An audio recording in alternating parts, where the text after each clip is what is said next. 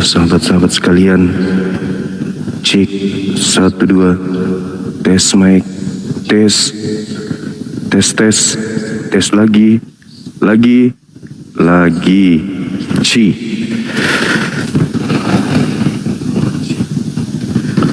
Kita live cam YouTube-nya dulu ya, sabar ya.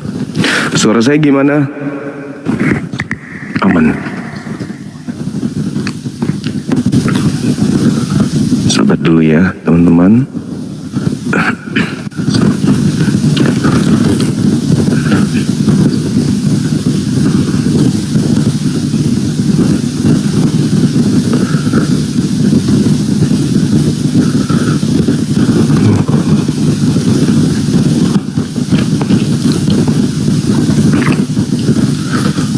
Alhamdulillahi Rabbil Alamin Ar-Rahmanir Rahim Maliki Yawmiddin.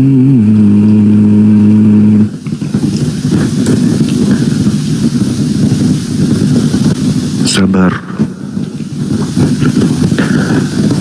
Yang ngajak PK belum datang. Ada dari Oten, ada 2 Alberto dengan 1 siapa namanya. Kita tunggu aja ya teman-teman tanya.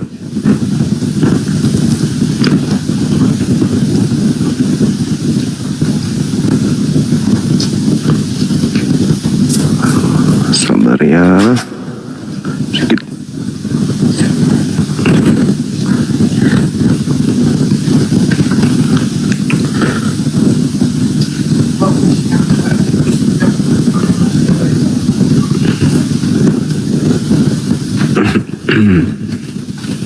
Oke.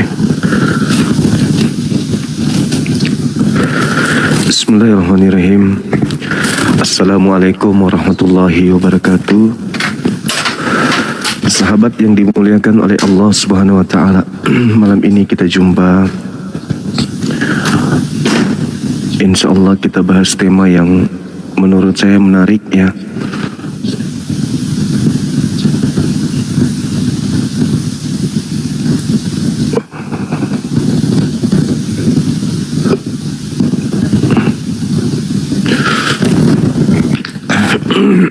Sabar ya.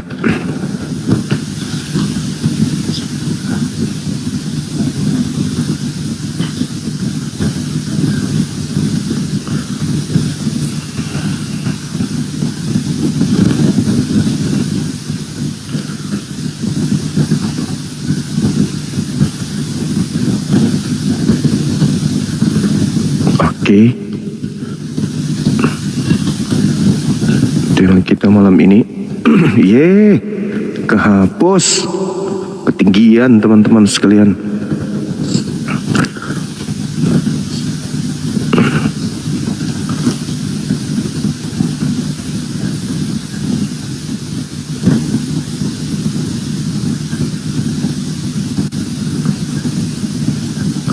Sabar dulu Dinda.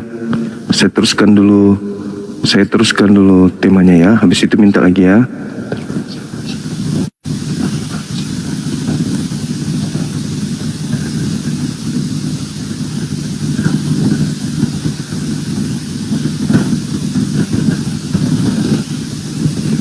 Tunggu. Sabar semuanya. Sabar, please.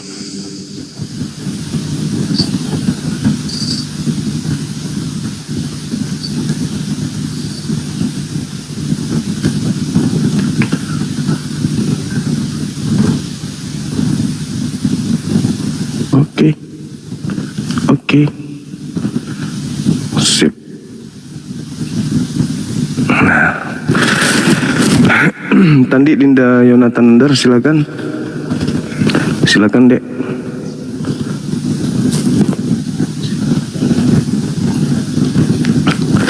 Alhamdulillahirabbil alamin. Segala puji bagi Allah Tuhan semesta alam. Salam serta taslim atas junjungan kita baginda Rasulullah Muhammad sallallahu alaihi wasallam,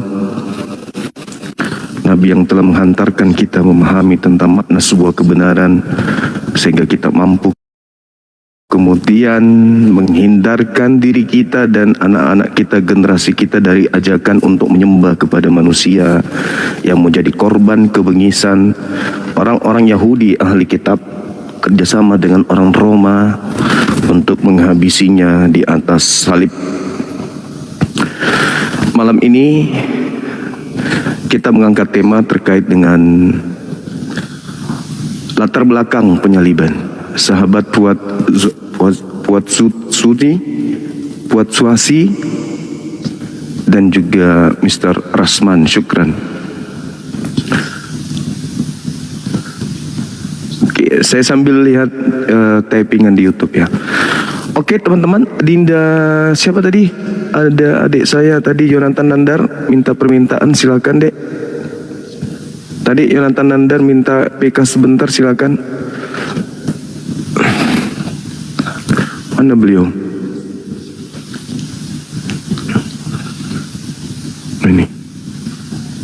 Ini beliau. Senggol dia. Gimana caranya ngajak beliau PK ya? Undang. Senggol. Oke. Baik teman-teman sekalian, malam ini kita membahas materi yang baik, menarik menurut saya ya, baik dari Islam maupun Kristen. Kajian ini harus senantiasa berulang dan berulang untuk dikaji. Cakupan daripada materi penyaliban, latar belakang penyaliban.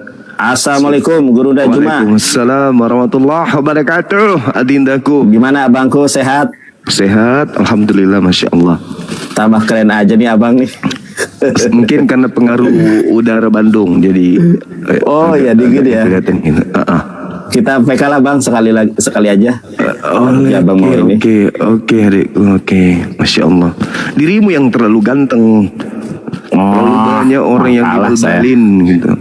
Banyak. Siapa dulu gurunya, Guru Najuma. Merendah lagi, masya Allah. Enggak, serius, saya belajar banyak dari abang ini, benar serius. Allahu Akbar, masya Allah. Dulu waktu saya di zaman YouTube, itu di zaman StreamYard, banyak orang yang ngebanding-bandingin saya. Bang Nandar, kalau debat itu kayak Bang Juma, tegas. Makanya sekarang saya tegas. Alhamdulillah, masya Allah. Sekarang mah Oten kalau nggak ini saya ludahin malah. Saya tegas gitu. Sekarang. Iya. Kalau ada Oten menghujat, saya ludahin Oten itu. PK-nya kenapa batal, Dek? Sama siapa? Tadi ini sama ku.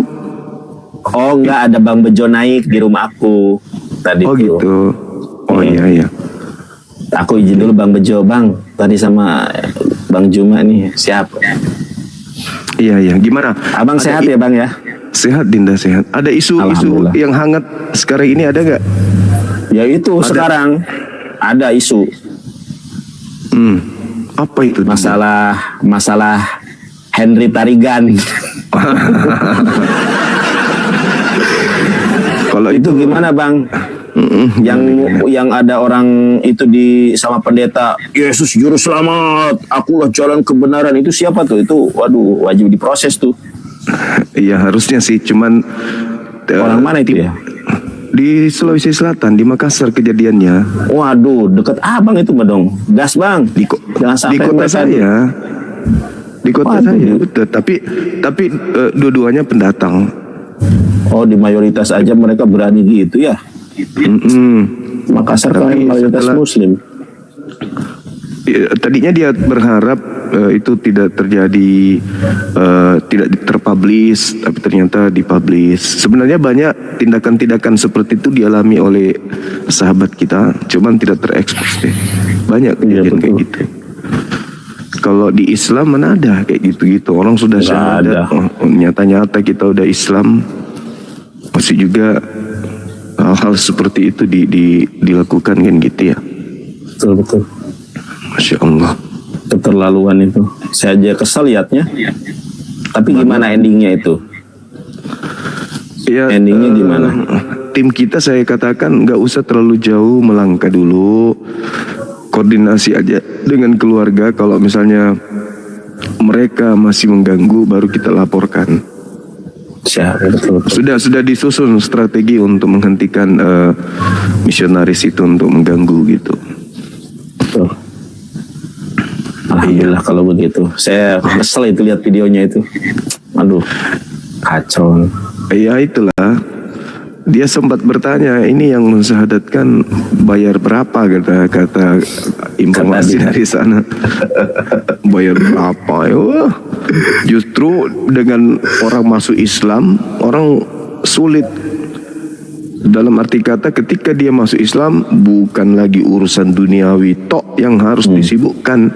Dia harus sibuk dengan urusan akhiratnya. Sholatnya harus dipelihara, puasanya harus terpelihara, hubungannya dengan Allah harus terpelihara. Kalau sebelum dia masuk Islam kan cuman hubungan duniawi aja, habis itu dia menghayal, ilusi. Pokoknya selamat, kejar dunia aja terus. Yang penting sudah selamat kita ini.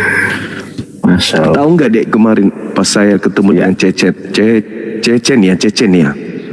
Cecen itu siapa? Yang Cecen. korbannya Lina Tidak Jaya. Oh iya. Aduh, saya lupa namanya. Itu yang berondong itu kan? Iya. Dia jujur katakan, kan ada di ini, ada di PT saya juga ada, sudah beredar itu kan. Lihat benar. Ternyata Gimana, Bunda? dia melakukan persetubuhan itu dengan alasan tidak apa-apa katanya, karena kita sudah diselamatkan. Waduh. Tapi masih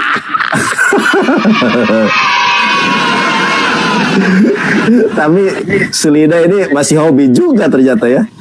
Udah tua gitu, hobi juga ya. Ya mungkin kan Waduh. Asupan makanannya dia. Oh. Dia kan makan babi itu ya kan ya. Bisa jadi. Jadi dia membabi buta gitu. Kalau tidak ada berondong pakai ulekan juga kan bisa.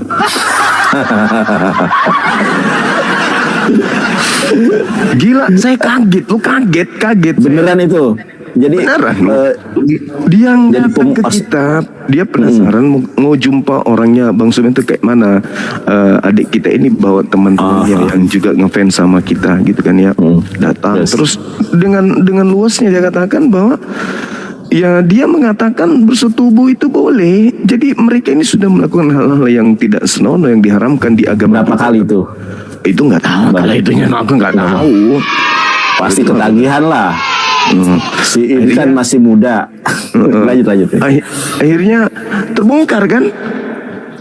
Kalau selevel dia saja yang menjual agamanya ke orang-orang saja, perbuatannya kayak binatang kayak begitu, bagaimana yang lain gitu loh. Yang menghujat ya. Bagaimana yang lain ya? So suci ya. Iya, gimana yang lain kalau si level penghujat kayak begitu menghalalkan persetubuhan di luar apa? Tapi kan dia memang nggak ada nikah. Nggak ada nikah ya. Iya, memang kan di agamanya nggak ada kira- nikah. Yang ada Tak cuma kira ada kawin. suaminya itu. Bener-bener kawin adanya. Yesus aja kawin kan. Wahyu 19 nomor 7 kan kawin di situ bukan nikah. Iya. Tapi sebentar bingung ya ini. Mereka kan apa ya? Si Lina ini kalau dia live TikTok atau apa kan seolah-olah benci banget dengan poligami, benci banget dengan banyak istri atau apa gitu. Ternyata dia sendiri begitu ya. Maksudnya dia itu lebih keji lagi ya. Lebih keji lah. Pertama, kekejiannya mana? Anak orang itu masih tergolong muda, dia rusak masa depannya. Satu. Yang kedua, anak ini beda agama. Yang ketiga, dia tahu anak ini adalah anak pondok, orang tuanya orang pondok. Yang keempat, dia tahu kalau dirinya ini adalah misionaris. Dia tahu kalau dia ini selalu membawa berita-berita kebaikan, kebenaran. Yang kelima, dia suka menghujat Islam. Keenam, dia menghujat Rasulullah, tukang kawin. Yang lebih fatal lagi, dia menghujat dan menghina Allah turun ke bumi dalam bentuk batu farji. Hina. Nah, itu dia. Sementara dia menjajakan lubangnya sendiri kemana-mana. Itu dari satu orang, Bang. Itu yang ketahuan. Itu Ya, yang itu yang beda ketahuan. agama. Kalau yang beda agama dia berani melakukan seperti itu, bagaimana dengan sesamanya? Coba. Nah, itu. Aduh. Cobalah, dia membawa misi suci. Penginjilan harus diberitakan apapun keadaannya, kita nggak boleh takut. Kami lagi sidak, mau sidak suma, ternyata babi. Kelakuan, ngeri kali kelakuan. Dan itu ya anak itu sendiri yang bersaksi kok. Benar-benar. Aku baca tapingnya, ngajak ke luar negeri, bayangkan dia ngajak ke luar negeri, ya nggak? Ayo dong, kita ke ini dong, Ayo. sama-sama dong. Udah lama itu ya. Temani Udah nenek, lama nggak ditusuk ya. temani nenek ke luar negeri dong. Waktu di Bromo kan pamer dia. Waktu di Probolinggo pamer dia lagi nyender di ini, ya pasti main lah tempat dingin, ya kan. Saya berbicara karena saya ketemu langsung dengan korbannya. Jadi saya ngomong, kalau enggak dulu mana ada berani saya ngomong kayak gini, karena saya ketemu langsung dengan korban, lalu kemudian korban yang menyatakan langsung dengan sendiri depan saya, videonya ada lengkap, jadi nggak bisa mengelak. Tunggu aja asapnya, bentar lagi pasti kena azab. Sebentar lagi pasti kena azab. Amin. Karena dia sudah Mudah-mudahan merusak. ngajab sih, Lina. Dia merusak bukan cuma satu agama. Dia merusak dua agama sekaligus. Saudara-saudara kita yang non muslim, dalam hal ini Kristen yang masih baik, masih bagus, yang lurus-lurus aja, yang hanya tahu doktrin dogma, ya kan ya, tidak tahu apa-apa selain doktrin dogma, jadi korban juga dibuatnya kan. Kenapa? Karena dia adalah seorang misionaris yang konon ceritanya memiliki misi suci. Bukan misi suci sebenarnya. Suci itu nggak ada di mereka. Mereka itu murni. Hagios. Jadi dia itu memiliki misi murni gitu loh. Dia punya misi murni ini untuk bagaimana bisa membuat Bible itu diberitakan kepada seluruh makhluk, sampai dia cetak baju segala macam kan ya, sampai datang di tempat kegiatan kita bagi-bagi baju kaosnya itu. Benar. Ya kan, karena dia memiliki misi murni. Nah, entah murninya apa, murni pengikut iblis kah atau apa? Iblis lah. Ya, kasihan teman-teman kita yang masih lurus. Ada orang yang mengatasnamakan dirinya memiliki misi murni untuk mengajak orang kepada Kristus, tapi ternyata kelakuannya mempermalukan agamanya sendiri. Dan bukan isu sih, informasi yang saya dengarkan, ternyata dia itu sampai dapat sertifikat mu'alaf karena ketangkap kumpul kebo. Gimana? Siapa si Lina coba guru Lina. Jadi dia ini kan lahir dalam keadaan onyeng. Lalu kemudian dia kedapatan sama masyarakat, sama massa kumpul kebo dengan orang yang beragama Islam. Jadi masyarakat di situ mau dinikahkan, tapi beda agama. Maka dia dimualafkan pada saat itu. 3 bulan setelah itu dia kembali ke agamanya yang lama, bermodalkan sertifikat mualaf karena kumpul kebo inilah sampai dia menghina Islam kemana-mana. Makanya saya meninggalkan Allah. Itu bikin sakit hati kali ketika dia menghujat seperti itu. Kenapa aku meninggalkan Islam, meninggalkan Allah? Karena Allah itu adalah batu yang berbentuk vagina turun ke bumi. Ini yang bikin saya marah sampai hari ini. Makanya saya tidak pernah mau waktu datang di tempat kita itu saya tidak mau jumpai karena itu. Jangan sampai saya hilap. Kurontok habis giginya kalau saya jumpa, betul. Saya setuju sih kalau dirontokin sekalian tuh. Saya Soalnya rontokin pasti, kurontokin. Makanya saya tidak mau jumpa Dinda. Waktu itu kan anak-anak Ya, datang bahaya. lapor, Bang, ibu itu, nenek itu belum pulang. Suruh pulang, please. Suruh pulang. Jangan sampai saya hilap. Akhirnya dia pulang. Habis giginya aku buat, betulan kalau saya ketemu. Karena penghujanannya itu sudah sangat luar biasa, menghina. Itu berarti dia menghina ya. Berarti gini, dia itu masuk Islam sebenarnya bukan masuk Islam, tetapi Bukan, karena bukan. karena terpaksa Kumpul kumpul ketahuan kumpul kebo. Berarti dia bukan Iya. mualaf dong, Bang. Berarti dia Iya, itu cuma pura-pura atau mungkin karena keterpaksaan. Ya, karena keterpaksaan kedapatan itu Kumpul kebo. melakukan seks bebas. Kumpul kebo itu Makanya- seks bebas. Bener. Berarti makanya dia ini kata-katanya kotor, ternyata orangnya juga kotor ya. Iya, iya itu udah pasti tuh. Udah pasti. Udah pasti itu. Makanya aku bilang memalukan dua agama. Dia mempermalukan agamanya sendiri dan juga mempermalukan kita. Kenapa dia mempermalukan kita?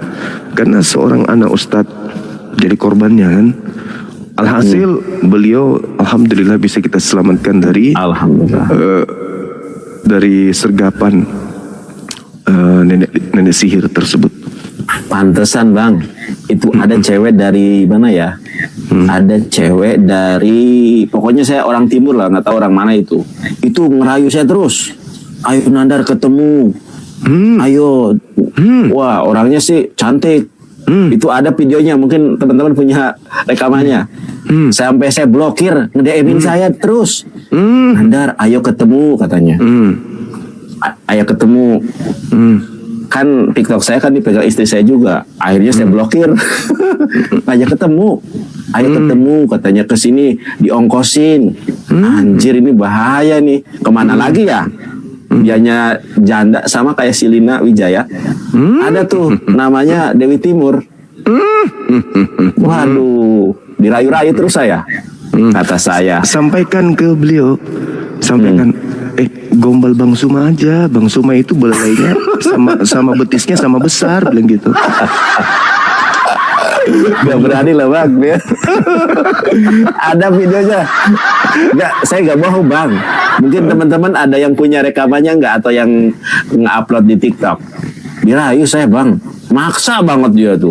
Sampaikan sama Bang Suma, bilang, Bang Suma dengan Pak Bom Bom itu belalainya sama-sama Lombok. Sama-sama Lombok, bilang. Kalau Pak Bom Bom Lombok biji, Bang Suma Lombok botol, bilang gitu.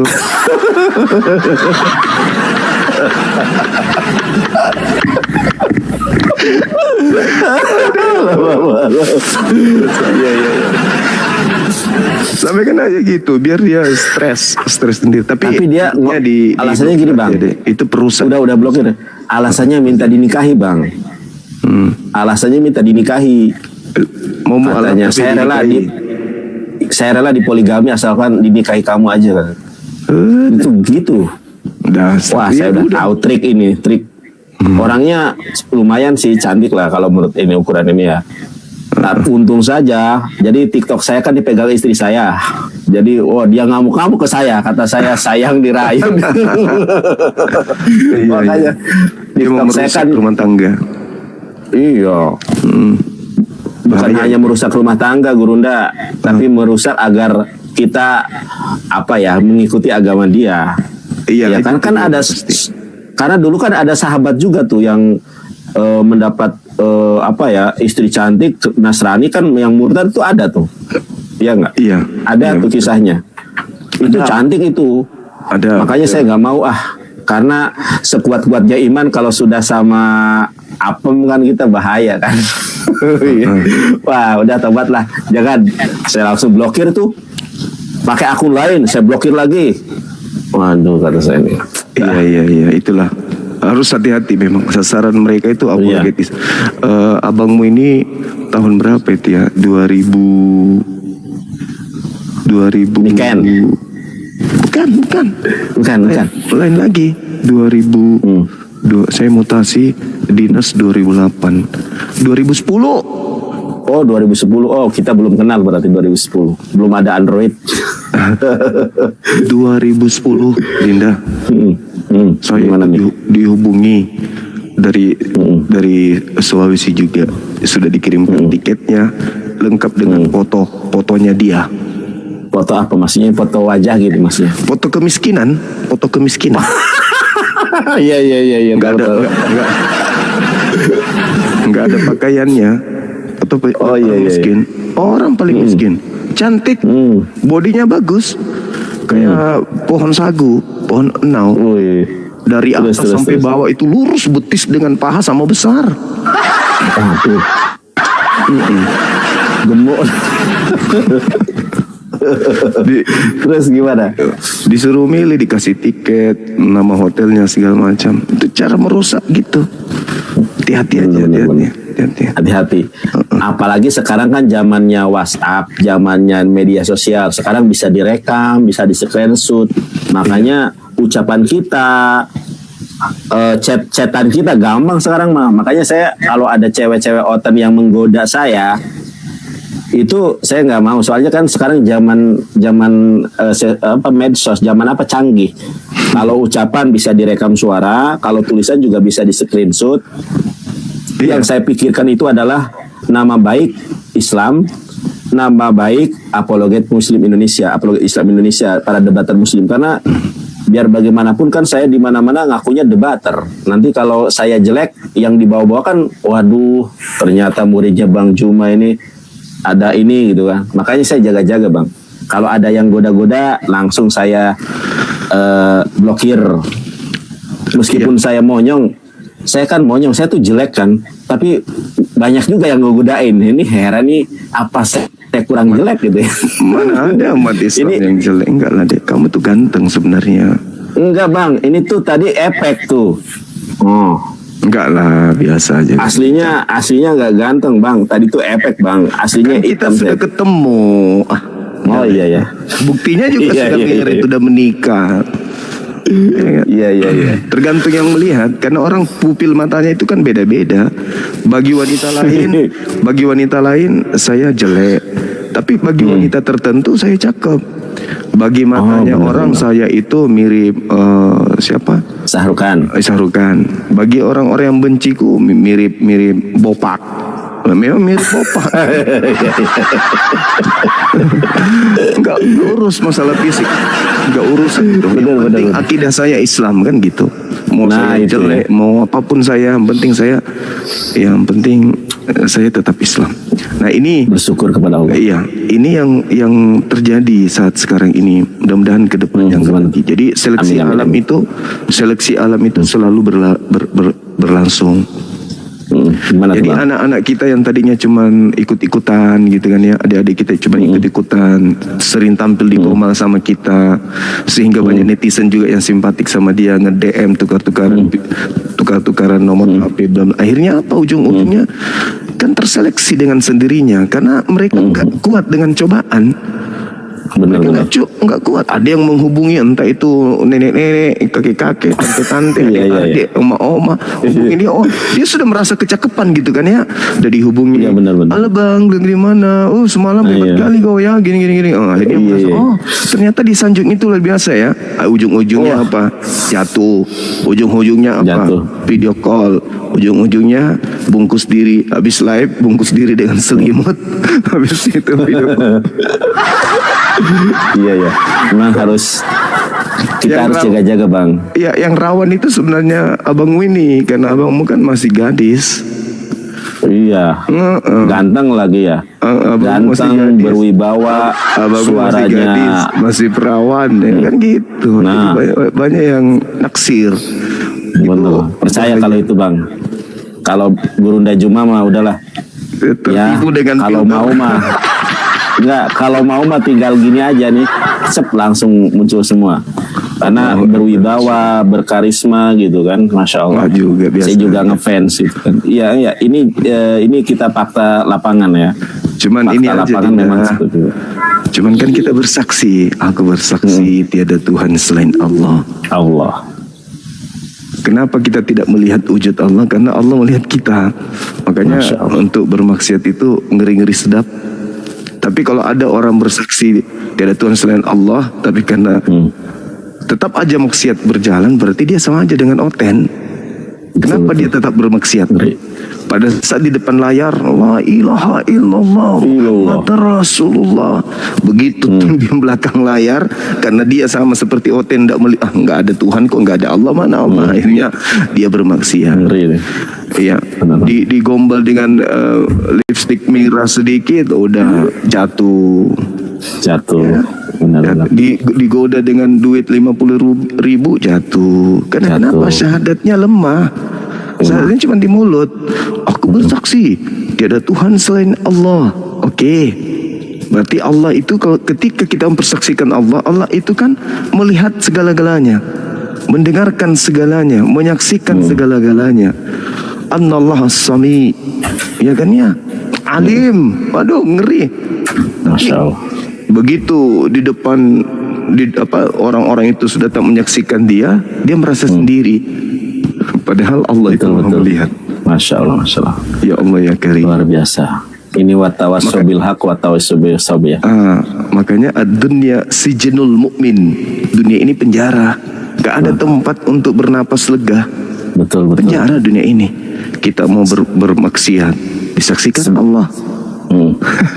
Sebenarnya pengen ya kita, misalnya gini, kalau kita digoda itu sebenarnya pengen, cuma kita kan ad-dunya sijnul mukmin wa jannatul kafir. Siapa sih bang kita laki-laki digoda cewek cantik yang enggak itu kan cuma karena kan ada iman. Iya. Ya enggak? Kalau nggak ada iman kan kita waduh udah aja. Cuma kita bukan hanya menjaga nama pribadi, yang kita bawa kan debater, kecuali kita konten kreator biasa gitu, mukbang atau apa, ini kan bawa-bawa Islam, kita debater muslim. Makanya saya jaga-jaga itu. Sekarang nggak bisa orang inbox saya bang, jadi yang bisa inbox saya itu hanya orang yang berteman dengan saya batasi itu, karena banyak tuh yang oten-oten menggoda. Nggak tahu ya, kok mereka itu suka godain kita ya, kenapa ya, padahal apa ya. Tengoklah kita ya dek, ada siapa, pokoknya ada lah ya, kalau salah kita nyebut-nyebut, tapi belum ada juga yang kemudian sampai sejauh itu mereka melakukan hal yang apa istilahnya, seperti yang dilakukan oleh si Lina ini. Iya kan, benar nggak? Karena mereka kan merasa ditebus dosanya. Ya itu alasannya. Iya. Kenapa dia melakukan itu? Katanya karena nggak apa-apa, karena kita kan sudah selamat. Gitu. Karena kita kan sudah selamat katanya. Melegitimasi kemaksiatan ya kalau mereka itu ya, karena sudah selamat gitu. Ya makanya dalam Al-Quran itu kan tidak ada farikan hada wa farikan akan alaihi dalalah, kan jelas di Al-Quran itu. Jadi Allah membagi dua, ada yang diberi petunjuk, ada juga yang dibiarkan sesat, yang pantas untuk sesat. Itu ada yang diberi petunjuk. Siapa mereka? Yang menggunakan akal sehat, menggunakan hati, kalbu. Inilah yang mendapatkan petunjuk. Yang kedua, pantas sesat, karena tidak menggunakan akal, maka pantas sesat. Itu yang dikatakan oleh Al-Quran. Lalu jelas sekali, wa qulil haqqu min rabbikum, kebenaran itu sudah ada. Siapa yang mau beriman silakan, siapa yang mau kafir silakan. Nah, orang-orang kafir ini tak ada aturan. Hai orang-orang kafir, jagalah dirimu, nggak bisa, mana ada. Hai orang-orang kafir, peliharalah sholatmu, nggak ada. Hai orang-orang kafir, berpuasalah, nggak ada. Orang kafir itu sama seperti binatang, nggak ada aturan. Jadi kalau dikatakan oleh si pelaku tadi, kita sudah diselamatkan, ya sudah selesai. Sudah selesai. Apapun bisa. Kalau dengar ya, teman-teman yang ada di bawah, anak-anakku yang ada di bawah, kalau bulu ketemu bulu aja dikatakan bukan suatu dosa. Ya, kalau saling nabrak bulu aja dibilang bukan lagi dosa, bagaimana yang lain? Ya. Kalau misalnya jamaat biasa yang melakukan itu wajar lah. Wajar. Ya, namanya juga manusia biasa. Tapi ini tokoh tokoh misionaris yang menjual Debater. kemana-mana, mulutnya menghina agama lain, merendahkan agama lain, bahkan menghinakan Tuhan lain.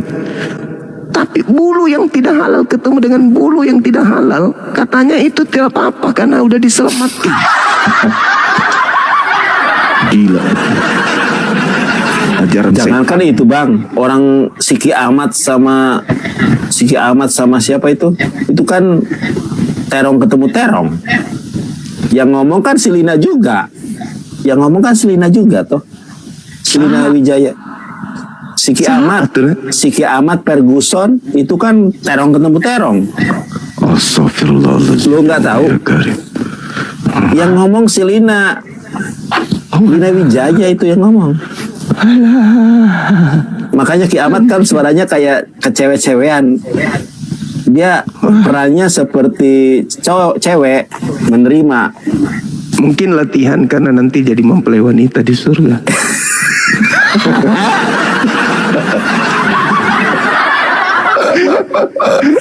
Iya. Aduh. Elia Miron juga dibongkar sama Selina.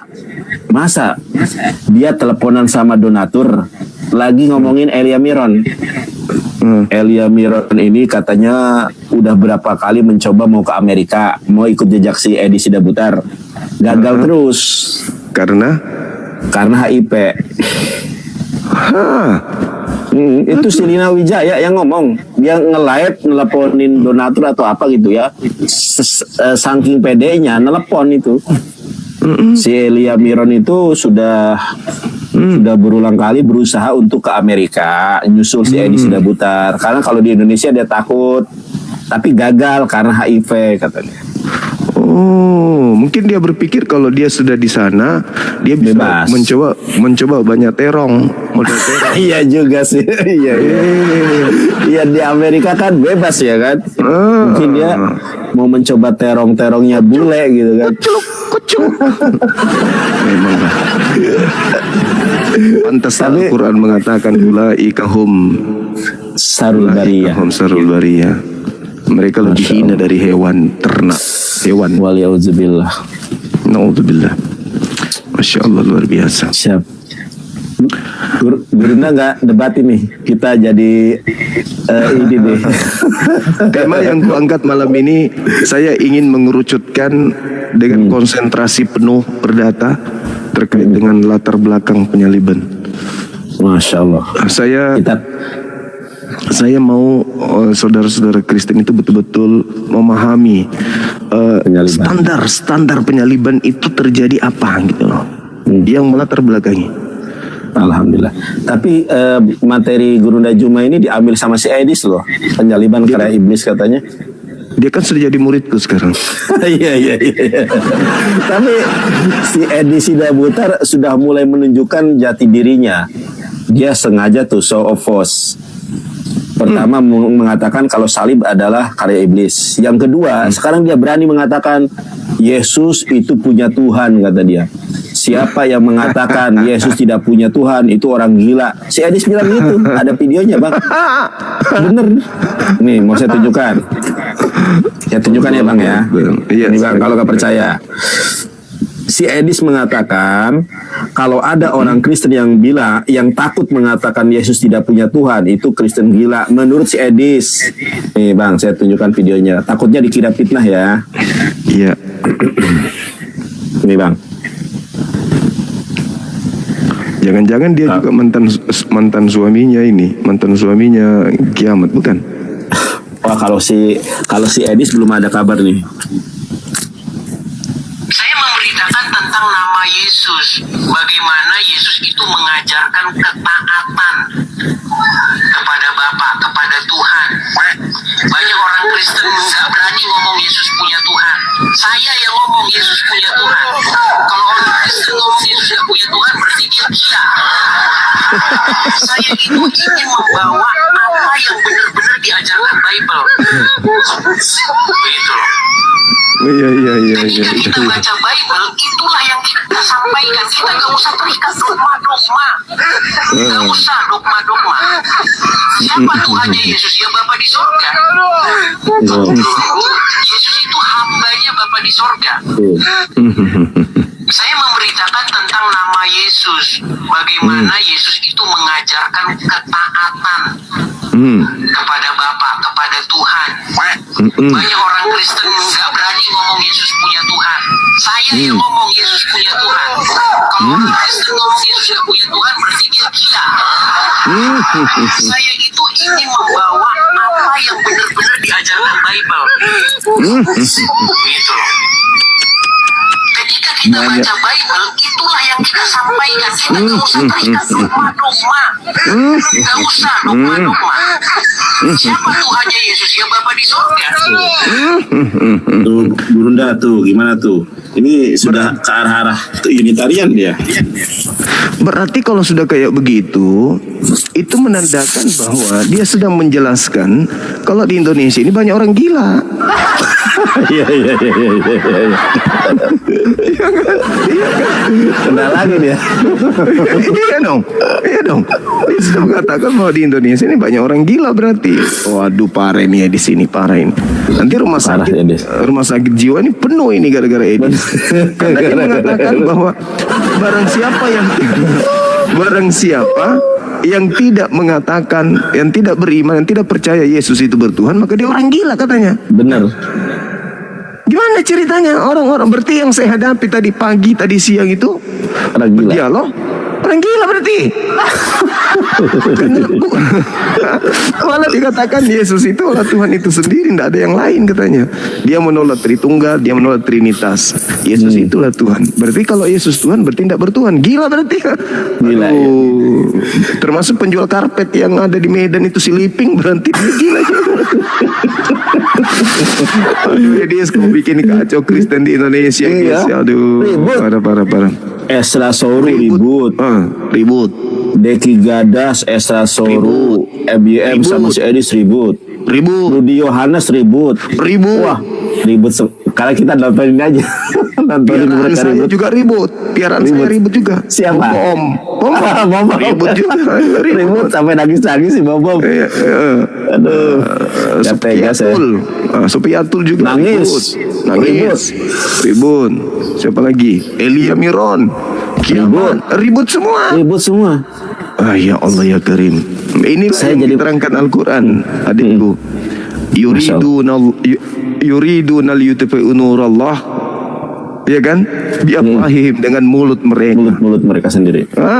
Mereka ingin memadamkan cahaya Allah, yaitu Islam, dengan mulut mereka. Wallahu mutimmu nurihi, tetapi Allah justru malah menyempurnakan cahaya keislaman. Cahayanya. Walau Masya karihal Allah. kafirun, walaupun mereka si congor-congor laknat pemakan babi ini tidak suka, kata Allah. Masya Itu Allah. Al-Quran mengatakan begitu. Keren Quranku. Keren. Masya Allah. Masya Dan satu lagi Gerunda, wa makaru wa makarullah wallahu khairul makirin. Mereka kan membuat tipu daya, mau memurtadkan orang Islam. Ternyata justru perkataan si Edis menyebabkan orang lain mualaf. Bayangkan aja siapa. Alhamdulillah, benar, Masya Allah. Sama mereka ribut masalah donasi, ribut masalah ketuhanan, saling bongkar. Si Edis Ini tidak yang butar. Iya, dibongkar semua sama si Rudi Yohanes. Rumahnya di sini, yang membiayai di sini, donasi sudah 2 tahun, rumah apologetnya nggak berdiri, dimakan si Edis. Wah, pokoknya ribut mereka. Wa makaru wa makarullah, ya. Iya, benar sekali. Ribut mereka. Lagi.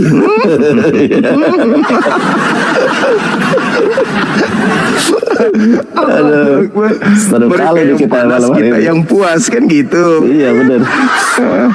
Mereka yang pada saya Berantem. sambil jalan keliling kota Bandung ini kan buat cak Edis mengamuk, scroll lagi cak, Iya. Rudi Yohanes ngamuk, scroll lagi ke atas, Sopiatul menangis, scroll lagi Bom ngamuk, scroll lagi ke atas, pokoknya mereka semua penuhi komal-komal kita itu. Benar. Penuh dengan mereka saja dalam Iya. caci maki. Saya kira di saya aja Gerunda Juma. Oh ternyata di Gerunda Juma juga sama. Naik ke atas, Bom menangis. Bom menangis. Edis, Sesat. Idris, kurang ajar kau Idris. Iya benar. Aduh, parah. Bener. Parah sekali maknya. Ternyata Gila, FYP bener. terus buka Edis lagi, buka si Bom, si Sokatu. Masya Wah, Allah, alim banget. memang Allah punya kita kuasa ya, bantu. Guru dan Juma ya. Iya benar. Wa qaulihim, aku hukum karena ucapan mereka, kata Allah. Dihukum karena ucapan mereka. Bahkan Al-Quran hizjum fid dunya, orang yang beriman kepada penyaliban aku hinakan di dunia. Dibayar spontan oleh Allah. Masya Allah. Iya, Saya semakin yakin, Masya Allah, tabarakallah. itu Semakin yakin bahwa Allah punya kuasa. Jadi mereka berusaha untuk memadamkan cahaya Allah, tapi Allah menyempurnakan cahayanya. cahaya ini. Benar sekali, Masya Allah. Berantem lah. Masalah penyaliban berantem. Pokoknya beranda kita dipenuhi si Edi sama si Bom. Allahu Akbar, Masya Allah. Siap. Oke Dinda, Guru Nda Juma. sekali lagi Ya, kita boleh, Guru habis Nda. itu saya undang Oten Siap. yang lagi meradang ya. Tapi ini kenapa yang banyak yang kepanasan nih? Padahal kita nggak bahas Alkitab nih. Kenapa Biasa. mereka kepanasan ya? Biasa. Kita kan lagi puas ini puas. Anda Iya. ada yang panas, kami yang puas. Mereka ya, Iya. kita nggak ngomongin Bible, mereka yang kepanasan. Ayam kate mereka masih ingat? Siapa tuh? Tahu ayam kate? Ya, tahu ayam kate itu ayam yang kecil gitu. Kecil yang suaranya tahu? Siapa tuh? Kan sudah dikandangkan ayam kate mereka sekarang kan? Udah dikandangin, nggak ada lagi si jagoan logika. Iya, udah nangis meradang. Pada saat kemudian ayam kateknya udah dikandangkan, mereka melupakan semuanya. Mereka malah ribut segala-galanya, ribut kan. Nah, sekarang saya dengar-dengar ayam kateknya yang kedua itu sekarang ini kerjanya itu ini tukang ojek. Ojek Ayam motor. kate. Sebentar, motor. ayam kate yang pertama logika. Kalau ayam kate yang kedua siapa? Si Palen. Oh, si Itu Palen. informasi ke saya kemarin, dia ternyata sekarang dia tukang ojek. Oh, lebih baiklah. Alhamdulillah lebih baik lah. Teman-teman di bawah dia masih sering live nggak? Jarang, nggak hampir. Ya, iya karena itu. Itu. Alhamdulillah lah. Jadi benalu sih daripada benalu lebih gitu. baik dia begitu daripada dia mengacaukan. Dia dibilang Islam juga kagak, dibilang Oten juga bukan. Bukan. Mending kerja daripada dia tampil di sosmed. Bener. Karena menghadapi orang munafik itu sulit. Kita serang, ngakunya Muslim, ya kan, namanya nama Islami. Jadi kita ini bingung. Lebih baik Betul. kalau kafir ya kafir sekalian gitu kita hadapi. Iya benar. Tapi kalau saya Muslim, kita bingung mau menghadapinya lewat pakai apa. Orang percaya Quran, percaya Islam ya kan. Iya betul. Iya, makanya kalau orang munafik itu kan tempatnya di neraka yang paling dikeraknya ya. Asfala safilin itu ya. Benar sekali. Karena susah kita menghadapinya. Iya. Bukan masalah susahnya, orang munafik itu menipu manusia dan Nah, juga itu. menipu Allah. Mereka ingin menipu Allah, tapi sebenarnya mereka menipu diri mereka sendiri. Masya Allah. Itu yang diterangkan oleh Al-Quran. Yuridunallah, jelas sekali itu ketika mereka ingin menipu, ketika ingin kemudian mematikan, memadamkan. Itu kan termasuk mau memadamkan itu. Orang yang menyuarakan kemudian kebenaran Islam, terus kemudian menghalang, mereka kemudian menghalau pergerakan itu sama halnya mereka ingin menenggelamkan cahaya Islam. Betul. Tapi Allah tidak menginginkan itu. Allah tidak menginginkan. Sebenarnya kalau mereka itu sadar, ada yang keliru dari Bang Suma dan timnya, Dinda Yonatan timnya, dinasehatin toh, diberi masukan begini Bang, begini keliru. Langsung. Jangan nanti menghubungi kita ketika ada sesuatu yang kau butuh kan, kan memalukan. Betul. Masya Allah. Tapi sekarang alhamdulillah nih. Jadi nanti Allah akan menampakkan kok. Misalnya kayak yang dokter yang gadungan itu tahu. Yang katanya dokter lulusan Kairo. Nggak tahu ya? Iya, Iya, tahu, kan? tahu. Siapa lagi namanya? Siapa namanya? Siapa namanya? Waduh, More. dia dipanggil More juga, dia dipanggil More. Iya. More Reski kan. Oh iya, pamer pistol plastik, pistol air, isinya air Pinter lombok. juga ya. Cerut. Tapi kok aku heran ya, kok bisa lulus ke kampus ya? Lolos maksudnya, ngasih seminar. Emang pernah? Hebat ya. Pernah. Iya kan ada yang dikirim ke aku itu deh, dikasih aku Nah. bukti-bukti itu kan bisa aja dibuat yang kayak gitu-gitu. Oh. Itu yang dipakai. Oh gitu ya. Ngeri kali ya. Iya. Alhamdulillah. Nyerang para apologet Islam dari belakang, akhirnya jatuh sendiri kan. Nah inilah Jatuh, kalau itulah Sampai saya diteleponin sama Pak Gopur. Namanya Pak Gopur. 1 jam diteleponin. Oh iya, gini. beliau sering juga hubungi aku itu. Oh bener ya, sama ya. Iya. Wah. Dikirim pas foto-foto, kirim video. Wah. Pas HP-nya di cross check ada itu. Ada aplikasi micet.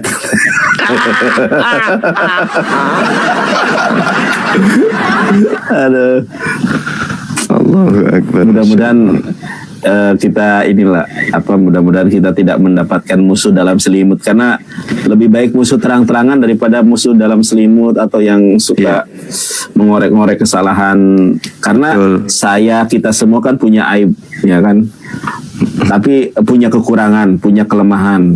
Jangan sampai kita saling menjelekkan itu ya, Gurunda ya. Kan kalau mereka ini gini, kalau dalam Al-Quran kan ruhama bainahum, asida'u alal kupar, ruhama bainahum.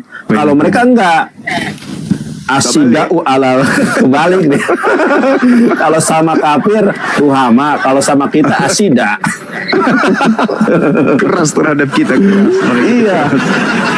Tapi sesama kafir, kepada orang kafir mereka berkasih sayang. Wah, si Palen tuh kalau sama kita, waduh, dikritisi aja kayak dia itu nggak punya salah. Giliran sama orang kafir, satu komal, ya, ketawa ketiwi bareng gitu.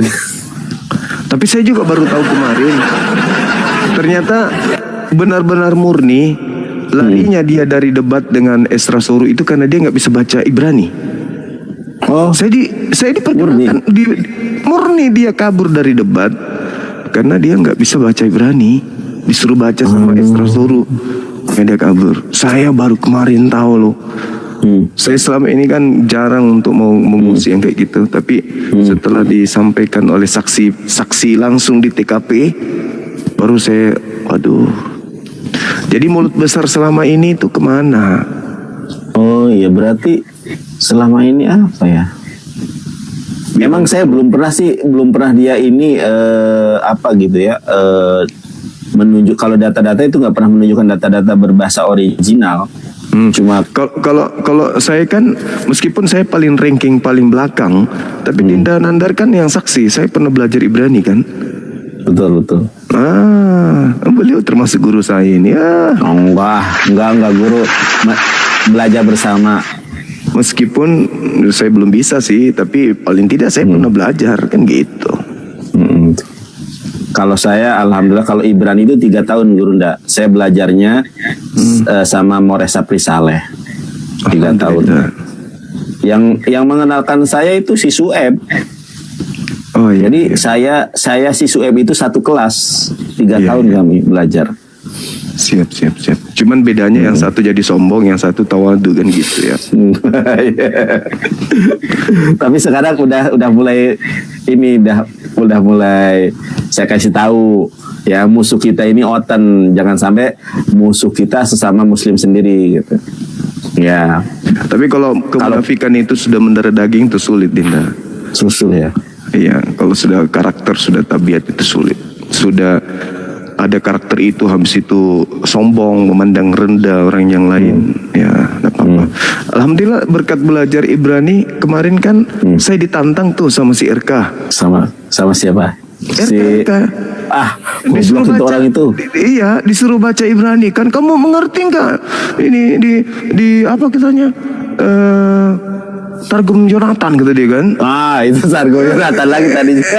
Iya di bawah gitu kan, di bawah gitu. Giliran saya suruh dia baca Ibrani, nangis, malu dia langsung, malu dikiranya Benar-benar. Bang Suma tuh nggak pernah belajar Ibrani kan, jadi kubacakan Ibraninya, terus dia kusuruh, nangis dia nggak bisa ngapa-ngapain, Gak bisa ya. nggak bisa. CRK Pak. Dia barusan aja debat sama saya, bubuk.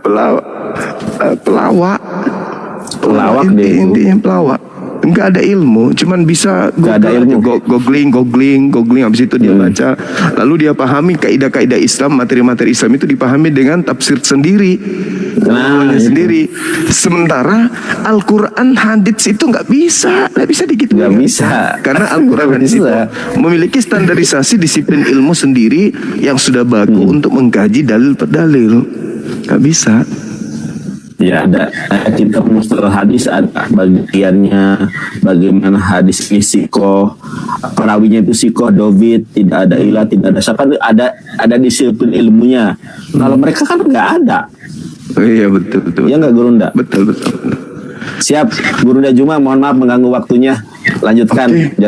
Jadi nggak debat sama Oten nih. Nggak Makasih ya apa-apa, Bangku. kan. Sehat Silaturahmi. selalu. Iya deh, iya. Iya sama-sama ya. Alhamdulillah ya. Alhamdulillah, masya Allah. Ya udah Bang.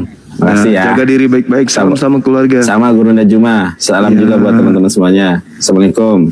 Waalaikumsalam warahmatullahi.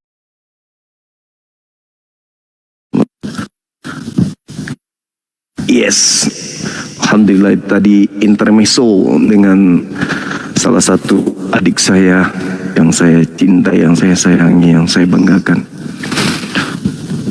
Oke, apakah di sini sudah ada teman-teman yang akan berdialog dengan kita dengan tema ini? Waktu dan tempat silakan. Teman-teman jangan minta permintaan yang muslim ya. Please, cukup yang non muslim aja. Kalau materi tentang penyaliban Islam ini kan sama aja dengan kita, pengetahuan kita sama.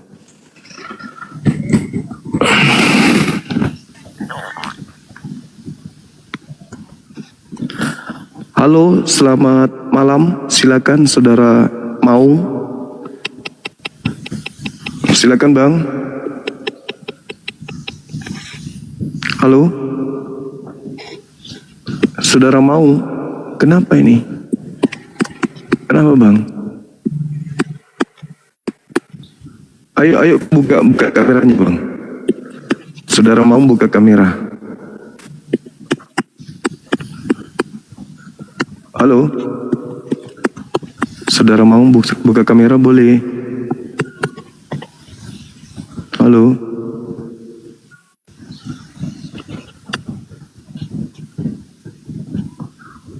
Saudara mau. Halo. Halo. Gak sanggup berdiskusi, tapi minta naik.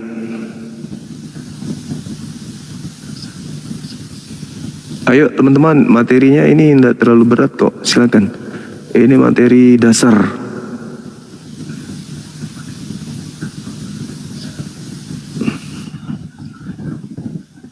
Silakan. Buka kamera ya, tapi ya biar lebih bagus lagi kita berdiskusi. Halo. Selamat malam. Selamat malam. Iya, dari mana? Katolik, Protestan, Bang? Islam, Bang. Ah?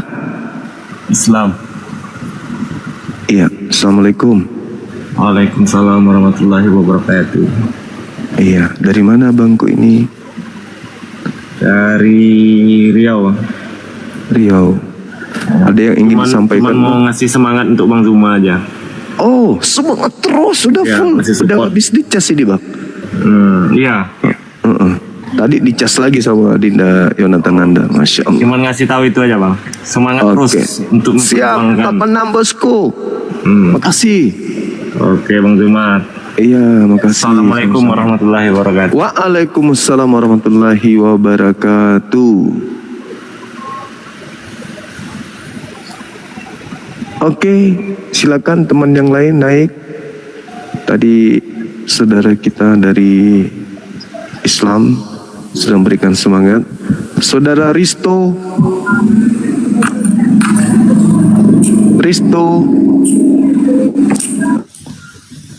Saudara Risto, selamat malam. Malam Bang. Iya betul.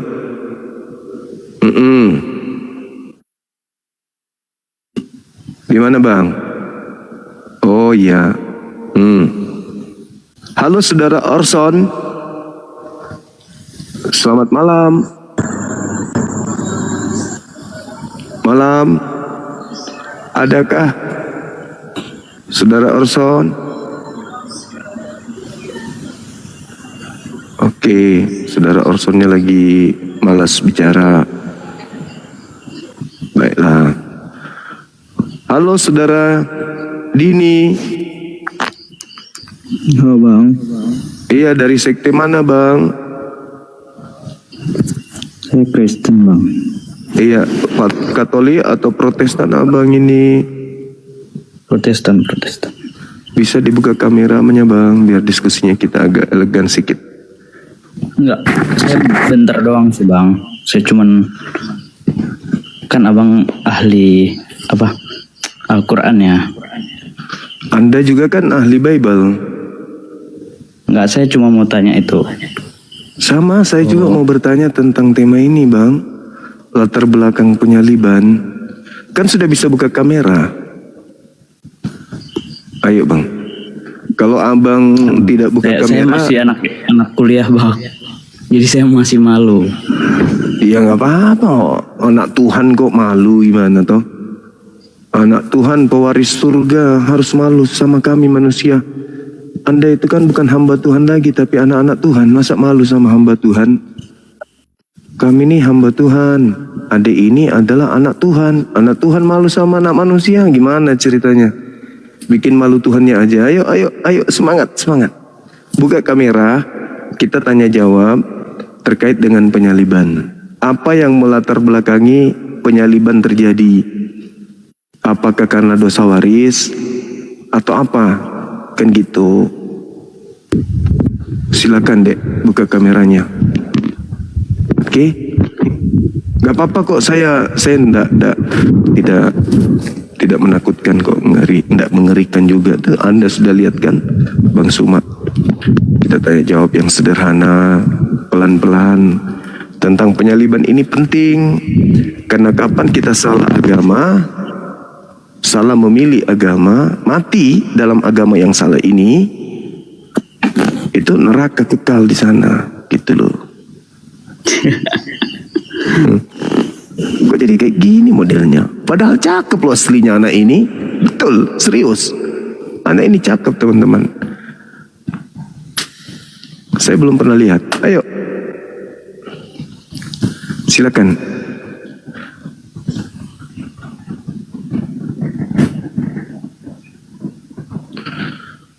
Di YouTube juga lagi hebohnya ini di YouTube.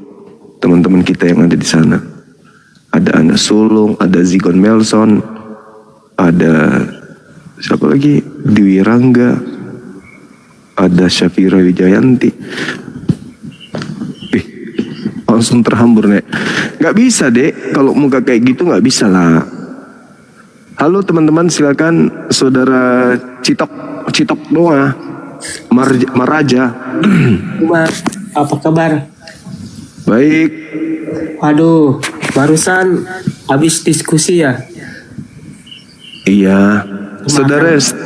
Saudara Steken Yu ini dari mana? Dari Sentul Bogor, Gunung Pancar. Ah, Masya Allah. Jauh bang. Jauh. Katolik apa Protestan?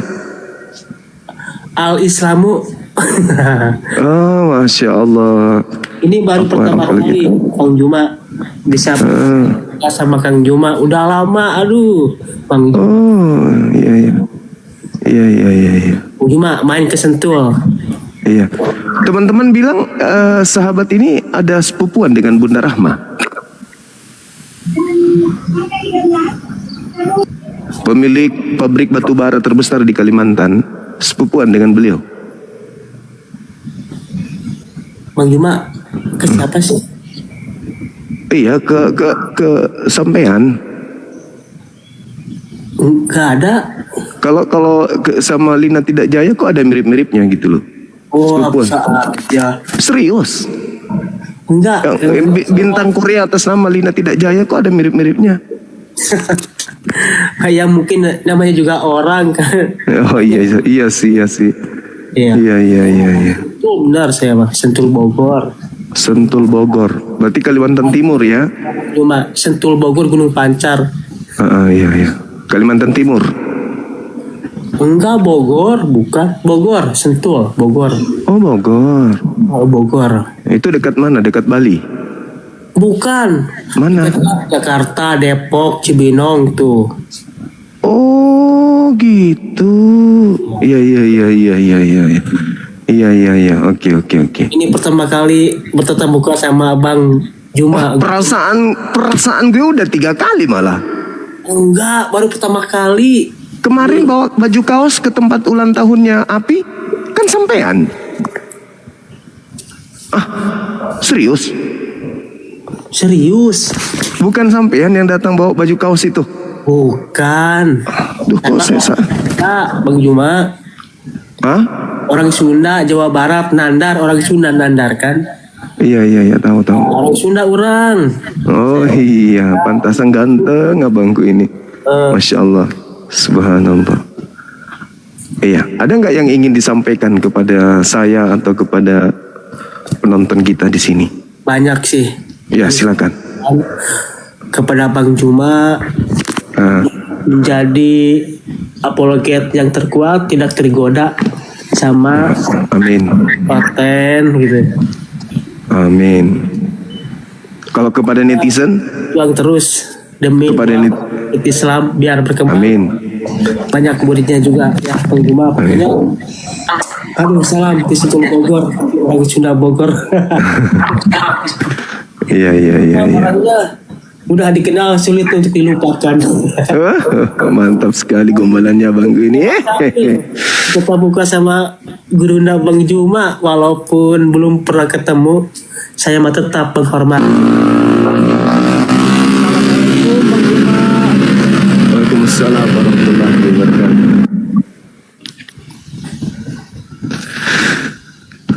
Oke, kita nunggu saudara kita yang non muslim ya. Biar kita diskusi ya bang ya. Mau di Iya, sorry ya bang, sorry tadi saya bercanda. Oke. Hai. Buka mic-nya dibuka. Ada yang mau saya tanyakan bang. Apa tuh? Maaf bang Juma ya. Ya saya kan udah lama banget gak ngaji gitu kan. Kan saya bang driver online gitu ya. Jadi saya orderan dan kepikiran mau download Al-Quran, belajar ngaji lagi gitu kan. Alhamdulillah sudah saya download, sudah saya baca juga dari tadi gitu kan sambil nunggu orderan masuk. Kenapa diturunkan bun? Orang bertanya tentang Quran, kasihan. Nanti ada ini kalau sempat silakan naik lagi ya. Beliau ingin seorang anak muda yang ingin kemudian mendalami kitab sucinya gitu. Dia mencari solusi bagaimana caranya supaya ini bisa kembali memperdalam Al-Quranul Karim. Tapi kalau yang naik kenalan, Usma saya ngefans sama abang, itu yang boleh diturunkan langsung. Tadi tuh bertanya tentang kitab sucinya sendiri supaya umat Islam itu nggak jauh dari kitab suci. Oke, silakan saudara Oten naik. Kita diskusi terkait dengan tema ini. Oke, Yohanes Pembaptis. Ya bang Juma. Ya, tapi saya itu belum wudhu bang Juma. Itu kira-kira boleh gak bang Juma ya? Boleh, tapi sebisa mungkin wudhu. Sebisa Sambil wudhu mungkin. ya. Ya. Terkadang saya itu malu bang Juma. 10 tahun ke belakang saya bisa dibilang nyaris sempurna membaca Al-Quran. Sudah 10 tahun tidak membaca Al-Quran, saya jadi ada beberapa ayat-ayat yang lupa mungkin. Jadi saya mulai lagi dari nol. Iya, iya. Malu Oke. sumpah saya Bang Juma. Oke. Kembali lagi. Kalau Habiskan lagi. sebisa mungkin Bangkitkan lagi keinginan itu. Bahas iya. Quran. Iya. Oke. Oke ya. Ya, betul, Makasih ya betul. Dinda ya. Oke, sip, saya sip. tidak dibilang bodoh. Enggak ya. Belajar aja Al-Quran. Baca Al-Quran. Makasih, makasih. Adik ini yang tadi terima kasih ya. Pelajari Al-Quran dengan baik, pelajari Al-Quran dengan sesama, perlancar dulu cara bacanya gitu ya. Dan jangan mau tergoda oleh bisikan rayuan orang-orang yang mengajak menyembah kepada makhluk yang keluar dari kuburan. Halo saudara Yohanes Pembaptis. Ya. Yohanes Pekande Pelok, apa kabar? Baik. Baik. Oi, matum bako? Hah? Kena tombak juga? Tombak Romawi? Enggak? Ini Hmm. tema latar belakang penyalip. Latar belakang terjadinya penyaliban itu apa? Latar belakangnya? Latar belakang kenapa orang-orang Yahudi ingin menyalibkan Yesus?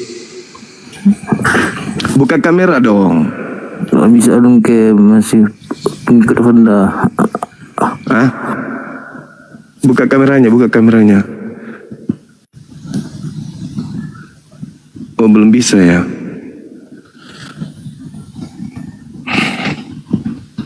Yohanes Pembaptis. Kalau belum bisa buka kamera, Anda stay di bawah dulu.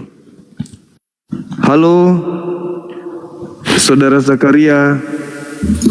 Halo Bang Zuma. Halo juga. Selamat malam. Selamat malam. Dari Katolik Bang atau Protestan?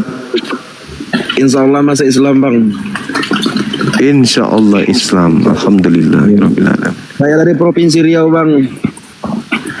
Iya Bang. Saya dari mana? Dari Riau Bang. Sayanya. Iya. Waduh. Saya yang saya tanya. Salam kenal lah Bang ya. Tetap dukung apologet Islam. Ayo yang non muslim silakan naik. Yang Islam tahan dulu ya. Kita mau diskusi nih teman-teman. Mau diskusi kita ini. Kalau yang naik itu Islam, kita nggak dapatkan inti dari materi kita. Halo, selamat malam. Halo, selamat malam Bang. Siap. Bisa buka Ya, kamera? selamat malam Bang. Ini, oh belum bisa Bang. Minta maaf, belum bisa. Dari Katolik, Baru saya, Protestan? Dari Protestan Bang. Protestan. Ya, Ini, bagaimana moderator? Ya, siap Bang. Saya hanya mau bertanya Bang. Boleh? Moderat, kalau buka kamera boleh bertanya. Kalau tidak buka kamera, siap ditanya. Oh gitu Gimana? ya Bang. Habis saya baru Bang, belum bisa buka kamera Bang. Nah, itu persyaratan dari teman-teman kita di sini. Saya sih nggak ada masalah, cuman teman-teman mempersyaratkan diskusi lintas agama itu harus buka kamera katanya, gitu Bang. Oh Iya. gitu ya Bang. Siap. Saya kan saya tidak diskusi Bang. Saya hanya mau bertanya karena Di saya kan sini orang awam, jadi belum bisa komalnya diskusi, Bang. komal Saya mau komal bertanya sini aja, komal Bang. diskusi ya Bangku. Bukan komal kajian semua tetapi diskusi itu. Oke, saudara apa ini? Saudara Taf. Malam. Malam juga. Dari sekte mana Bang? Katolik. Katolik. Mohon buka kamera ya Bang ya. Nggak bisa juga Kak Suma. Waduh. Ya si atuh. Kenapa bisa? Saya tahu jatuh. Pengikut Kak. Kalau Pengikut. kalau dia tidak buka kamera berarti siap ditanyai gitu loh. menjawab pertanyaan. Iya nggak apa-apa. Saya nggak usah. Saya bertanya, Anda menjawab. Iya senang aja belajar. Enggak, maksudnya kalau tidak buka kamera, saya yang Iya. bertanya, Anda yang menjawab. Saya jemaat kak, semua. Hah? Saya jemaat. Saya terawang dari sini, rambutmu masih panjang. Iya kak semua. Kenapa nggak dicukur? Nantilah. Dicukur dong. Iya. Bahaya Saya nggak kalau kau ojek. jalan keluar nanti ada sekte lain yang sembah kau, dipikir Tuhan gimana. Iya kak. Kak semua bertanya. Yang Kalau ada- yang tutup kamera yang ditanya, bukan yang Anda yang bertanya. Iya kak semua. Oke, saudara Kalau Julia, kata- kita sambut dulu yang lain. Saudara Juliade, Bang Max, buka kamera dong. Mau ditanya aja, tanya aja biar saya tanya jawab. Alamak, Saya buka dulu. buka kameranya dong. Buka kamera. Kak semua bertanya buat saya turun. Nyimak aja aku. Iya, makasih Bang ya, makasih. Mau nyimak di bawah aja bang. Siap, Sama ilmu. saudara silakan. Siap, makasih. Oke, pergi ya bang. Oke juga, salam kenal. Ayo, yang mau ditanya buka kamera. Kalau tidak mau ditanya, kalau mau ditanya boleh nggak buka kamera, tapi ditanya terus sampai besok. Nggak apa-apa, tanya aja. Biar kamu pintar. Halo saudara Podka. Weh, Vodka. spill dulu bonengmu dengan bibir kau. Spill dulu bonengmu dengan bibirmu. Buka kameranya bang. Spill dulu bonengmu dengan bibirmu. Buka kamera dong. Masa penyembah makhluk kuburan takut? Penyembah kuburan jangan takut dong. Makhluk yang keluar dari kubur disembah jangan takut. Naik. Jangan ini emosi. Kita diskusi. Ini negara Indonesia, negara yang harus kita cintai. Kita saling menghargai satu sama yang lain. Saya mau buka Ya, buka kamera. Ini orang kesurupan semua ini. Penerus Ya, aku agama bukan ya. penjajah. Iya, Mental aku penjajah bukan ya. semua Aku ini. diam-diam tadi. Mental penjajah aja. Saya saudara Podka namanya juga Erik. Erik, buka kamera Erik. Ya Juma, aku pakai burka pacarku sebentar ya. Boleh Iya, kan? buka kameramu. Iya, buka. Apa itu kata dia? Buka kameramu biar kita diskusi. Jangan emosian, jangan ngamuk-ngamuk. Gak usah nginap Boleh fisik. nggak pakai usah. burka kan? Boleh kan? Pakai Apa? burka. Iya silakan buka kameramu silakan. Iya, pakai burka pacarku boleh kan? Iya suka-sukamu kamu pakai Oke, sempak sebentar juga di ya. kepala juga boleh. Silakan. Yang vodka kalau tidak mau buka kamera silakan di bawah. Kita cari yang mau buka kamera. Ayo Bang Erik. Silakan Bang Erik. Sebentar, Erik. sebentar. Lagi pakai burka. Iya. Tunggu.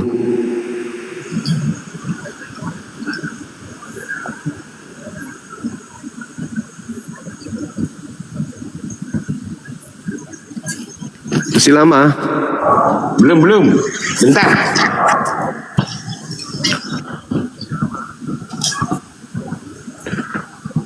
Oh, jangan lama ya. Ya, buka. Buka kamera. Silakan. Saudara Erik.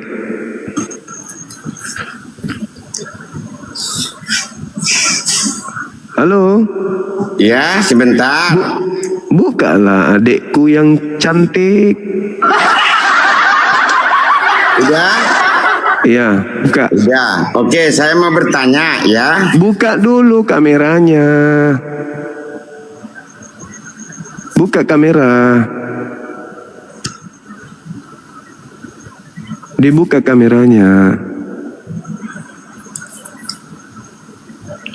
Udah? Belum. Mana sih Lurik? Udah. Buka kamera.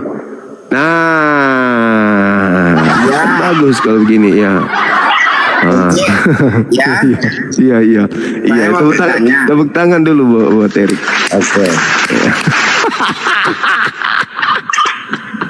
Oke, you ready? Oke, siap kan? Udah siap kan?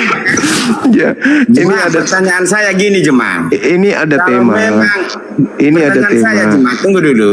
Ada Ya, tema. kalau Ini memang ada Islam tema. itu- Ini ada Kalau temanya memang nih. Islam itu benar, Ini ada tema latar belakang penyaliban itu Ya. apa? sekarang Nih, saya ini kan temanya pendidik nih. ilmiah.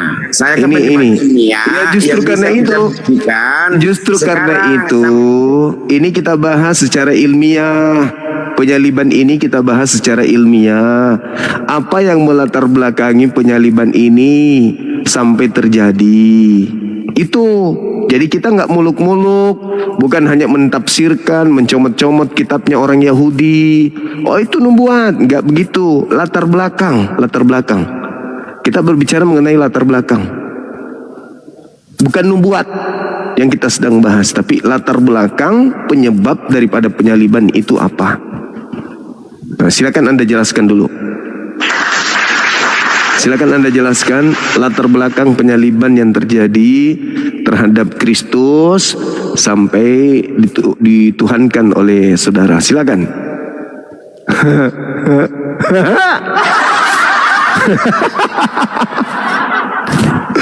Allahu Akbar. Sampai segitunya hanya untuk menghujat. Buka ininya, buka mic-nya. Kau jelaskan apa latar belakang penyaliban. Silakan.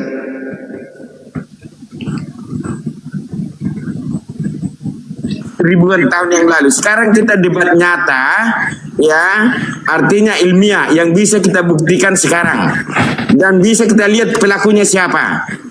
Boleh? Ini ada tema. Ada tema di sini. Udah aku bilang, udah bosan. Kau itu otakmu Nggak dikit. bisa. Nggak bisa. Saya Nggak bisa. pendidik ilmiah, Jemaah. Nggak bisa. Justru karena itu ini yang harus dibahas untuk membuktikan apakah agama Kristen itu adalah agama benar.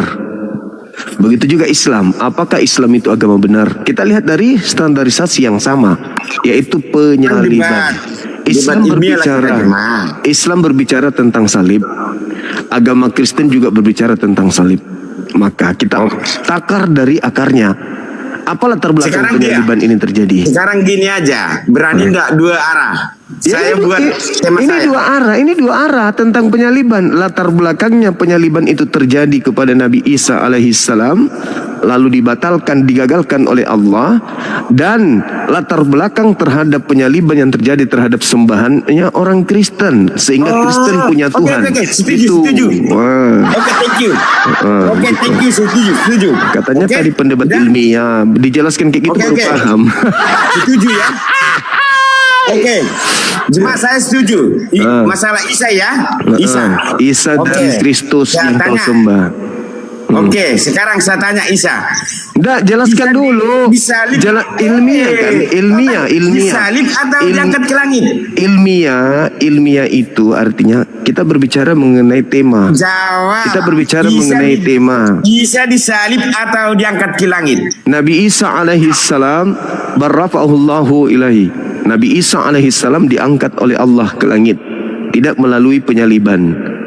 Nah, sekarang di dalam kaidah imannya orang Kristen, Yesus itu disalib. Tolong paparkan kepada saya latar belakang penyaliban terhadap Yesus. Kalau di Al-Quran dengar, wa makaru wa makarallah wallahu khairul makirin. Orang Yahudi ahli kitab membuat makar terhadap Nabi Isa disebabkan Nabi Isa itu dianggap sebagai anak pesina, dianggap sebagai tukang sihir, dianggap sebagai pembuat kerusakan, dan irinya orang Yahudi terhadap Nabi Isa menyebabkan mereka membuat makar ingin membunuh Nabi Isa, tetapi diselamatkan oleh Allah. Itu latar belakangnya. Nah, silakan Anda terangkan kepada saya latar belakang orang Yahudi ingin membunuh Yesus itu apa? Silakan. Oke. Oke, berarti Isa diangkat ke langit. Berarti yang disalib ada ya? Berarti ada yang disalib ya? Latar belakang. Jawab, ada yang disalib di situ. Kenapa Latar belakang kenapa orang Yahudi ingin menyalib Yesus. Berarti Isa diangkat ke langit diserupakan ya? Diserupakan yang disalib itu. Iya kan? Iya. Iya. Lalu lalu siapa yang disalib itu? Anak siapa? Yesus Kristus. Suami siapa? Entah bapak siapa? Jelaskan. Kristus Atau yang siapa disalib. dia? Yang disalib itu adalah mbahnya Erik Siagan. Makanya itu peristiwa besar. Itu peristiwa besar. Iya, Kalau nah makanya tugasmu menjelaskan latar belakang orang Yahudi ingin menyalib Yesus itu apa? Gini, Jawab. biar ayat di Al-Quran itu tidak terkatung-katung, biar ditulis siapa yang disalib. Ya. Sekali lagi saya tanya ya. Sekali lagi saya tanya. Kalau tidak Anda saya tendang ke sapi teng. Lebih baik tendang. Saya mau bantu. Siapa dan bagaimana orang-orang Yahudi sehingga mereka ingin menyalibkan Yesus? Apa yang melatar belakangi orang-orang Yahudi, imam kepala, mahkamah agama, ahli Taurat, orang Farisi ingin menyalib Yesus? Apa yang melatar belakangi? Silakan. Oke, saya tidak mau kewarakan kepada isu otakmu. Sekarang kalau begitu Anda ke sapi teng aja. Kalau belum ketahuan, ya siapa yang disalib saya? Makasih saudara-saudara. Radara, syukran. Saya nggak butuh ente penghujat kayak ente ngapain? Orang yang menutupi aib agamanya dengan cara menghujat. Halo, selamat malam. Ya, halo. Oke. Dari sekte mana, bro? Katolik, Protestan? Saya dari Protestan. Oke, baik. Mungkin tadi saya sudah menjelaskan, menguraikan tentang tema ini sedikit terhadap penghujat yang naik barusan. Kalau di dalam Islam itu kan juga membahas tentang salib. Yes. Di Kristen juga membawa materi salib tentang keagamaan mereka itu justru diusung oleh adanya penyaliban terhadap Kristus. Ya. Nah, orang-orang Yahudi pada saat itu ketika Nabi Isa alaihissalam diutus ke tengah-tengah mereka, umatnya Nabi Isa itu menolak kenabiannya. Mereka kemudian berupaya untuk menghilangkan Nabi Isa di tengah-tengah mereka. Mereka berupaya untuk membunuh Nabi Isa alaihissalam, membuat makar sebagaimana dalam Quran surah Ali Imran, wa makaru wa makarallah wallahu khairul makirin. Jadi makarnya itu murni ingin membuat kemudian Nabi Isa ini celaka, tapi Allah membalas kemudian tipu daya mereka ini, sehingga yang mereka salibkan adalah orang yang diserupakan bagi mereka. Itu yang terjadi di dalam Al-Quran. Nah, di Bible juga Muslimnya. Iya, betul. Nah, di Bible juga tentu ada latar belakangnya. Kenapa orang Yahudi, imam kepala, mahkamah agama, dan orang Farisi ingin menyalib Yesus? Itu apa sebabnya? Silakan. Baik. Terima kasih atas waktunya. Ini mohon maafnya saya hanya membawakan secara imam dan saya juga bukan ahli kitab. Ini menurut keimanan saya pribadi, dan kalaupun ada kesalahan ataupun yang kurang pas menurut tanggapan saudara-saudara seiman aku juga mohon maaf, tapi ini keimanan saya pribadi. Jadi begini Bang, karena memang dari awal Yesus diturunkan oleh Allah dari surga melalui Maryam, memang sudah ditakdirkan untuk mati dan menjalankan penyaliban. Itu dikarenakan dosa manusia. Nah, itulah tadi ada di sini tema latar belakang penyalibannya. Ya mungkin maksud abang tadi apa penyebabnya gitu ya. Padahal Nabi itu ya tidak berdosa. Seperti itu ya Bang ya. Tapi menurut keimanan saya imani, memang menurut iman saya Bang ya, mohon maaf ini, karena memang dosa manusia sudah tidak bisa lagi dimaafkan, sehingga Allah merelakan anaknya yang tunggal datang ke dunia untuk menebus segala dosa-dosa manusia, dalam arti dari caci maki, dari siksaan, dari apa segala macam yang berbaur dengan sifat manusia. Dia rela turun dari surga, rela menjadi manusia. Dan setelah dia disalibkan dan hidup kembali, dan dia kembali menjadi roh. Gitu, menurut keimanan saya. Jadi dalam arti, bukan berarti setelah Yesus itu disalibkan manusia atau umat Kristen nggak berdosa, bukan. Cuman hanya satu yang diminta, barang siapa yang percaya kepada aku, maka kejaminan keselamatan ada pada dia. Dalam arti bukan dengan seperti itu juga. Tetap dalam arti, kalau engkau ditampar pipi kiri, maka berilah pipi kananmu. Kalau engkau dihina maka balaslah dengan kebaikan. Itulah perintah-perintahnya kepada kami Bang. Iya. Ya, menurut saya, mohon maaf kepada Abang. Iya. Saudara-saudara saya juga. Oke, itu menurut saudara. Ya, betul. Tapi menurut Bible tidak begitu. Oh, ya, silakan, kita kan sering. Latar belakang terjadinya penyaliban itu tidak ditemukan dengan pola yang saudara jelaskan itu. Nggak ada ditemukan itu di proses di kitab saudara, itu nggak ada. Mohon maaf, di Bible dalam perjanjian mana Pak? Kalau di perjanjian lama memang tidak ada. Nah, kalau di perjanjian lama tidak ada, lalu dari mana saudara mengatakan itu sudah direncanakan? Sementara pelaku daripada penyaliban itu kan bukan orang Indonesia. Ya, betul. Pelakunya adalah ahli Taurat, orang Farisi, dalam hal ini mahkamah agama, imam-imam kepala.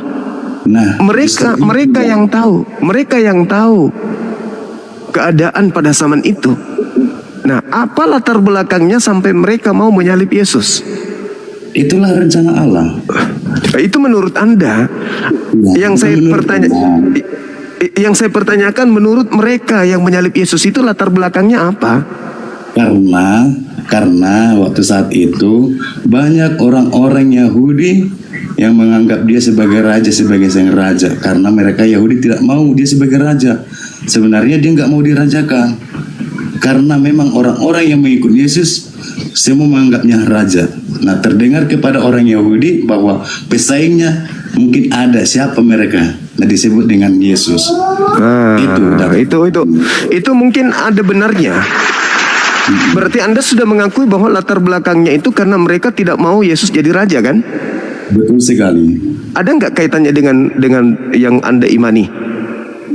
Kalau masalah kaitan dengan iman, tetap dengan pada dasar yang tadi yang saya bilang, Allah sudah merencanakan semuanya. Nah, itu di mana latar belakang itu di mana? Anda mengatakan latar belakangnya karena cemburu, karena ada yang merasa tersaingi. Itulah rencana Allah. Nah, di mana kemudian Anda bisa mendapatkan bahwasanya rencana Tuhan untuk menyalib Yesus itu di mana? Dari awal saya bilang, dia sudah merelakan anaknya tunggal datang ke bumi, merelakan dia menjadi manusia seperti kita ini untuk menanggung segala sifat-sifat manusia. Dan setelah dia kembali disalibkan dan kembali hidup di hari yang ketiga, dia kembali dirubah. Itu kan saudara, versinya saudara saya ini, yang saya tanya ini, yang menyalib Yesus, latar belakang mereka menyalib Yesus itu apa? Yang saya bilang tadi, karena dosa, terus melalui orang-orang Yahudi.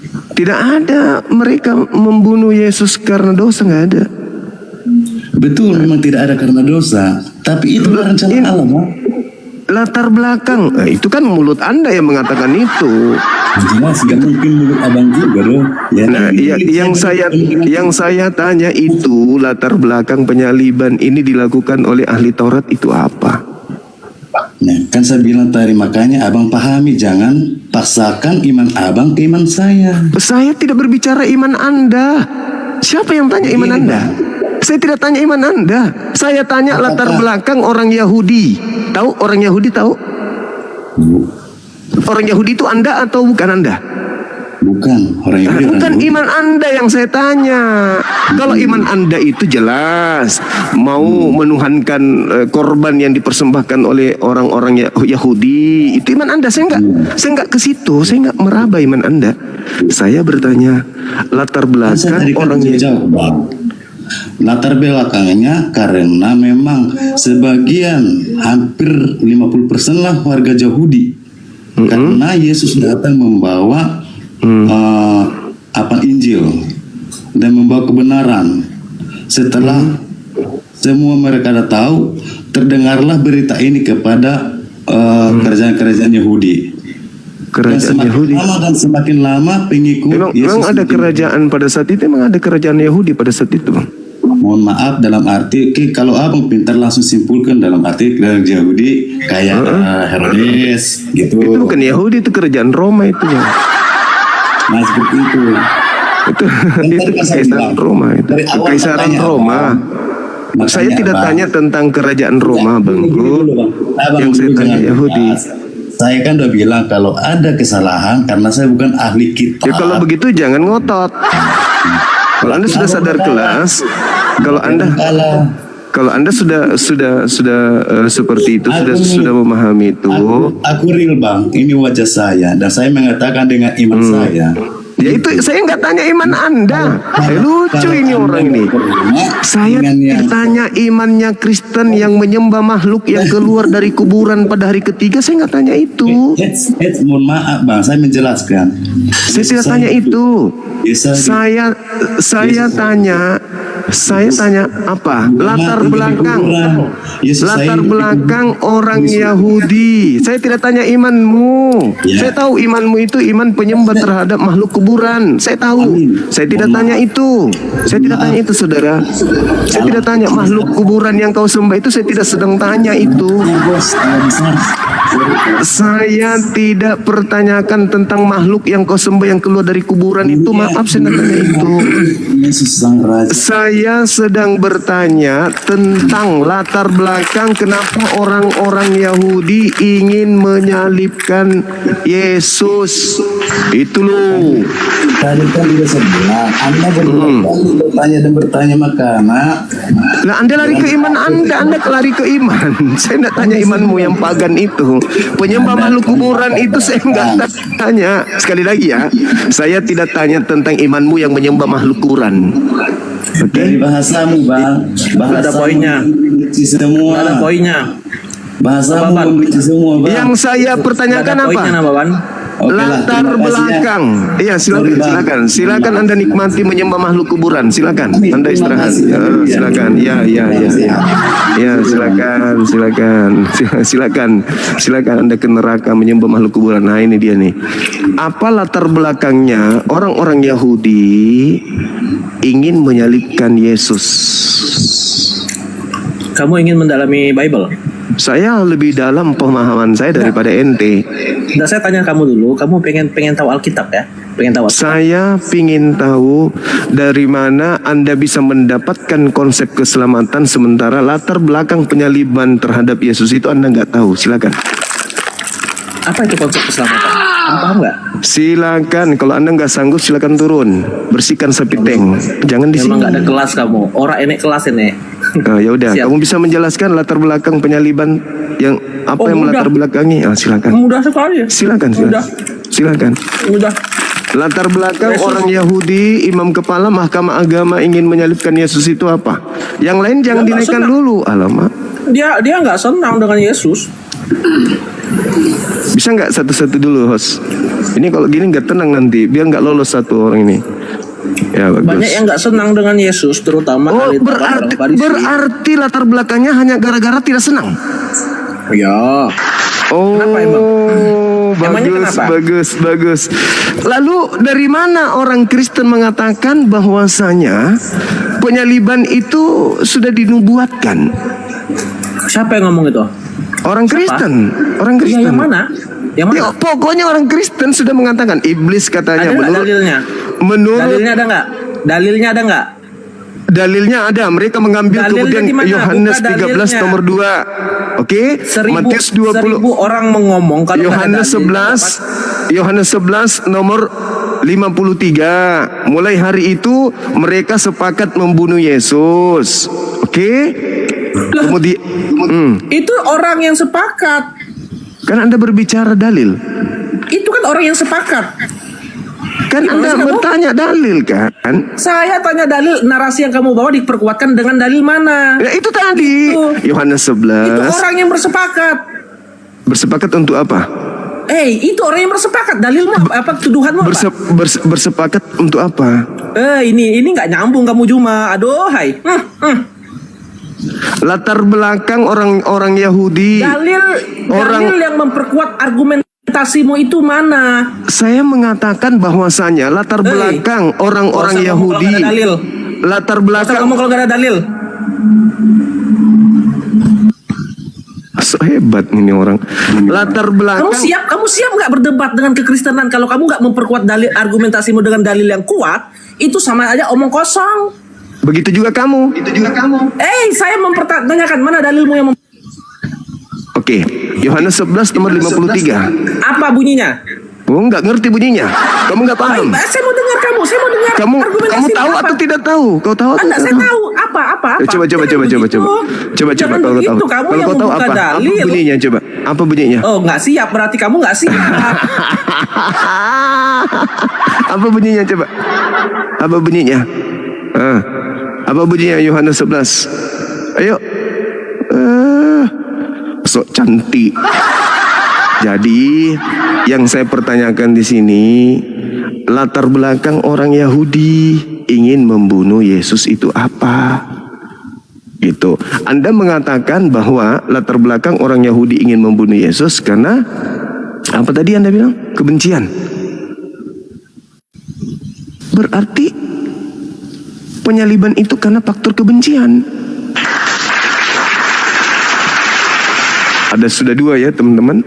Yang tadi karena iri, cemburu yang tadi. Karena cemburu, karena mereka tidak ingin Yesus itu menjadi raja juga. Terus kemudian yang kedua, tadi karena apa? Yang kedua tadi karena kebencian. Kita belum menemukan nih. Karena adanya dosa waris. Sudah dua Kristen yang naik. Latar belakang orang Yahudi, imam kepala mahkamah agama ingin menyalib Yesus itu yang pertama karena kebencian, karena satu karena iri. Belum ada yang menjawab karena dosa.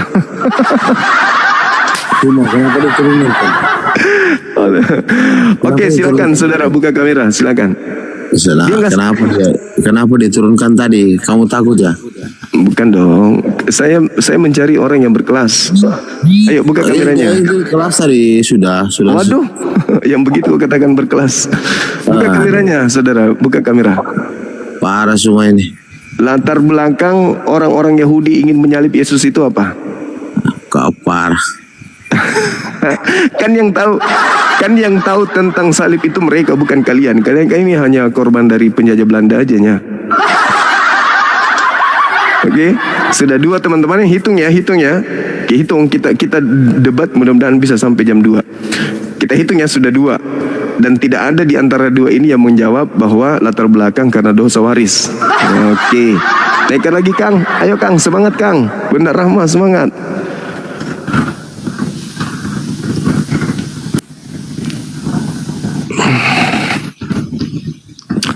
Halo, selamat malam.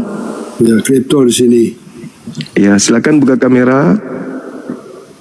Saya memberikan pendapat, bukan memberikan wajah. Buka kamera dulu. Syarat diskusi di sini buka kamera. Syarat diskusi di sini buka kamera. Bukan modal congor. Oke.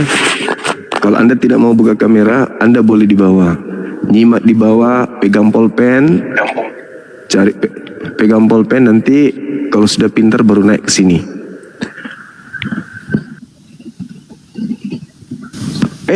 turun semua. Ini teman-teman gimana dong? Anda saya sedang ingin bantu untuk melakukan pembibelan. Kabarkanlah Bible kepada seluruh makhluk. Ini saya penonton ada 9.000 di YouTube juga, alhamdulillah. Saya memberikan kesempatan kepada Anda untuk menjual agama Anda di sini.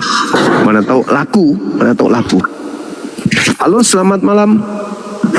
Waalaikumsalam bang, aku Islam bang, turunin lah bang. Masya Allah. Waalaikumsalam. Makasih bang ya, istiqomah ya. Iya bang. Silakan. Halo saudara Hotmawati Manurung. Astagfirullahaladzim. Maaf. Iya, itu apa kabar?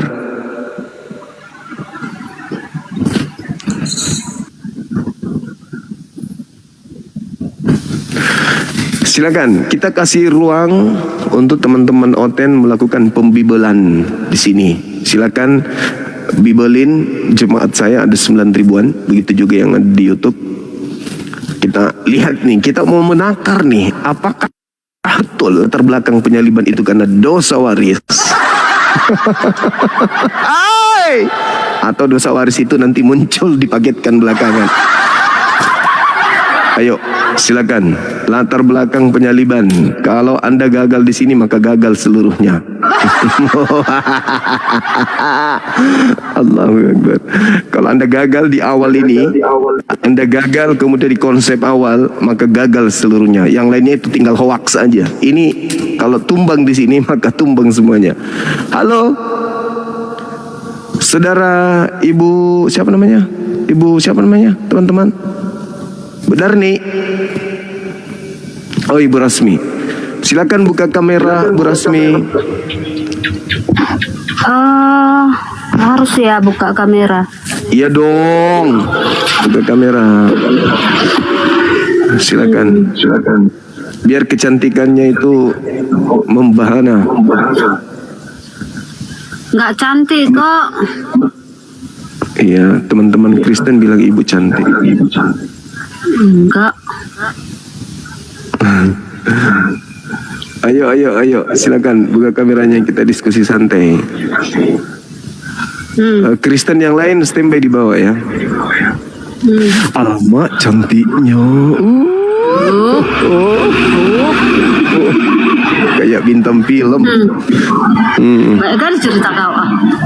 Iya, jadi Bu Rasmi berbicara mengenai penyaliban, Kristen juga mengusung tentang penyaliban, bahkan salib ini adalah pondasi awal agama kekristenan itu kemudian hadir di muka bumi ini kan ya. Karena dengan konsep salib, orang Kristen ini mengaku diselamatkan. Kalau di Islam, latar belakang mereka ingin menyalibkan Nabi Isa alaihissalam karena kebencian. Betul itu yang disampaikan tadi itu, karena mereka benci, mereka tidak senang kepada Nabi Isa alaihissalam, sehingga mereka membuat makar terhadap Nabi Isa, berupaya ingin membunuh Nabi Isa alaihissalam. Tapi kemudian Allah mengangkat beliau. Inni mutawaffik wa rafi'uka. Nabi Isa diangkat karena latar belakangnya kebencian, bukan karena mau punya visi atau misi menyelamatkan. Nah, di Kristen harus juga memberikan penjelasan apa yang melatar belakangi sampai ahli kitab, orang-orang Yahudi, orang Farisi, imam kepala mahkamah agama ingin membunuh Yesus, ingin menyalib Yesus. Silakan.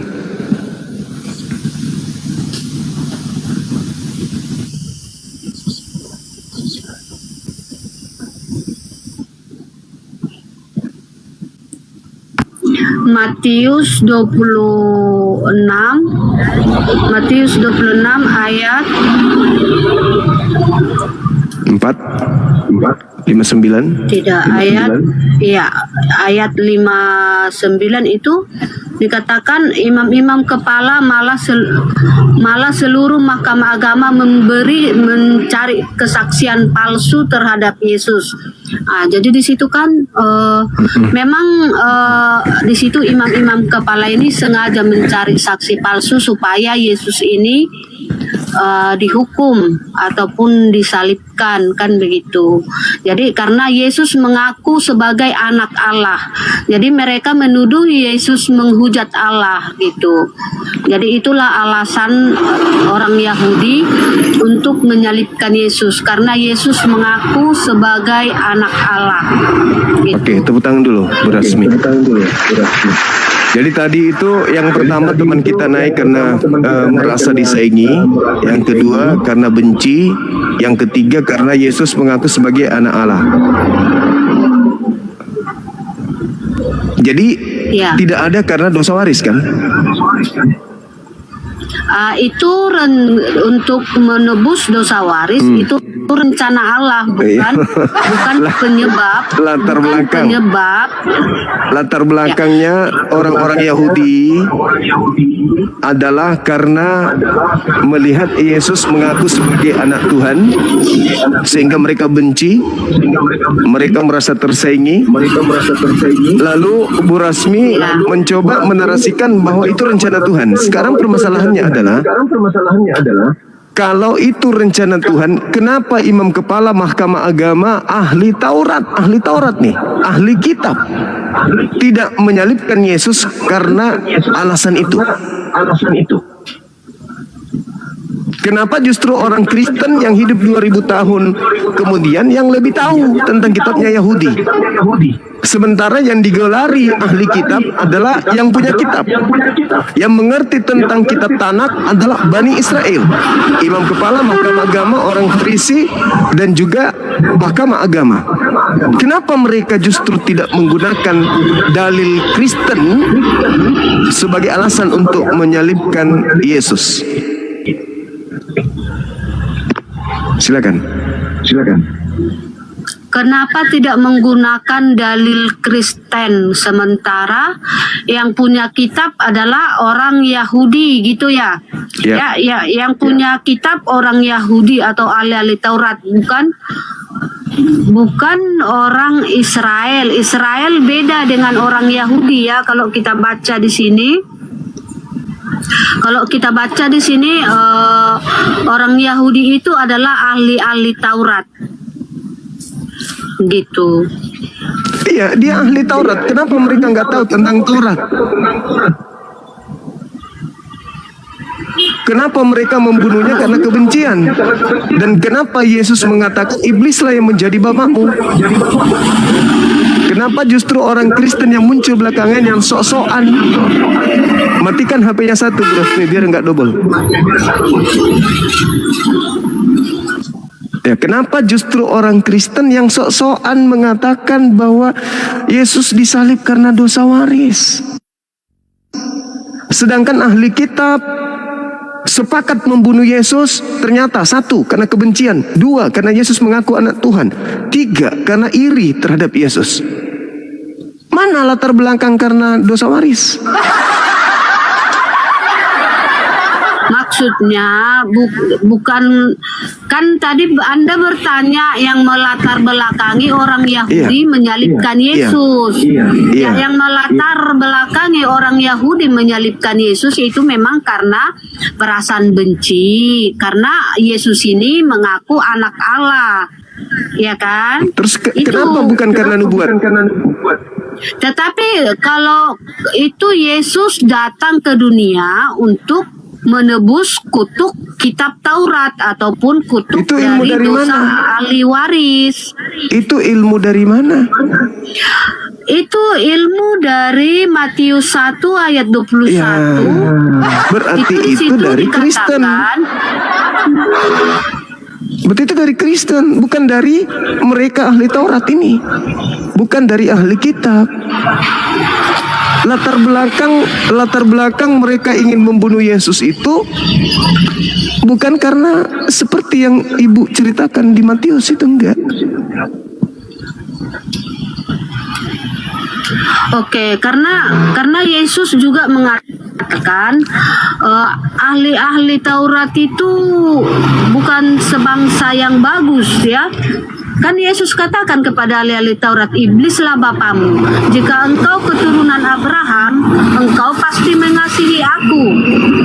Yang ianya orang Yahudi ini, ahli-ahli Taurat ini bukan keturunan Abraham, kan begitu. Jika engkau keturunan Abraham, pasti engkau mengasihi aku. Kan begitu kata Yesus. Nah, dari Kalau situ mengasihi, kita ambil kesimpulan. Kalau mengasihi berarti tidak mau nyalip Yesus kan? Iya, itu berarti keturunan Abraham. Berarti kalau Yesus dikasihi maka dia tidak akan disalibkan. Iya. Nah, berarti lagi-lagi latar belakangnya karena mereka tidak mengasihi. Sudah ada 4 ini. Karena benci, karena merasa tersaingi, karena menyebut dirinya sebagai anak Tuhan, dan yang ketiga karena mereka tidak mengasihi Yesus. Mana dosa waris mana? Dosa waris itu tujuan Allah, rencana Allah gitu loh. Untuk menebus. Dari mana Anda tahu? Menebus. Ilmu itu dari mana? Karena sudah dikatakan di Matius 1 ayat 21, Maria akan melahirkan anak laki-laki namanya Yesus. Dialah yang akan menyelamatkan umatnya. Menyelamatkan. Betul itu. Dia kan datang memang menyelamatkan umatnya. Bagaimana cara umatnya selamat? Kalau umatnya percaya dia adalah rasul, utusan Tuhan kepada mereka, itu selamat mereka. Yang saya tanya ini latar belakang yang kontradiksi, yang tidak berkesesuaian dengan misi gereja hari ini. Menerima Yesus, dosa dihapuskan karena Yesus mati di atas tiang salib untuk nebus dosa-dosa. Itu konsep gereja. Sekarang yang membunuh Yesus tidak sama sekali, jangankan dengan tujuan itu, memikirkan sedikit pun tentang dosa waris sehingga mereka ingin menyalib Yesus, itu tak ada. Jadi Kristen ini dari mana asal usulnya? Kok muncul agama aneh yang tidak berkesesuaian dengan fakta di lapangan berdasarkan dengan dalil Bible itu sendiri? Kenapa hukuman Yesus itu disalib? Itu kan pertanyaannya, kenapa hukuman Yesus itu disalib? Latar belakang kenapa Yesus disalib? Karena memang pada zaman itu hukuman orang jahat itu disalib. Berarti memang latar belakangnya karena dianggap Yesus ini penjahat. Ya. Bukan karena ingin nebus dosa. Yesus ini difitnah ya, kan tadi dikatakan orang-orang Yahudi mencari saksi-saksi palsu. Nah, berarti karena mereka membuat saksi palsu. Iya, karena memang dosa warisnya mana? Itu tujuan Allah, dari mana? Dari mana Ibu tahu? Dari mana Ibu tahu? Anda nebeng dari kejadian yang terjadi di bangsa lain dengan konsep agama Anda. Anda nebeng dari kejadian tersebut demi untuk melancarkan aksi-aksi penebusan dosa yang Anda anut dengan mengambil tragedi yang terjadi pada bangsa lain, di mana bangsa pelakunya itu tidak menjadikan itu sebagai latar belakang. Berarti ini karangan bebas berarti. Kalau menurut Alkitab, Yesus itu kan firman yang menjadi manusia. Nggak ada urusan ya kan? Itu latar belakang penyaliban dulu yang kita bahas ini. Ya maksud saya hubungan kami dengan orang Israel gitu loh. Ya, karena Yesus itu adalah firman yang menjadi manusia. Firman menjadikan segala sesuatu ataupun menciptakan langit dan bumi dan manusia. Firman itu menjadi manusia, namanya Tuhan Yesus. Jadi itu kami dengan orang Israel, itu satu Tuhan. Iya, itu bumbu-bumbu dari Kristen. Itu bumbu-bumbu. Jangankan hal seberat itu, tentang penyaliban ini aja keteteran Kristen sedunia. Keteteran. Latar belakang orang Yahudi menyalib Yesus itu apa?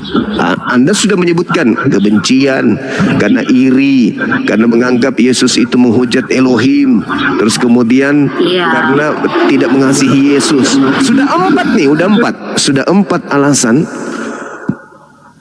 Ahli kitab nih menyalib Yesus dengan 4 alasan ini. Kita kita sedang mencari alasan ahli kitab yang memiliki perjanjian lama, pemilik perjanjian lama. Kita cari alasannya tentang dosa waris. Sudah 4 alasan tentang dosa waris belum muncul nih. Masih gagal nih Kristen, masih gagal membuktikan nih. Gugur nih penyaliban.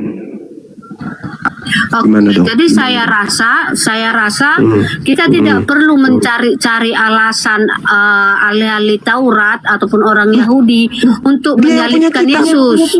Dia yang punya kitab, dia yang punya kitab. Iya, bentar biar aku jawab dulu. Iya, biar aku jawab dulu ya. Jadi kita buka dulu bagaimana tanggapan Yesus mengenai ahli-ahli Taurat, bisa kita buka di Matius 23 ayat 13 ya, ayat 13, Itu hanya 14, karena mereka 15. Itu hanya karena mereka tidak mau menjalankan isi dari Taurat. Tidak ada hubungannya. Iya, Gak ada hubungannya dengan dulu. itu. Iya, bentar dulu aku baca. Jadi ini perkataan Yesus tentang ahli-ahli Taurat ya. Celakalah kamu hai ahli-ahli Taurat dan orang-orang Farisi, hai kamu orang munafik, karena kamu menutup pintu-pintu kerajaan surga di depan orang, sebab kamu sendiri tidak masuk ke dalam Paulus lah itu. merintangi mereka. Itu Bukan, Paulus ini yang perkataan Yesus. Iya, Bukan, tapi ini Paulus yang perkataan disinggung. Paulus yang disinggung itu. Bukan.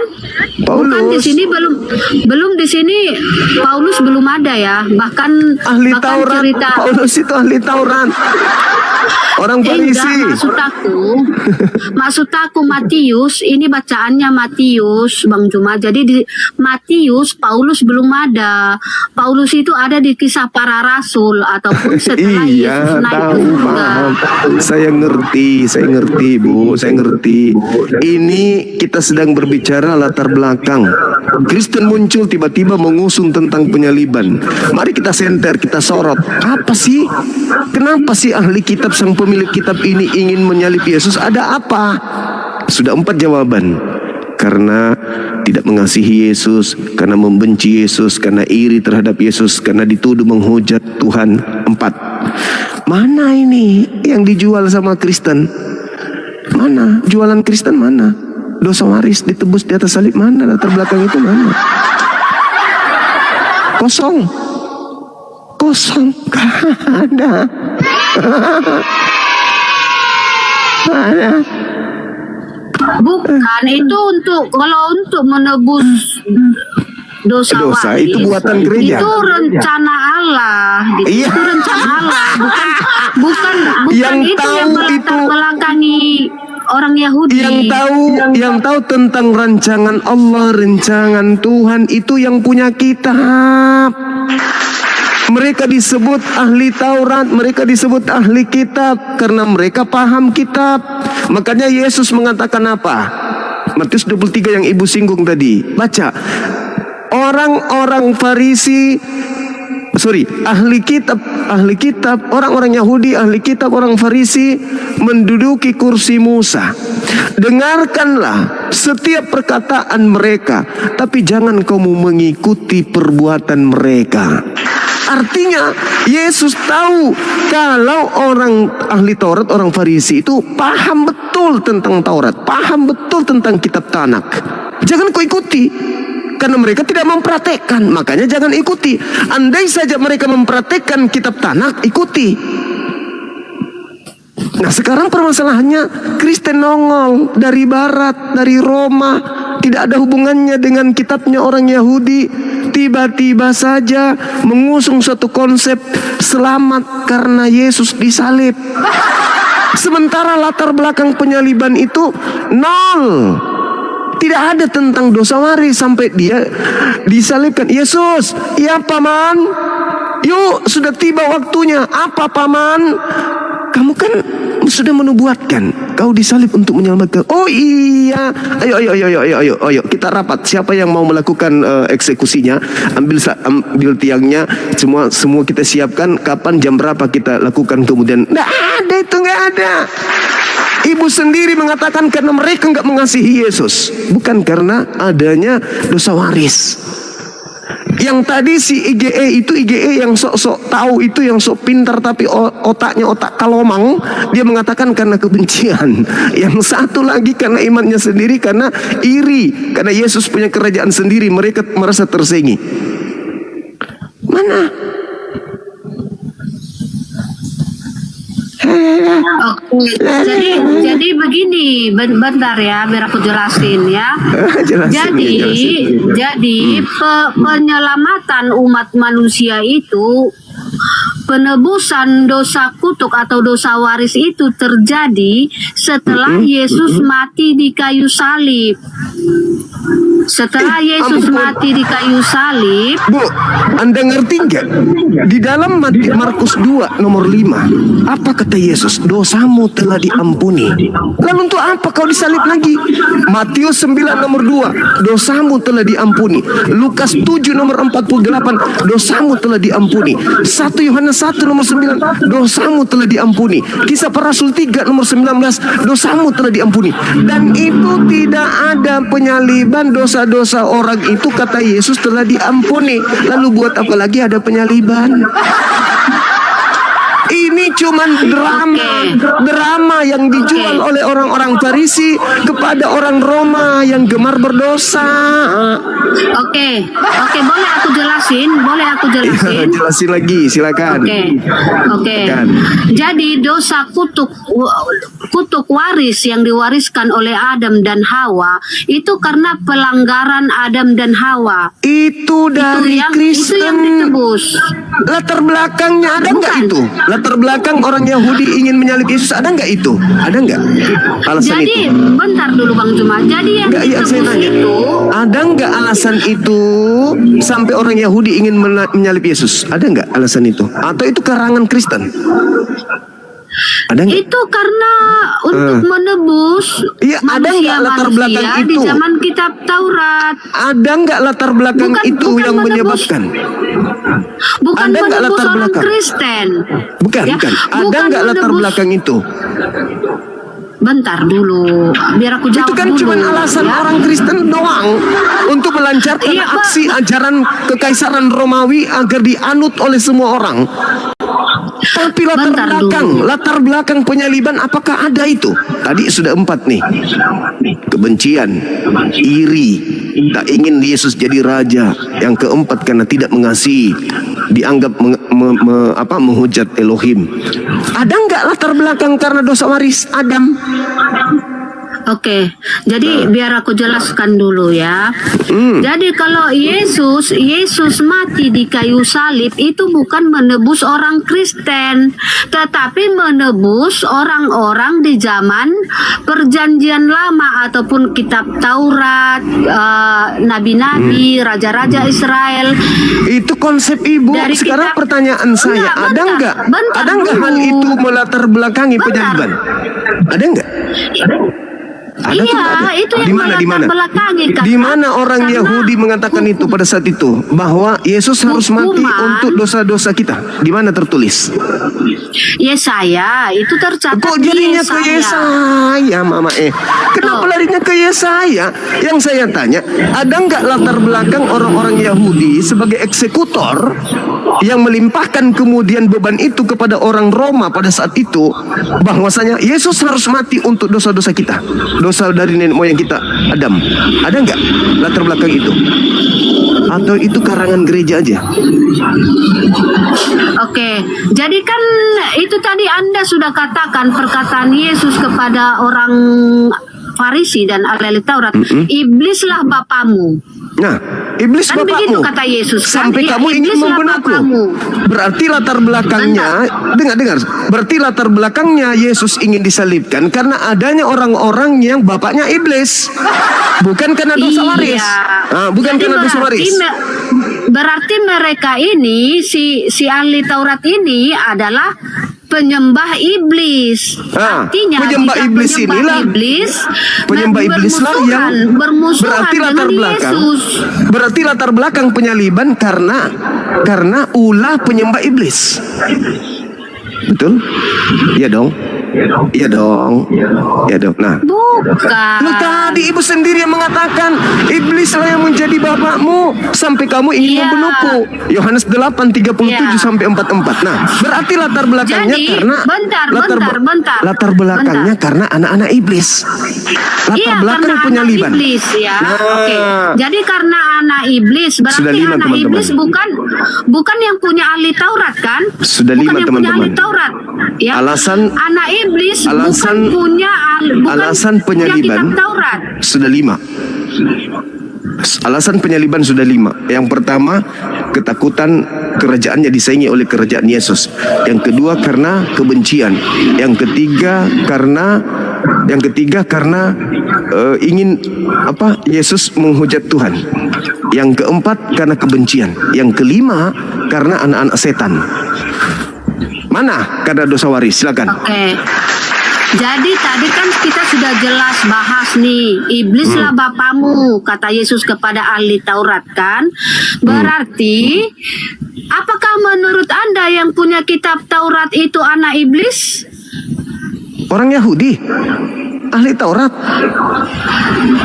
Kitab Taurat diberikan kepada Israel atau orang Yahudi? Orang Yahudi yang anaknya Israel itu nama lain daripada Yakub. Bani Israel, Bani Israel. Anda Israel membapakan iblis? Orang-orang yang ingin membunuh Yesus itu adalah orang-orang yang berdarah Yakub, berdarah Israel, tapi berkarakter iblis. Itu maksudnya. Orang yang ingin membunuh Yesus itu adalah orang-orang yang ingin melakukan keinginan iblis. Nah, Anda sudah mengatakan ada 5, jelas ada Yesus katakan, jika Abraham bapamu, pasti engkau mengasihi aku. Ya. Iblislah bapamu, artinya bukan keturunan Abraham. Yakub keturunan Abraham. Anda katakan tadi Yakub, kepada keturunan Yakub diberikan itu kitab Taurat.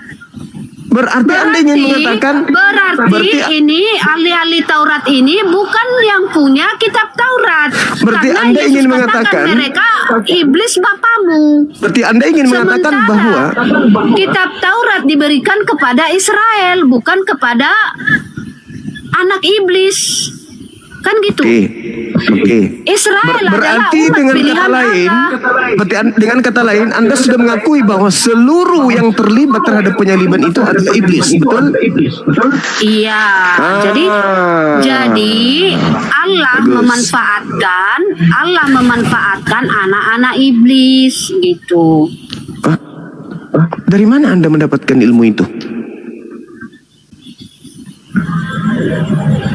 Dari mana Anda mendapatkan ilmu itu? Karena sesuai konsep yang tercatat dalam Alkitab. Ya, di mana itu tertulis Tuhan menggunakan anak-anak iblis untuk menebus dosa Kristen? Di mana itu?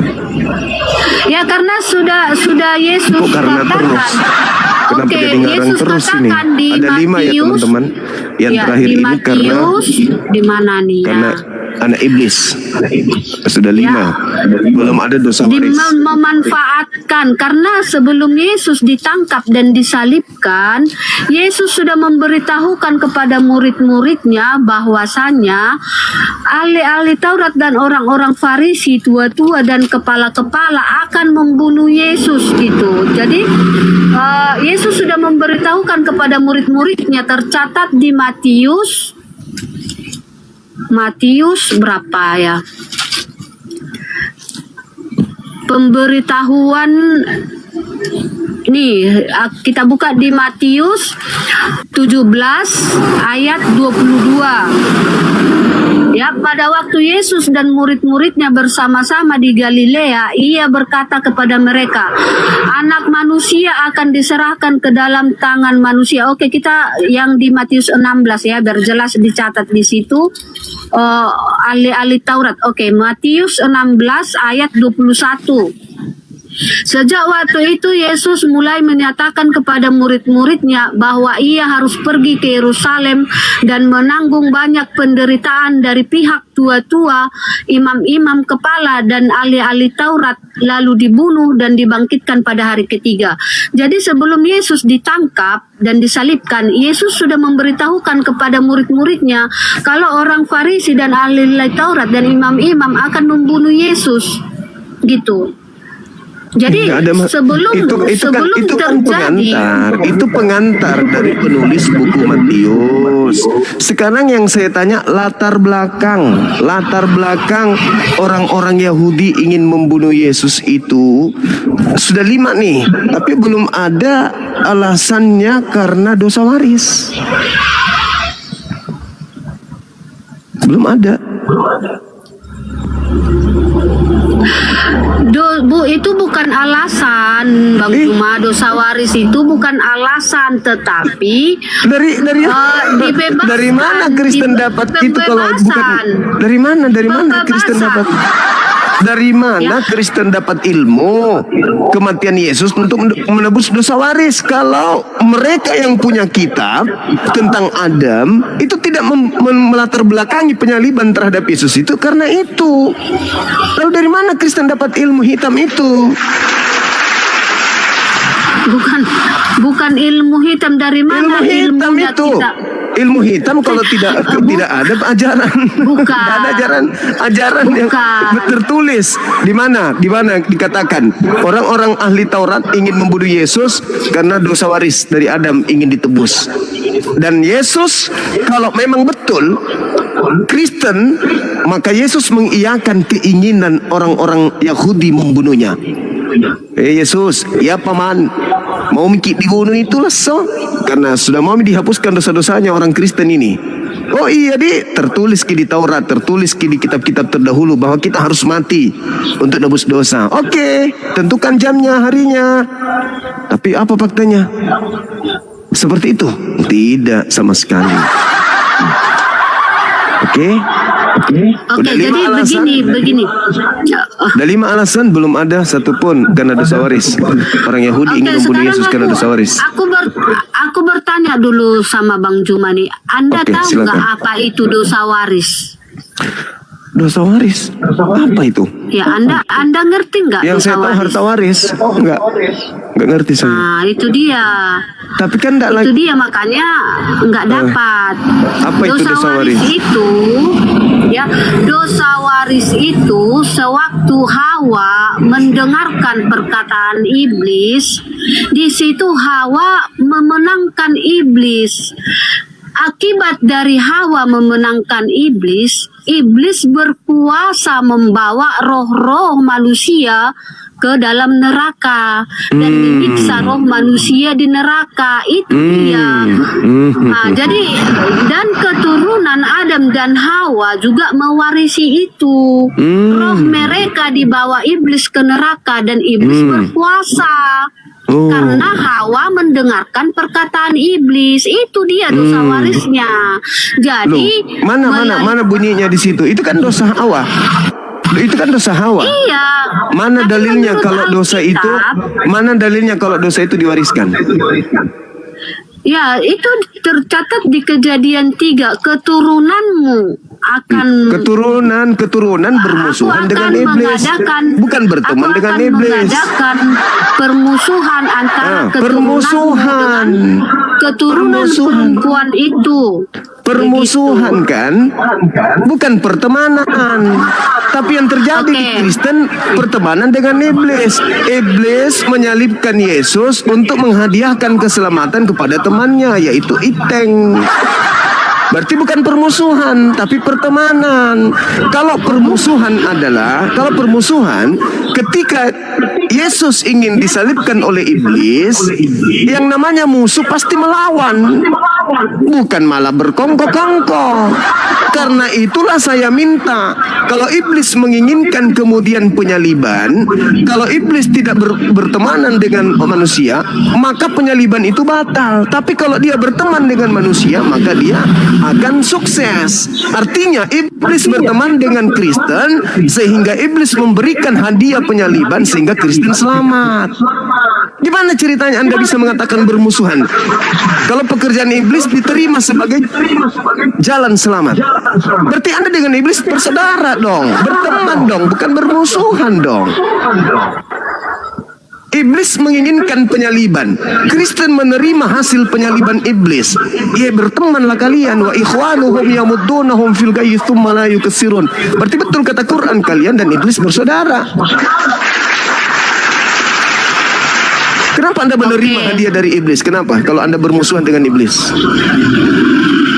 Oke, jadi yang diselamatkan waktu Yesus disalib, yaitu adalah orang-orang di zaman perjanjian lama, bukan orang Kristen. Orang Kristen nanti di akhir zaman. Lah itu dikatakan tanpa penyaliban, tanpa kebangkitan, kamu tidak diselamatkan. Kamu tetap mati di dalam dosa. 1 Korintus 15 nomor 17. Iya, tapi penghakiman untuk orang Kristen nanti di akhir zaman. Tetapi kalau penyelamatan manusia jadi tidak yang ada ditebus manfaatnya oleh Tuhan Yesus, berarti tidak ada manfaatnya penyaliban itu untuk Kristen. Itu ada. Iblis tidak berkuasa. Iblis tidak berkuasa lagi. Ada berarti iblis. Ada. Berarti iblis memberikan hadiah kepada Kristen.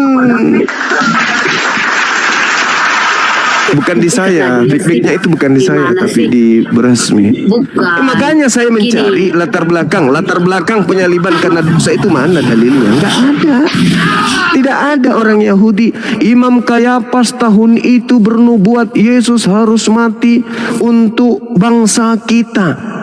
Dia supaya bangsa kita selamat, maka Yesus harus mati. Selamat dari mana? Selamat dari penjajahan bangsa Roma. Bukan karena dosa waris. Latar belakang penyaliban terhadap Yesus itu adalah faktor ekonomi, bukan karena faktor dosa waris. Makanya kalian orang Kristen babak belur mencari data. Di mana orang ahli kitab memiliki kitab, di dalamnya sudah dibuatkan, dan ahli kitab menemukan itu, sehingga dia berkongkol dengan Yesus. Yesus, ya paman, saatnya kamu mau disalibkan. Malah Yesus mengatakan, ketika orang-orang musuhnya ingin menyalibkan dia, Yesus mengatakan, inilah saatnya kuasa kegelapan. Jadi penyaliban itu kuasa kegelapan.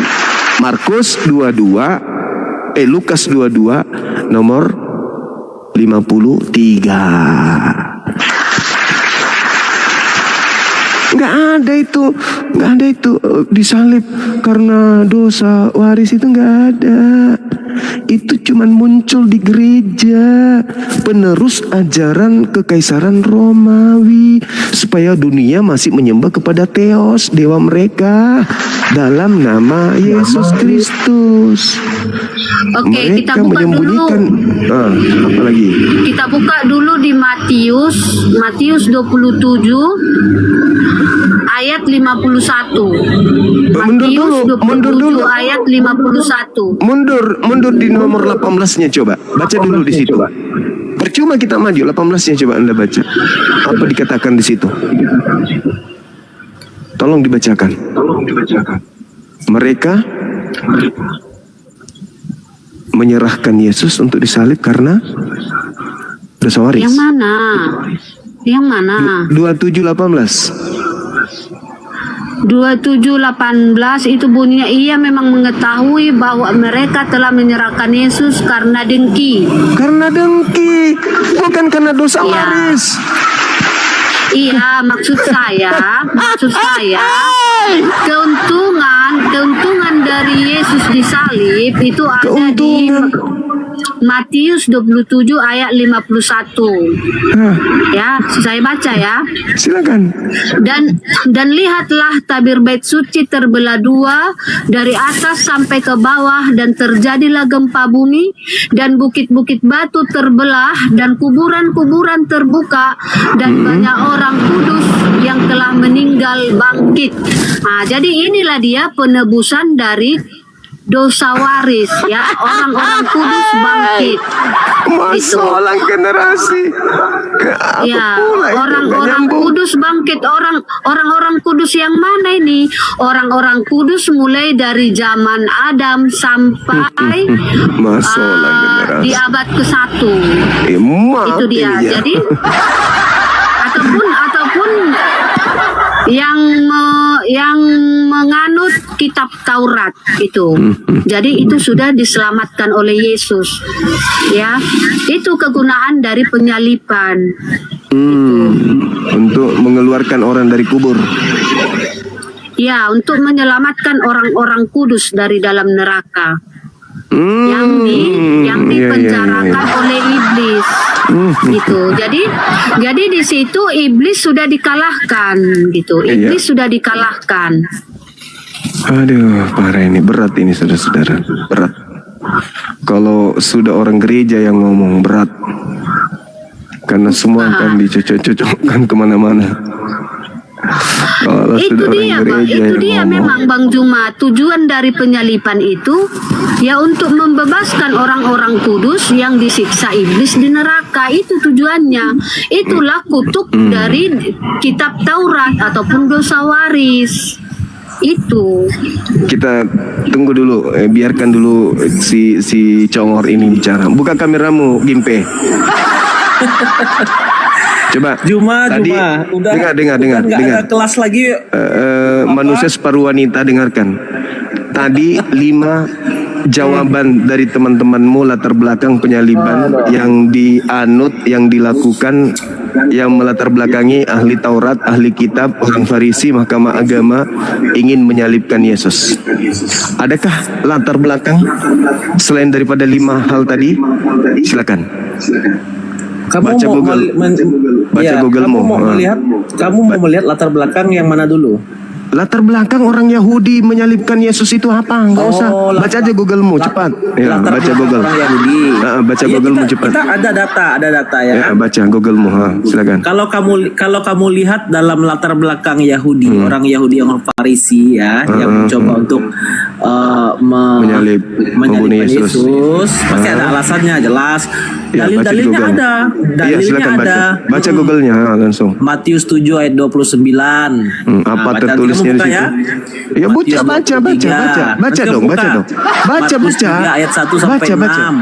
Baca. Kemudian Yohanes 10 ayat 33. Jadi dalilnya semuanya ada ya. Coba kau bacakan. Bacakan satu. Kalau antum minta, Bacakan satu. Misalnya Yohanes 10 nomor 33. Silakan. Ya. Sabar dulu. Cuma santai.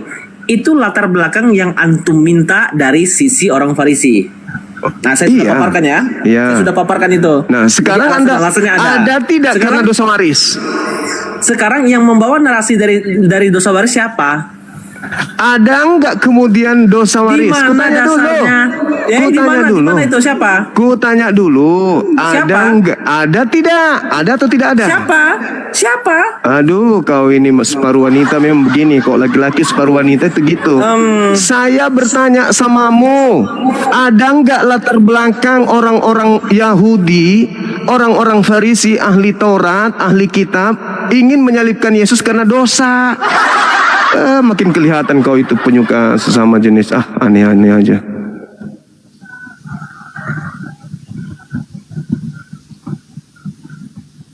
Ayo, Oten yang lain, saudara ini sudah nggak bisa dia. Situ aja mutar-mutar. Borasmi ini nggak bisa. Dia hanya entah kemana-mana perginya, kuburan terbuka, orang kudus keluar. Saya berbicara mengenai latar belakang. Biar yang agak berkelas sedikit. Silakan naik yang Oten yang lain yang bisa berdiskusi. Jangan kayak ITG itu. ITG itu cari mangsa dia tuh, buka dada segala macam supaya ada yang laki-laki yang tergiur sama dia kayaknya. Semakin muncul KW-KW-nya ngomong. bicara saja kemayu kayak gitu. Laki kok kayak perempuan. Selamat malam Mas. Iya. Malam juga ini, Mas. Saya cuma mau nanya aja satu. Saya mau tidur soalnya. Kan ini masih muda, masih penasaran, butuh pelurusan aja. Menurut jawabannya Mas Zuma gimana? Apa ini, tuh? Apa tuh Mas? Sombong baru modal Google, gila. Udah modal kayak gitu antum-antum Google aja, sok songong. Buka baju lagi, homreng. Dasar binatang. Di kisah para Masalahmu apa Bang? Ini berbicara mengenai apa? Kita bicara mengenai latar belakang penyaliban. Orang Kristen keteteran nih sekarang nih. Ketika Bang Suma bertanya apa yang melatar belakangi penyaliban itu bagi orang-orang yang menyalibkan Yesus itu apa? Ternyata sudah 5 alasan, tak ada satupun alasan mereka. Sang ahli kitab, sang pemilik kitab yang dicomot-comot oleh gereja, oleh Kristen.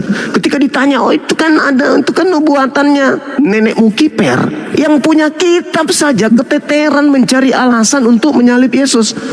Kalian pandai-pandaian mengarang cerita. Sudah dinubuatkan di sini, karena sudah diceritakan di sini. Itu adalah rencana Bapa untuk nebus dosa-dosa kita. Mana ada latar belakang itu? Itu pandai-pandaian kalian aja.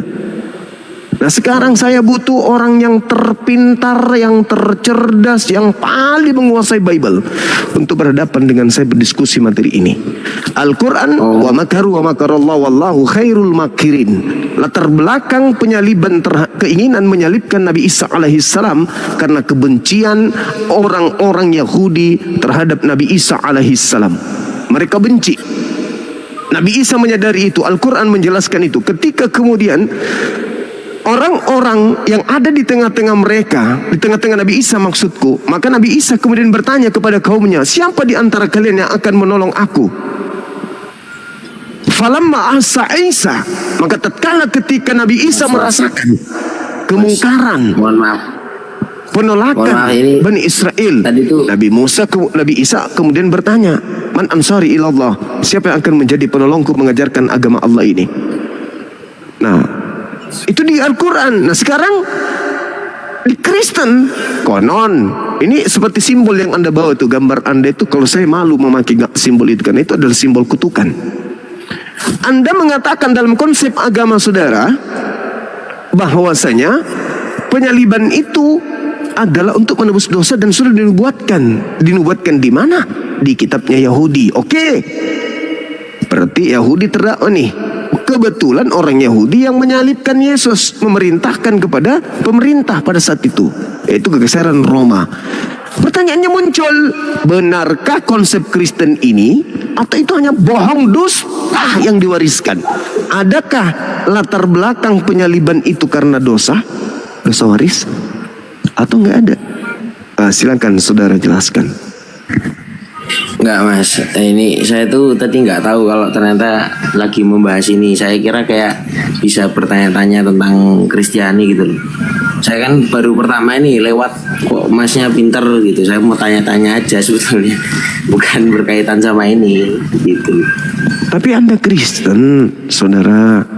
Ya, betul. Maksud saya tuh saya nggak berniat untuk membahas ini Kak. Saya cuma mau nanya aja, siapa tahu Masnya ada jawaban gitu loh. Soalnya kan saya nggak nanya ini sebetulnya.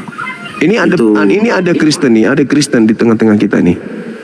Coba Anda tanya. Iya, oke. Silakan. Makasih Kak ya. Iya. Ini silakan. turunnya bagaimana ya? Enggak, ini ada Kristen naik. Silakan Anda tanya, mungkin dia tahu. Apa yang Anda pertanyakan mungkin Kristen tahu. Silakan. Pertanyaannya. Sebelumnya mau nanya, Mas Zuma ini Muslim kah? Saya Muslim, sama seperti Yesus juga Muslim. Silakan. Udah, saya turun aja nggak apa-apa. Oke, sip. Maaf ya, terima kasih. Iya, sama-sama saudara His. Thank you. Silakan. saudara yang tanda tanya namanya ini. Kok gimana ini? Nama aja kok tanda tanya, susah kali cari nama.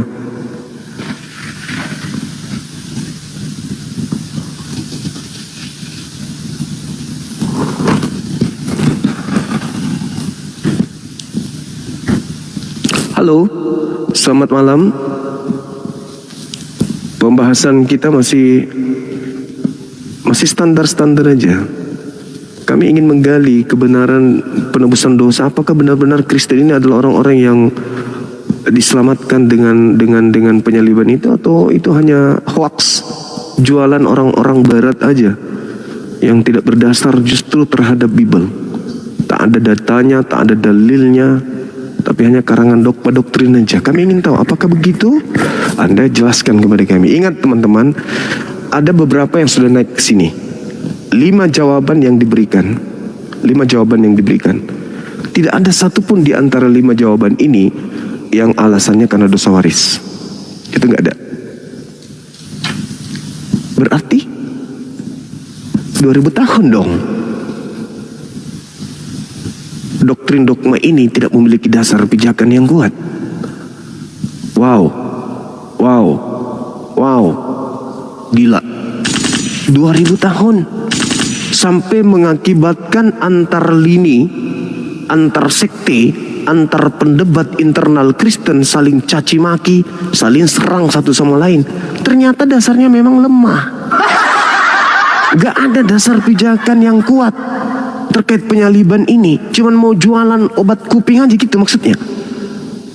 Nah, supaya itu tidak terjadi harus ada dong latar belakangnya. Di situ kan ada imam kepala mahkamah agama orang Farisi, ya kan, ahli Taurat. 4 komponen yang memiliki kemudian kapasitas, legalitas, validasi yang kuat. Mereka yang punya hak dan kewajiban untuk menjelaskan apakah betul apa yang mereka lakukan terhadap Yesus itu adalah untuk menggenapi ajaran nubuatan terkait dengan dosa waris.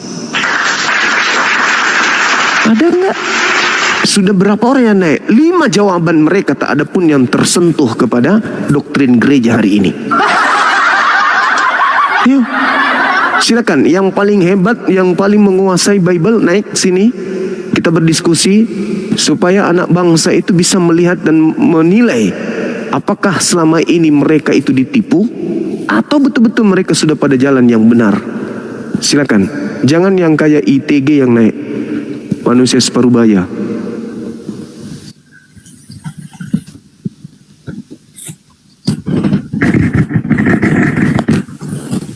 Ini didongkotnya nih. Halo, Edis. Buka kameranya. Silakan, tidak usah basa-basi, tidak usah banyak cincong, langsung masuk ke tema. Silakan. Buka kamera. Silakan buka kameranya. Kita bahas ini, pertontonkan karena Anda katanya hebat, jagoan. Silakan.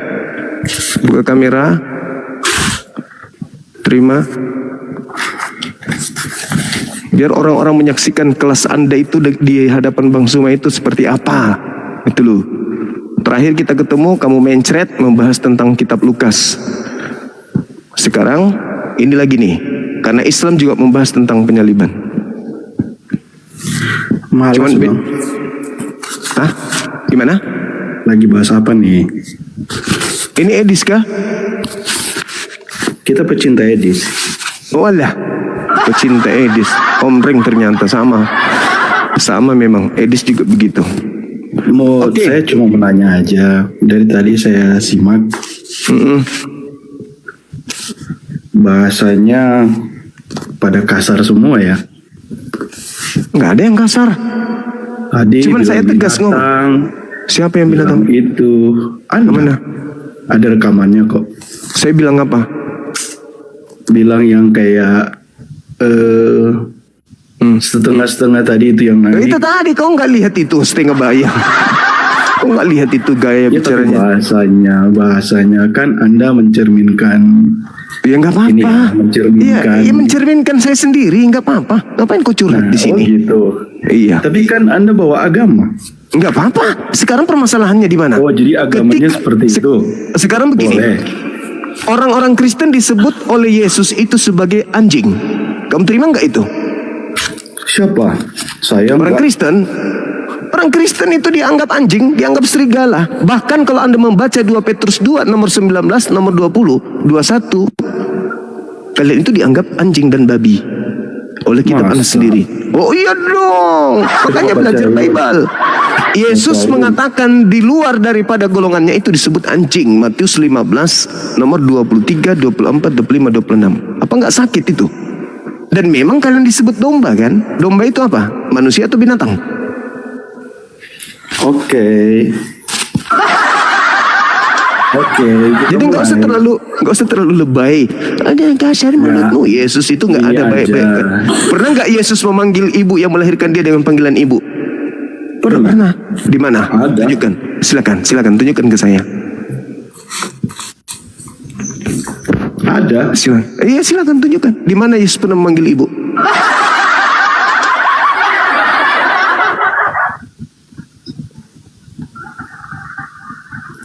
Di sini sih saya hanya nggak mau banyak berdebat. Nggak pernah. Yesus itu nggak pernah memanggil ibu ke Maria, nggak pernah. Dia memanggilnya wanita atau perempuan. Di sini saya sendiri nggak mau berdebat sebenarnya, hanya mau mengkonfirmasi bahasa-bahasa itu karena mencerminkan Anda sebagai orang yang figur. Jadi tuntunan bagi orang lain, berbicara dengan baik, berbicara dengan enak didengar, biar bisa masuk. Saya tuh bukan kalau Edis nabimu itu bagus kalau dia bicara. Itu bagian kalian ya, bagian kalian. Cuma kita yang di sini yang hanya bisa melihat. Karena mau diskusi nggak nih? Dari tadi gini. Bahasa-bahasa dari Anda itu terlalu banyak. Ada mau diskusi nggak? Ada bahasa binatang dan mau diskusi nggak? Mau diskusi nggak? Itu adalah mau diskusi nggak? Mau diskusi nggak? Atau mau berkhotbah di sini? Enggak, bukan mau berkhotbah, hanya mau mengingatkan karena kalau mau berdiskusi juga di luar latar belakang ini tadi kan bilang Oke, kita diskusi latar belakang dulu ya. Iya. Oke, lebih bagus. Latar belakang maksud Bang Suma itu kayak gimana? Latar belakang itu yang melatar belakangi orang Yahudi ingin menyalib Yesus. Sampai segitunya kamu tanya. Latar belakangnya kan sampai segitunya juga perlu kau tanyakan. Apa itu latar belakang? Iya, tahu makanya. Makanya jangan sok paten. Nah, sekarang kau jelaskan. Sekarang saudara jelaskan kepada saya apa latar belakang orang-orang Yahudi, ahli Farisi, orang Farisi, ahli Torah, mahkamah agama ingin menyalib Yesus. Latar belakangnya karena di situ ada rencana besar yang akan terjadi sebenarnya. Latar belakang. Iya, latar belakangnya itu. Makanya ahli Taurat sama orang-orang Farisi itu tidak senang. Bahkan Yesus sendiri bilang di tempat dia tidak diterima. Oh, berarti latar belakangnya karena nggak senang. Iya, karena ada di situ penebusan. Di mana? Coba di mana orang Farisi menyalib Yesus karena adanya penebusan? Oke. Bentar ya. Ya, silakan. Sini handphone. Kalau pembohong berbicara santai aja meskipun bohong. Coba kamu tunjukkan di mana orang Farisi menyalib Yesus karena adanya penebusan. Oke, selesai ini saya boleh bertanya dong? Iya kan, ini materinya jelas. Oke. Jadi saya boleh bertanya, Anda bicara tentang Yesus Tuhanku, aku boleh bicara tentang Muhammad dong? Ini berbicara mengenai tema dong. Oh, selesai tema aku bisa bertanya dong, nggak bisa seperti itu, nggak bisa hanya emang lu siapa? Kau buka Komal, kau bikin tema sendiri. Iya. Masa di sini kita ini berbicara tema, silakan kau tanya agamaku tentang tema ini. Silakan kamu bertanya. Nggak fair, nggak enak. Bertanya tema ini tentang agamaku, tuyul. Nah, itu bahasa aja, itu bahasa nggak enak banget loh. Tuyul itu kan tahayul. sakit. Ini bahasa gak enak ya. Iya, derita lu, cuplis, tuyul. Nggak peduli, saya nggak peduli. Saya Anda muslim. Muslim? Saya muslim. Oh, tapi bahasanya kok nggak menyenangkan begitu ya? Iya, bagimu, tapi bagi teman-temanku menyenangkan. bilang saya Bagi tuyul. tukang Kamu bilang saya tuyul. tuyul. Tukang tahayul. Kamu bilang saya tuyul. Iya, tukang tahayul. Tukang tahayul gimana? Kamu mengatakan Bahasa orang itu Farisi. nggak bagus, Dengar. Kamu Bang Sumo, mengatakan bahasa itu orang nggak Farisi. bagus, Pak. Kamu mengatakan orang Farisi melatar belakang penyalibannya itu karena penebusan dosa. Itu tahayul namanya. Jangan sok paten di sini. Bahasamu nggak bagus loh, sok paten kali kau. Macam kau itu bagus sekali bahasa kau. Kau sudah menyebut kami ini sebagai domba sesat, sudah binatang sesat lagi. Jual-jual muka manis, nenek mukiper.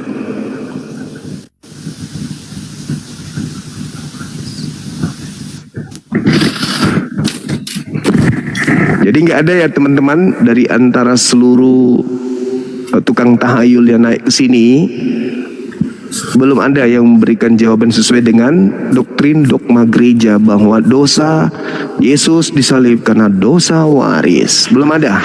Ya mudah-mudahan ini. Halo, ternak Edis silakan buka kameranya. Saya bukan Edis. Iya, minimal ternaknya silakan. Iya silakan. Iya, buka kameranya. Edis itu muridku. Nah. Berarti kamu kalau mengaku sebagai penggemar Edis, berarti kamu sudah mengakui bahwa salib itu adalah rencana iblis. Iya. Berarti iblis berhasil nggak atas rencana ini? Bang Juma ini berhasil nggak iblis? Pintar masalah berhasil tidak iblis? Berhasil nggak iblis? Masalahnya Bang Juma ini membalikkan fakta. Saya bertanya, jangan menangis. Anda mengatakan Anda penggemar penggemar Edis. Berarti Anda setuju pernyataan Edis yang mengatakan salib itu rencana iblis. Anda setuju? Kita bukan setuju dengan pertanyaan Edis itu ngomong sesuai Alkitab. Nah, berarti Anda setuju kalau salib itu rencana iblis? Memang. Berarti iblis berhasil nggak atas rencana tersebut? Itulah. Bang Juma ini sekolah agama, tapi saya bertanya, berhasil nggak rencana iblis itu? Ya. Berhasil dia, Yesus mati. Berhasil.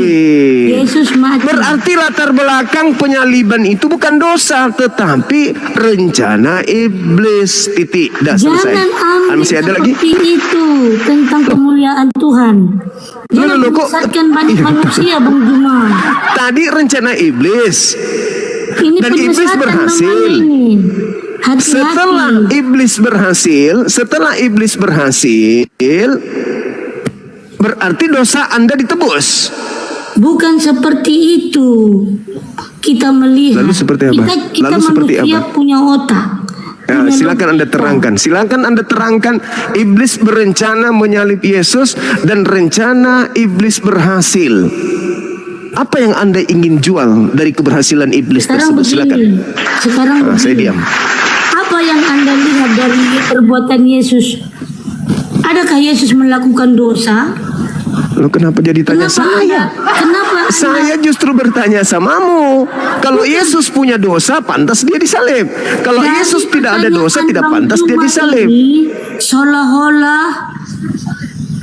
Seolah-olah Bang Juma ini mengapakan Yesus. Loh, kok jadi saya? Ente yang berkongkol dengan iblis untuk menyalib Yesus, bukan saya. Yang mengatakan bahwa salib itu rencana iblis kan Anda. Sekarang begini, Yesus dan punya Anda dosa iyakan enggak? Itu. Yesus punya dosa enggak? Yesus punya dosa enggak? Ada dosanya enggak? Enggak tahu kalau itu. Enggak ngerti saya. Jadi enggak usah ngomong dibilang penyaliban itu dari iblis. Jangan menyesatkan orang. Loh, Anda tadi mengiyakan, Anda mengiyakan tadi. Mulia di mana mulianya? Mana mulia ajaran Kristen itu yang mana? Karena utusan Allah kami itu mulia, penuh kasih. Dia rela. Terus kenapa dibunuh sama iblis kalau begitu? Banyak. Kenapa dibunuh iblis kalau begitu?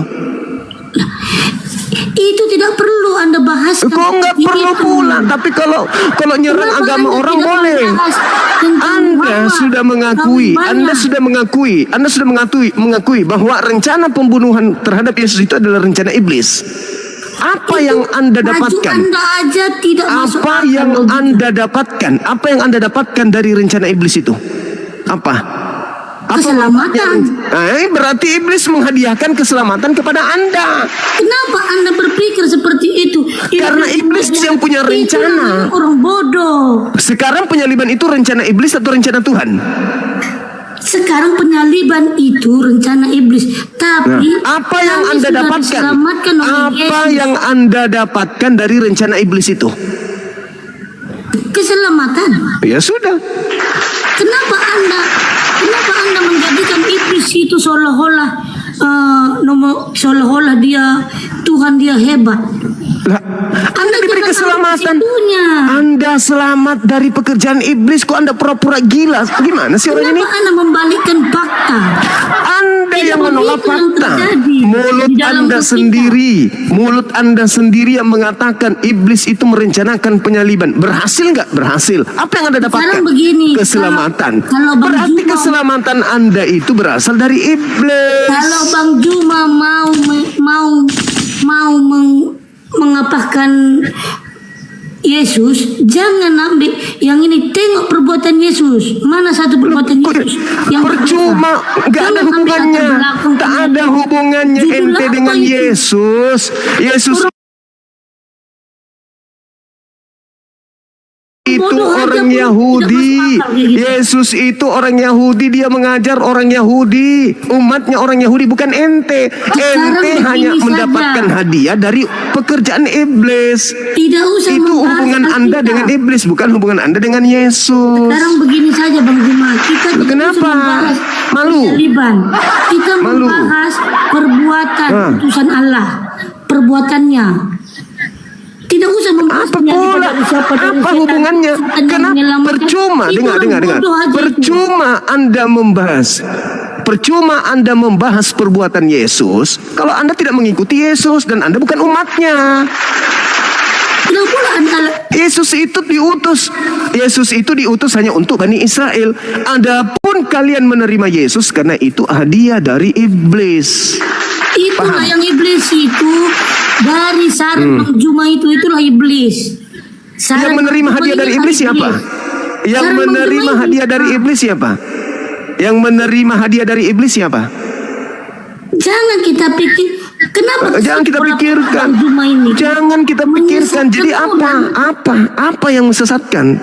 Anda sendiri mengatakan bahwa penyaliban itu adalah rencana iblis. Anda yang mengatakan itu. Berhasil nggak? Anda mengatakan berhasil. Apa yang Anda dapatkan dari pekerjaan iblis? Keselamatan. Berarti bukan iblis. Lah, yang menyalibkan Yesus, yang memiliki rencana dan yang menerima rencana iblis kan kalian. Sekarang begini, Muhammad istrinya 4 itu banyak istrinya dia sudah oleh siapa? Kenapa rumah tangganya orang yang kau sibuki? Kenapa rumah tangganya? Kenapa rumah tangga orang kamu sibukin? Kenapa? Itu dari ajaran siapa? Asutan siapa? Iblis kan? Kenapa kamu ribut tentang keluarga orang? Gak ada pekerjaan lain apa? Kenapa? Cuma ribut tentang Yesus. Lah, harusnya kau ribut tentang. Saya tidak ribut tentang Yesus, saya ribut tentang iblis. Jangan membalikkan. Saya ribut tentang iblis. Anda menerima hadiah dari iblis, Anda tidak peduli, malah membahas Nabi Muhammad, malah membahas istri orang, rumah tangga orang yang kau bahas, sementara kau menerima hadiah dari iblis, kau nggak sadar. Kenapa pula kami orang Kristen dari iblis penyaliban? Justru tadi kau mengakui penyaliban itu menyelamatkan kamu kan? Kenapa pula penyelapan dari iblis? Tuhan yang menyelamatkan kami. Tuhan kami sudah rela mati. Rencana penyaliban itu dari iblis kan? Bukan kayak utusan abang. Rencana penyaliban itu dari iblis kan? Bukan seperti itu pola mulai ngaco. Sosok paten, sosok ngajarin, tapi dia sendiri nggak paham. Masalahnya Bang Juma ini ngomong orang tidak sekolah. Yang tidak sekolah itu yang menerima hadiah dari iblis. Masa penyaliban itu datang dari iblis menyelamatkan orang Kristen. Kan itu orang bodoh pun tidak memikir kayak gitu. Siapa yang merencanakan penyaliban? Merencanakan penyaliban iblis. Tapi kami diselamatkan oleh Yesus. Dengan cara apa? Mati. Nah, kalau iblis tidak membunuhnya, bisa nggak mati? Kenapa mau pikir iblis sampai sekarang pun membunuh manusia? Ya, kalau Yesus tidak dibunuh iblis, bisa nggak Yesus mati? Jadi kenapa abang membalikkan pantat ke depan? Kamu yang membalikkan pantatmu ke mukamu sendiri. Jangan membalikkan. Ini tanya. Saya bertanya sama ibu ini. Jangan membalikkan. Saya bertanya, bisa tidak Yesus mati tanpa dibunuh iblis? Bisa nggak? Itu bukan jawaban. Iman buta. Namanya orang gila. Anda mengatakan bahwasanya iblis punya rencana membunuh Yesus. Berhasil nggak berhasil? Apa hasil dari apa yang Anda dapatkan dari berhasilnya iblis? Keselamatan. Berarti iblis itu pahlawanmu. Kamu itu harus berterima kasih kepada iblis karena iblis telah menyelamatkan kamu. Tanpa pekerjaan iblis kamu tidak selamat. Jadi sebenarnya juru selamatmu itu bukan Yesus. Juru selamatmu itu adalah iblis. Tanpa iblis kamu tidak selamat. Karena iblislah yang kemudian menyalibkan Yesus sampai kamu selamat. Jadi sebenarnya juru selamatmu itu bukan Yesus. Juru selamatmu itu iblis. Itulah yang betul. Makanya sekarang kamu itu memperjuangkan ajaran iblis, bukan ajaran Yesus yang kau perjuangkan. Yesus mengajarkan Taurat, kamu mengajarkan bukan Taurat. Iblis itu tidak suka kepada Taurat. Iblis anti terhadap ajaran Tuhan. Iblis itu anti terhadap perintah Tuhan. Agamamu itu tidak mau lagi diperintah Tuhan. Makanya kau tidak mengaku lagi sebagai hamba Tuhan, tapi anak Tuhan. Kenapa? Karena kamu itu adalah pengikut iblis. Perbaiki jendelanya dulu, Bu. Perbaiki jendelanya dulu kalau mau ngomong. Begitu ya. Udah ya, Bu ya. Udah ya. Berterima kasihlah kepada iblis ya, Bu. Berterima kasih kepada iblis. Terima kasih berkat kamu menyalibkan anak Maria, aku diselamatkan iblis. Bicara gitu ya, Bu ya. Ya. Halo, terima kasih, Bu. Terima kasih sudah menjadikan iblis sebagai pahlawannya. Terima kasih ya. Ibu sudah menjadikan iblis sebagai pahlawan. Gitu. Nggak ada teman-teman, belum ada jawaban. Apa ya lu? Jujur tadi itu apa? Menurut saya Kristen yang bodoh tadi itu. Kenapa bodoh? Itu udah pintar itu, udah benar itu, Bang. Masa penyalipan dari iblis, Mas? Lah memang dari iblis. Yesus sendiri yang mengatakan. Yesus yang mengatakan penyaliban itu iblis, dari iblis. Yohanes 8 nomor 37 sampai nomor 44 Anda baca. Itulah ajaran yang sebenarnya dari Kristen. Cuman ketika dia sudah mengatakan bahwa Yohanes 8 nomor 37 sampai nomor 44. Ketika mereka mengatakan bahwasanya iblis yang merencanakan penyaliban dan berhasil, dan mereka menerima upah hasil daripada penyaliban itu, disitulah keingkarannya. Mereka ingkar lagi terhadap iblis. Jadi pengikut iblis yang durhaka kepada iblis. Itulah ibu yang tadi seperti Edis dan seterusnya, termasuk Anda mungkin durhaka kepada iblis. Itulah ibu yang tadi seperti Edis. Karena penyaliban itu bukan dari Tuhan, penyaliban itu dari iblis. Itulah ibu yang tadi. Jadi orang yang menerima penyaliban itu adalah orang-orang yang termasuk dalam kategori angkatan jahat. Silakan Anda baca. Loh, silakan Anda baca Yohanes 8 nomor 37 sampai nomor 44. Ya, mohon maaf ya, saya yakin kalau masalah Alkitab saya pasti kalah. Saya nggak berdasar. Cuman maksudnya berarti jangan Anda mengatakan, jangan saudara mengatakan enggak kalau Bible mengatakan iya. Jangan. Bentar, sebentar Mas, saya baca dulu ya. Iya, silakan Anda baca. Silakan. Saudara yang satu, Mas Kur, bisa buka kamera Bang? Dari sekte mana? Katolik, Protestan?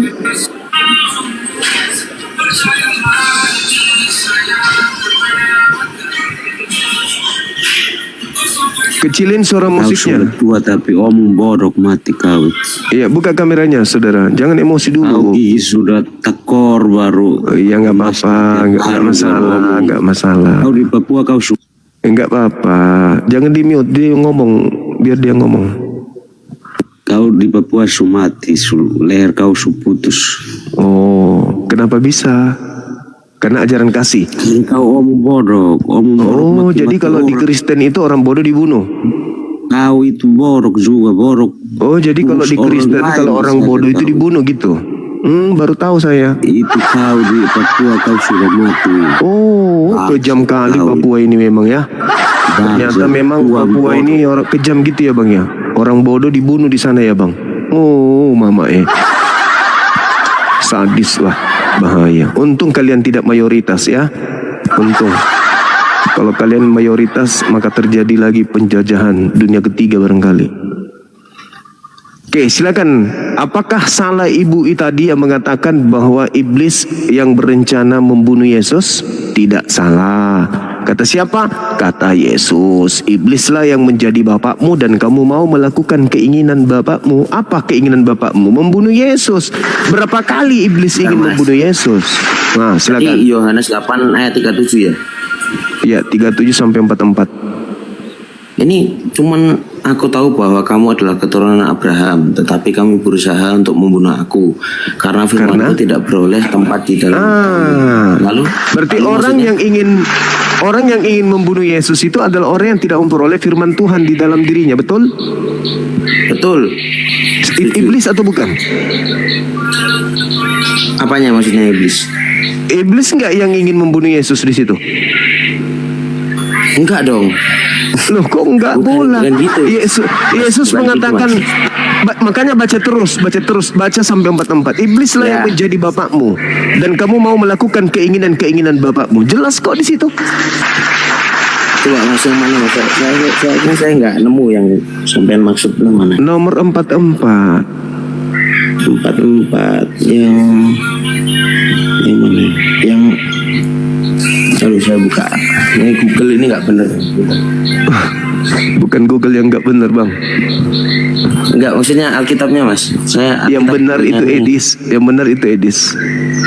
Bahwa penyaliban itu rencana iblis. Jelas-jelas bukan Mas. Loh, kok jelas-jelas bukan? Di mana Tuhan berencana membunuh Yesus? Buktinya gini.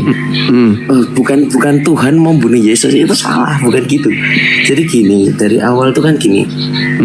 Dulu pada sebelum perjanjian baru, kan itu dulu untuk mengampuni dosa manusia itu adalah dengan darah domba. Setuju Mas ya? Iya. Nah di perjanjian baru Tuhan itu datang dengan maksud untuk menebus dosa manusia. Itu kan ajaran penyesat. Itulah yang dikatakan oleh Yesus di dalam Matius 24 nomor 15. Sang pembinasa keji itu duduk di tempat yang kudus sesuai dengan yang dinubuatkan Nabi Daniel. Nabi Daniel menubuatkan pembinasa keji itu, yaitu dia yang menghentikan korban binatang. Matius 7, Daniel 7 nomor 21. Tadi surat 25. Aduh, soalnya gini loh. Sampai nih dari tadi saya mau ngomong dibantah terus. Ya karena kamu membantah Bibelmu sendiri. Doktrin agamamu itu membantah Bibelmu. Doktrinmu itu bertentangan dengan Bibelmu. Emang saya ngomong doktrin apa Mas? Coba Mas. Sekarang Yohanes 8 itu jelas sekali Yesus mengatakan bahwa orang yang ingin membunuh Yesus itu adalah anak-anak iblis. Anda katakan bukan. Loh, mana ceritanya? Jelas-jelas mereka ingin membunuh Yesus karena tidak memperoleh firman di dalam diri mereka. Berarti mereka ini ketika Yesus mengatakan, iblislah yang menjadi bapakmu dan kamu mau melakukan keinginan-keinginan bapakmu. Apa keinginan iblis terhadap Yesus? Dibunuh atau jangan dibunuh Yesus itu? Iblis mau Yesus dibunuh. Buktinya, kenapa Anda melawan Bible? Buktinya iblis itu ini ingin menggagalkan Yesus untuk disalib. Ada. Dari mana ilmunya? Matius 21 maksudmu? Matius 21 yang maksudmu? Itu, nomor 23. Apa namanya? Yang Petrus menarik dia ke samping. Saya nggak tahu ayat. Dia mengatakan yang ini. Engkau adalah iblis karena engkau memikirkan apa yang dipikirkan manusia dan engkau tidak memikirkan apa yang dipikirkan Tuhan. Itu maksudnya. Justru orang yang berpikir Yesus disalib itu adalah iblis, kata Yesus. Orang yang sekedar berpikir Yesus akan disalib saja, kata Yesus, itu adalah orangnya iblis. Ya, terima kasih Mas. Itu kata Yesus. Sampai enggak mendengarkan Mas. Terima kasih Mas. Loh, saya membantah dalilmu, jangan nangis. Begitu aja kok nangis. Saya bantah dalilmu.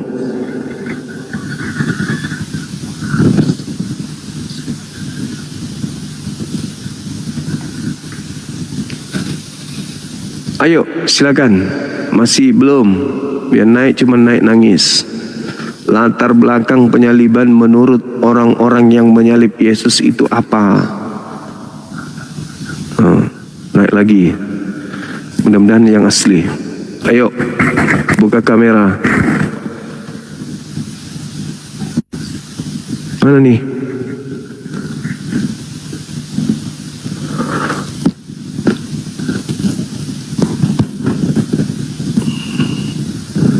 Yang Muslim tolong diurungkan permintaan naiknya bang, terlalu banyak ini, berat lagi nanti, HP error lagi nanti. Boleh ya teman-teman Muslim? Ini yang permintaan, ajukan permintaan ini banyak kali, berat.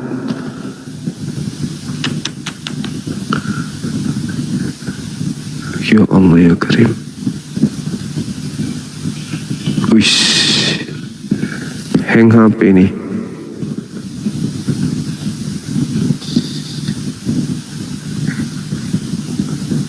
Sampai kita nggak tahu nih yang mana yang Muslim. 118 permintaan, 119 permintaan naik. Wow.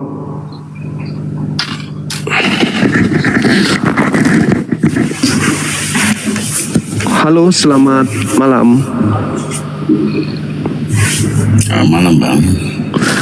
Oke, bisa buka kameranya bang.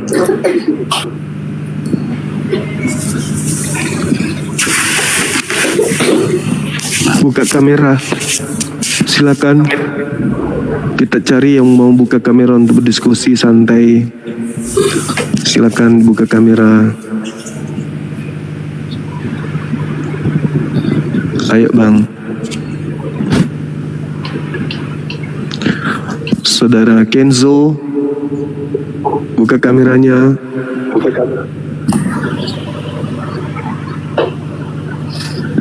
Kenzo, Bang Jimmy. Ya, buka kamera. Halo, assalamualaikum Pak Juma, maaf tertekan tadi. Oke, thank you. Sip, salam kenal saudara Jimmy.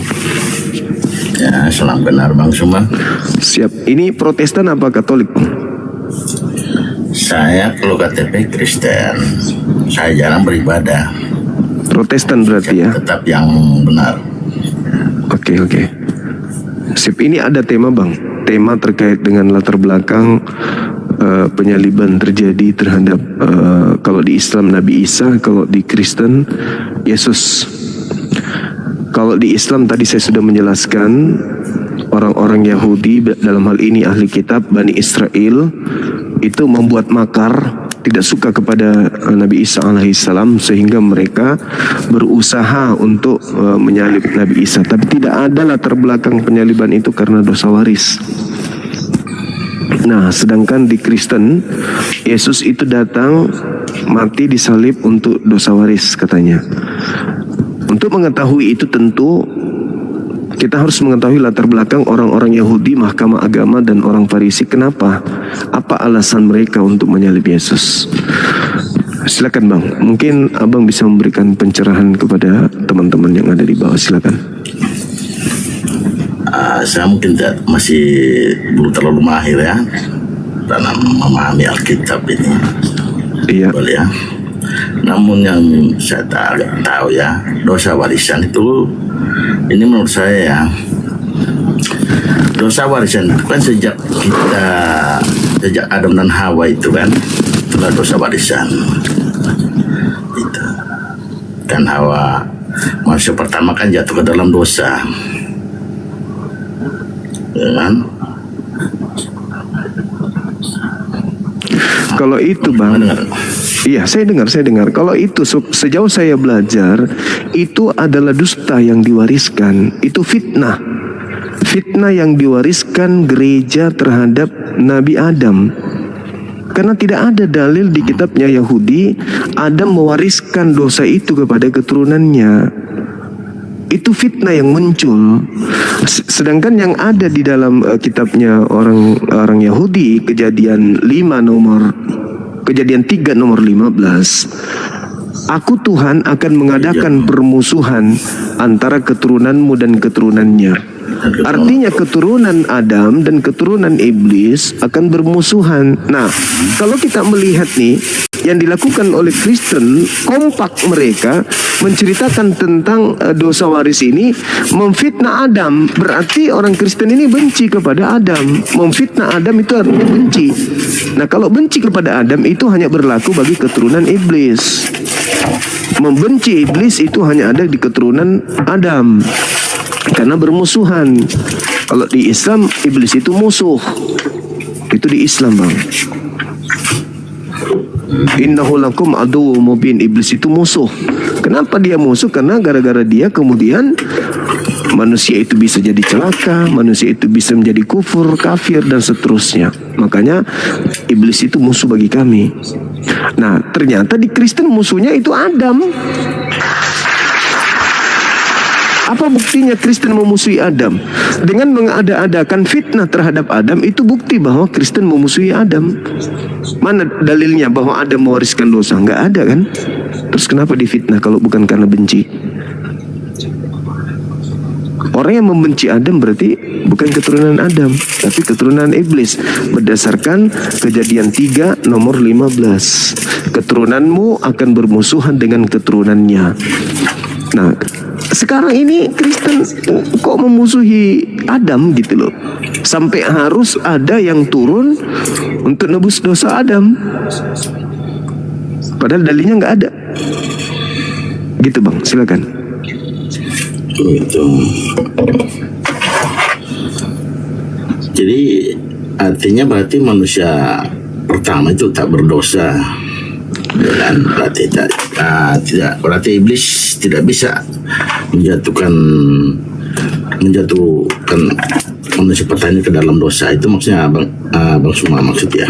Kalau kita lihat di dalam kitabnya orang Yahudi Bang, Adam itu diberkati. Kejadian 1 nomor 28, Kejadian 5 nomor 2, Adam dan keturunannya laki perempuan diberkati oleh Tuhan. Nah, Kristen mencoba untuk memfitnah dengan mengatakan Adam dan keturunan itu dikutuk. Mana dalilnya? Memang Adam itu pernah melakukan kehilafan, tapi tidak pernah dikutuk oleh Tuhan. Yang dikutuk itu iblis. Jadi kalau dikatakan di ajaran Kristen penyaliban itu untuk melepaskan kutu Adam, sebenarnya bukan kutu Adam, karena Adam tidak pernah dikutuk, iblis yang dilepaskan. Karena yang dikutuk itu iblis.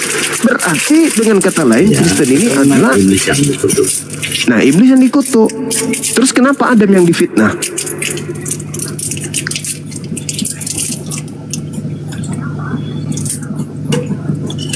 Maksudnya Adam difitnah, mewariskan dosa, dikutuk oleh Tuhan.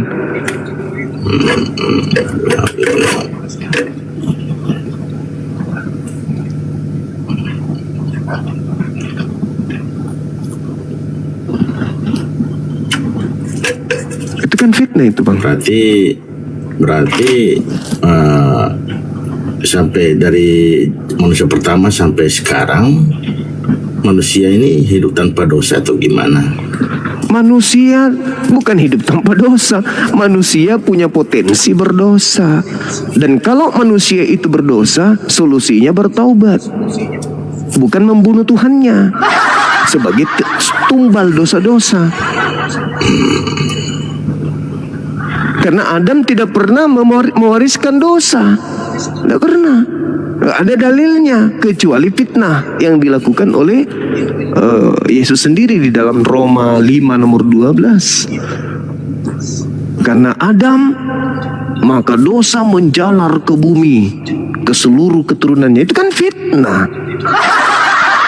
Gak ada Tuhan itu mewariskan dosa kepada keturunan Adam, gak ada. Malah diberkati. Dalilnya Kejadian 1 nomor 28, Kejadian 5 nomor 2. Adam dan keturunannya laki perempuanku berkati, kata Tuhan.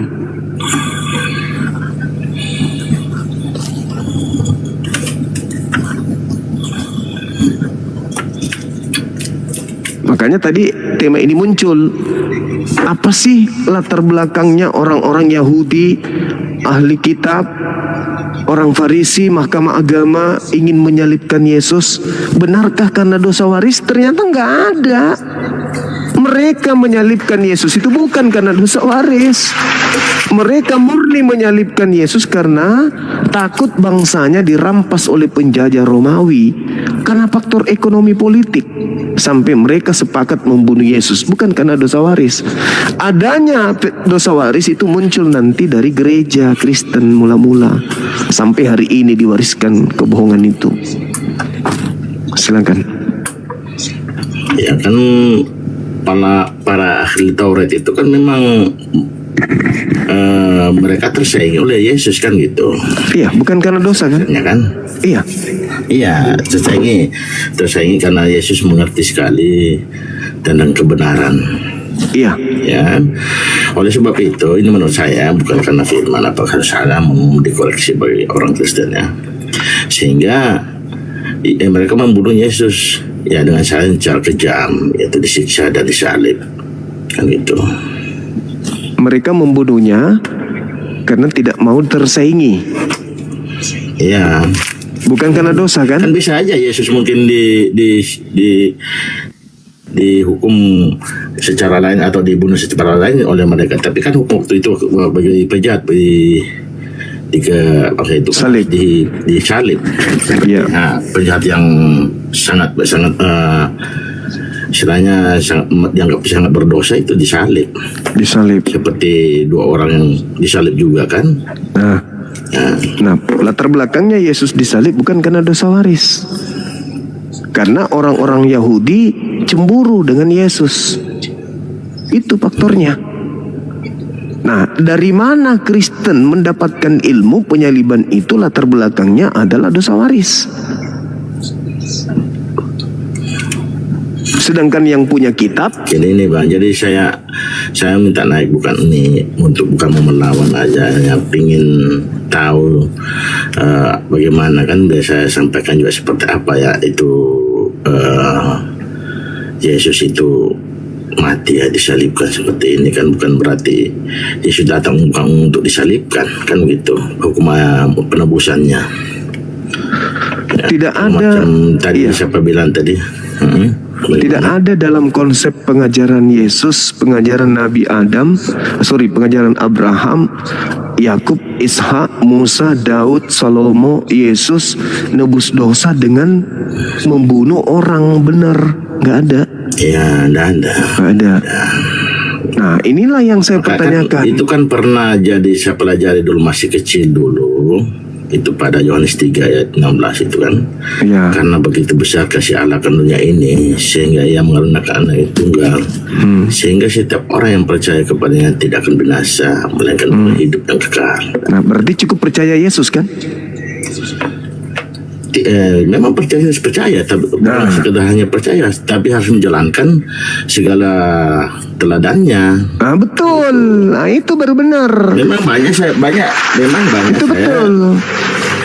Teladan Yesus yang harus diikuti, bukan doktrin dogma gereja. Kan begitu. Sekarang permasalahannya, memang banyak yang berpendapat begitu, asal percaya akan selamat. Enggak. Kan itu dalilnya tadi Anda yang baca. Artinya percaya.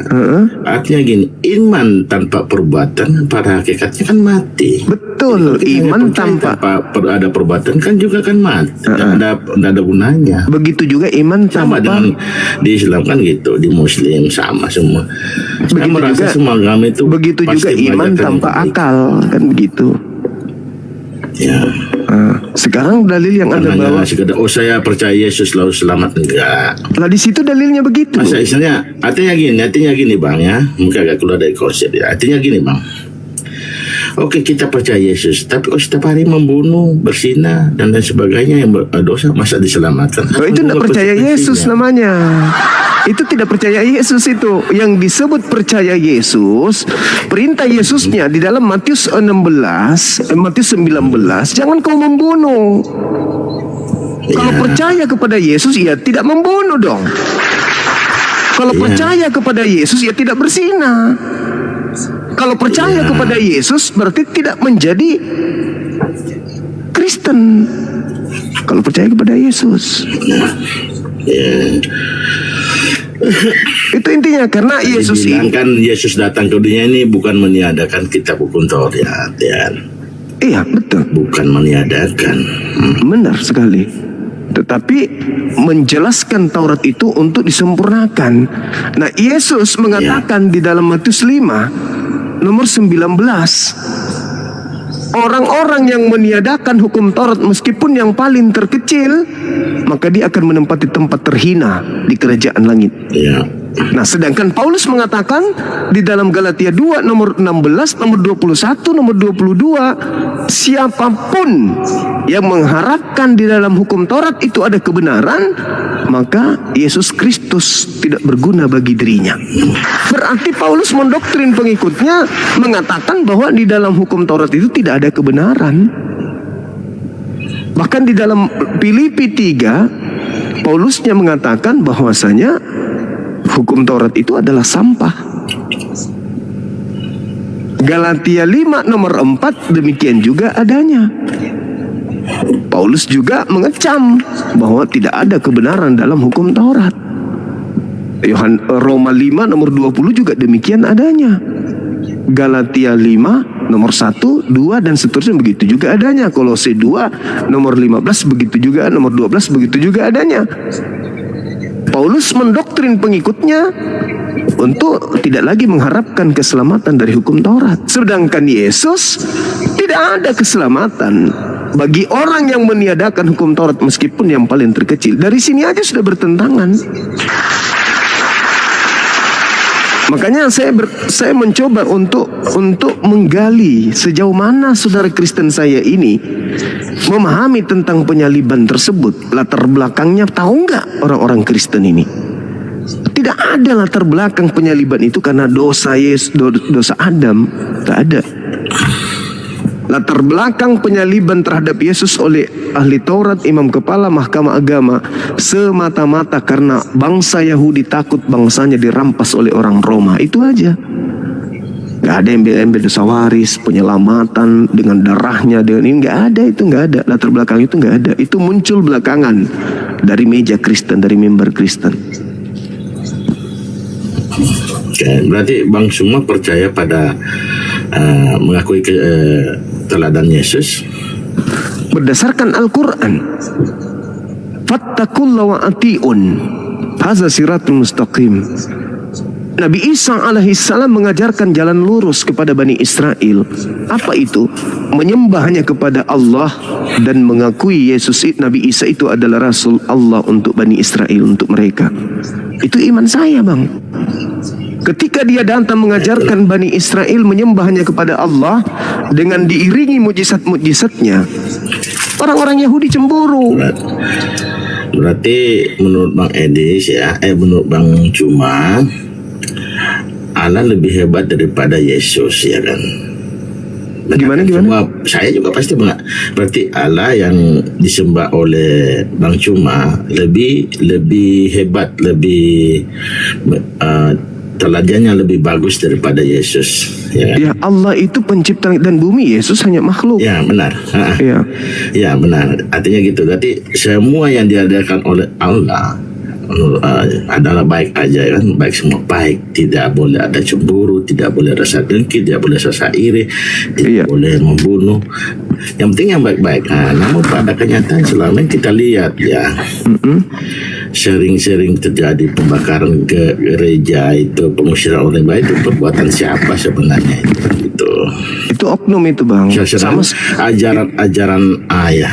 Itu oknum, Bang. Itu. Berarti kalau kita berbicara mengenai Bang Suma, berarti Bang Suma tidak setuju dengan hal seperti itu, kan? Oh, nggak setuju, karena dalam Al-Quran tidak ada perintah itu. Berbeda dengan di Bible, perintah untuk menjajah, memperbudak, merampas, memperkaos, dan seterusnya itu lengkap di Bible.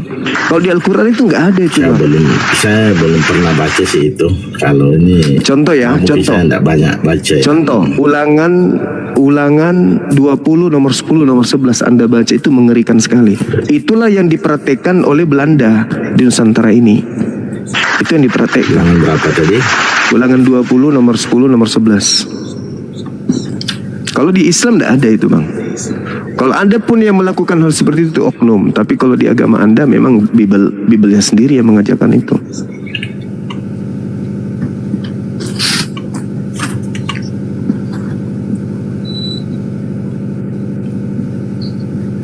Ini mungkin nggak sepenuhnya dibaca dari atas, Bang. Setahu saya, kita tidak ajarkan untuk orang Kristen, tidak ajarkan untuk membuat hasil seperti itu. Malah itu. Siapa bilang? Kata siapa, Bangku? Kata siapa, Bang? Bahkan Kristen ini diajarkan, ditanamkan keselamatan itu hasil dari membunuh Tuhan. Itu di Kristen, satu-satunya agama yang paling sadis di muka bumi ini itu Kristen. Agama yang haus darah. Karena darah Tuhannya aja harus diminum, daging Tuhannya harus dimakan untuk selamat. Loh, itu real, saudaraku, itu real. Artinya gini, Bang. Itu real. Kami tetap mengikuti teladan Yesus. Ya. Kalau teladan Yesus, ya Anda jadi Yahudi dong. Karena Yesus itu bukan Kristen. Tidak boleh yang berbuat jahatlah sesama. Ya, itu teori, itu kan? teori. Tapi pada prakteknya Kristen menyebar ke seluruh dunia dengan cara penjajahan, pembunuhan, perampasan. Itu yang terjadi.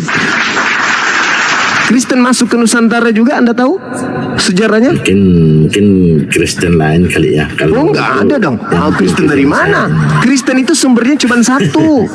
Dari Roma, Kristen itu, Bang. Dari Romawi, kekaisaran Romawi yang mengajarkan agama Kristen itu, bukan orang Yahudi. Tidak ada orang Yahudi masuk ke Nusantara ini mengajarkan kekristenan. Penjajah yang masuk di Indonesia ini yang bawa agama Kristen itu. Setelah Indonesia merdeka, baru Anda sok cantik, sok paten. Kami ajaran kasih. No. Jutaan wanita menjadi janda karena ulah-ulah orang-orang yang beragama Kristen. Jutaan manusia menjadi yatim piatu karena ulah oleh orang-orang Kristen. Penjajah. Kali ini saya dengar. Penjajah 350 tahun lamanya. Agamanya Kristen, nama rumah ibadahnya gereja, nama kitabnya Bible, nama Tuhannya Yesus. Masa Anda baru tahu? Indonesia merdeka baru 80 tahun. Itu pun dimerdekakan oleh para pejuang yang mayoritas Islam. Agama Kristen itu agama penjajah, Bang. Agama Kristen itu agama penjajah. Indonesia merdeka baru mereka berhenti menjajah di Nusantara ini. Sekarang aja Kristen masih menjajah halus. Nama kitabnya disebut Alkitab, itu nama kitabnya umat Islam diambil. Nama Tuhannya Allah, itu nama Tuhannya umat Islam diambil. Paulus digelari Rasul, itu gelarnya Nabi Muhammad diambil. Semua istilah-istilah Al-Quran itu diambil masuk ke dalam Bible. Itu mental penjajah, perampas. Jadi maksudnya Al-Quran duluan baru Alkitab atau gimana menurut Bang Sumat? Bible duluan, bahasa Yunani. Al-Quran masuk di abad ke-8 di Nusantara ini. Kristen masuk lewat Belanda, masuk ke Nusantara ini abad ke-16. Jadi kalau Anda mengatakan Kristen duluan mana dengan Islam, yang dibawa oleh Nabi Muhammad lebih duluan daripada yang dibawa oleh Belanda masuk ke Nusantara. Ya, berarti Belanda ketika datang membawa kitabnya bahasa Inggris. Kalaupun berbahasa Belanda, tidak ada istilah-istilah Islam di situ. Ya berarti Nabi Muhammad duluan lahir daripada Yesus ya. Oh, itu berarti Anda sudah mulai gila. Saya kan mengatakan enggak kan gini kan itu enggak usah silat lidah. Nabi Muhammad abad ke-7. Belanda masuk di Indonesia. Kok Yesus bahasa Indonesia, Bang? Yesus bahasa apa? Bahasa Aram. Aramnya. Iya, yang saya bahas ini penjajah. Yesus tidak mengajarkan Kristen. Apakah Anda merasa bahwa Kristen itu diajarkan Yesus? No, kan tadi saya sudah bilang, kalau Anda mengikuti teladan Yesus, Anda menjadi Yahudi. Karena Yesus Yahudi, bukan Kristen. Kalau Anda mengikuti teladan Paulus, baru menjadi Kristen. Siapa yang mengajarkan Anda menyembah Yesus? Yesus bukan. Siapa yang mengajarkan Anda makan babi? Yesus bukan. Siapa yang mengajarkan Anda kemudian ibadah minggu? Yesus bukan. Apa yang Anda lakukan sebagai seorang Kristen bukan ajaran Yesus. Itu semua ajaran dari Barat. Saya menghargai Bang Sumasa. Kalau Bang Suma mengikuti teladan Yesus, mudah-mudahan yang saya dengar itu di TikTok ya, di berita itu yang di Solo sana, mudah-mudahan orang Kristen bisa aman ya. Iya, membuat sebuah Yerusalem mini di tengah-tengah mayoritas Islam itu tidak benar itu, Bang. Itu tidak benar. Iya. Kalau Anda membuatnya di tengah-tengah atau gimana itu? Bukan membenci, tapi agama Kristen itu adalah agama syiar yang selalu menyerang agama Islam supaya Islam ini hilang di muka bumi, menjadi Kristen. Itu misi Kristen. Beritakanlah Bible kepada seluruh makhluk, jadikanlah seluruh bangsa menjadi muridku. Itu misi Kristen, untuk mengkristenkan seluruh dunia. Itu misi Anda. Dengan cara-cara halus, membuat lagi karikatur Yerusalem kecil di tengah-tengah mayoritas umat Islam. Itu siasat. Karena Belanda secara kasar tidak bisa menguasai Nusantara. Maka sekarang ini kemudian mereka melakukan penjajahan secara halus. Gitu, artinya begini Bang, sekalipun memang penolakan itu, saya berharapnya ya jelas kami menolak dong. Dan dingin. Kami menolak, pasti kami menolak. Artinya kan tidak ada kekerasan, ya kan? Iya kan, hanya agama Anda yang datang ke Nusantara ini dengan kekerasan. Kami enggak. 350 tahun. Mas jangan pura-pura. Agama Anda itu agama beringas. 350 tahun itu kan yang menjajah, yang mengusir penjajah kan bukan cuma Muslim. Betul. Tetapi bukan orang-orang yang ikut berjuang bersama dengan Muslim bukan sedang menjalankan amanat Bible. Karena Bible itu memerintahkan mengasihi musuh. Kalau Belanda datang kan musuh, dikasihi sama Belanda. Makanya kalian ada keturunannya Belanda, keturunan dari orang-orang yang mengasihi penjajah. Saya kira kemarin yang menjadi jongosnya orang Belanda ya itu yang mana? Orang imigran nggak? Saya bukan ya. Oh enggak dong. Yang menjadi jongos Belanda itu kalian. Bagaimana mungkin kalian bisa beragama dengan penjajah? Coba kutanya dulu. Kenapa kalian bisa beragama sama seperti agama penjajah? Saya cuma lihat sejarahnya sejak ini. Oh, Anda cuma menghindari. Anda menghindari fakta sejarah berarti. Nah. Iya, bagaimana? Kalau Anda keturunan, dengar dulu. Kalau Anda keturunan pahlawan, kenapa Anda bisa beragama dengan agama penjajah? Kutanya dulu. Apa jawaban Anda? Ayo. Kalau saya lahir penjajah sudah nggak ada, makanya saya nggak tahu. Itu makanya aku tanya, kalau Anda ini bukan berasal dari keturunan jongos penjajah, bagaimana mungkin Anda bisa beragama dengan penjajah sama agamanya? Ayo. Aku tanya dulu. Kakek Anda pahlawan, melawan penjajah. Begitu cucunya lahir dikasih agama penjajah gitu? Enggak dong. Periksa dulu silsilah keturunan Anda itu dari mana. Oke Bang? Periksa Bang ya. Anda ini berasal dari keluarga yang apanya Belanda? Jongosnya kah? Pemuas nafsu seksnya kah? Atau jangan sampai babunya Belanda? Gitu Bang ya? Kalau kami campur Bang, keluarga kami campur, ada Muslim dan Kristen. Boleh lihat agama banyak. Iya. Artinya berarti agama keturunan Anda itu sudah terkontaminasi dengan jongosnya penjajah berarti. Oke Bang, ada lagi? Kalau kami campur lah. Iya, campur dengan jongosnya. Campur dengan jongosnya penjajah berarti Bang ya. Kristen ini artinya tidak semua mudahan tidak saling menyakiti sesama umat beragama ya kan? Anda sudah menyakiti kami Bang. Cuman kami ini ajaran kasih sayang. Gitu. Iya dong. Sekarang kalau saya mengatakan di dalam kitab kami Yesus itu sebagai setan iblis, Anda terima? Anda terima? Oh itu kasih saya ya. Oh iya dong. Kalau bukan karena kasih sayang, kalau bukan karena kasih sayang, pasti kami akan memberontak. Berarti itu bukan ajaran orang Kristen, Bang. Kalau orang Kristen diajarkan, jangankan saudara, musuhmu pun harus dikasih. Itu teori. Saya pastikan itu teori. Tapi kan di Alkitab ada itu, Bang Cuma ada. Itu ya, kan aku udah bilang tadi teori. Praktiknya enggak.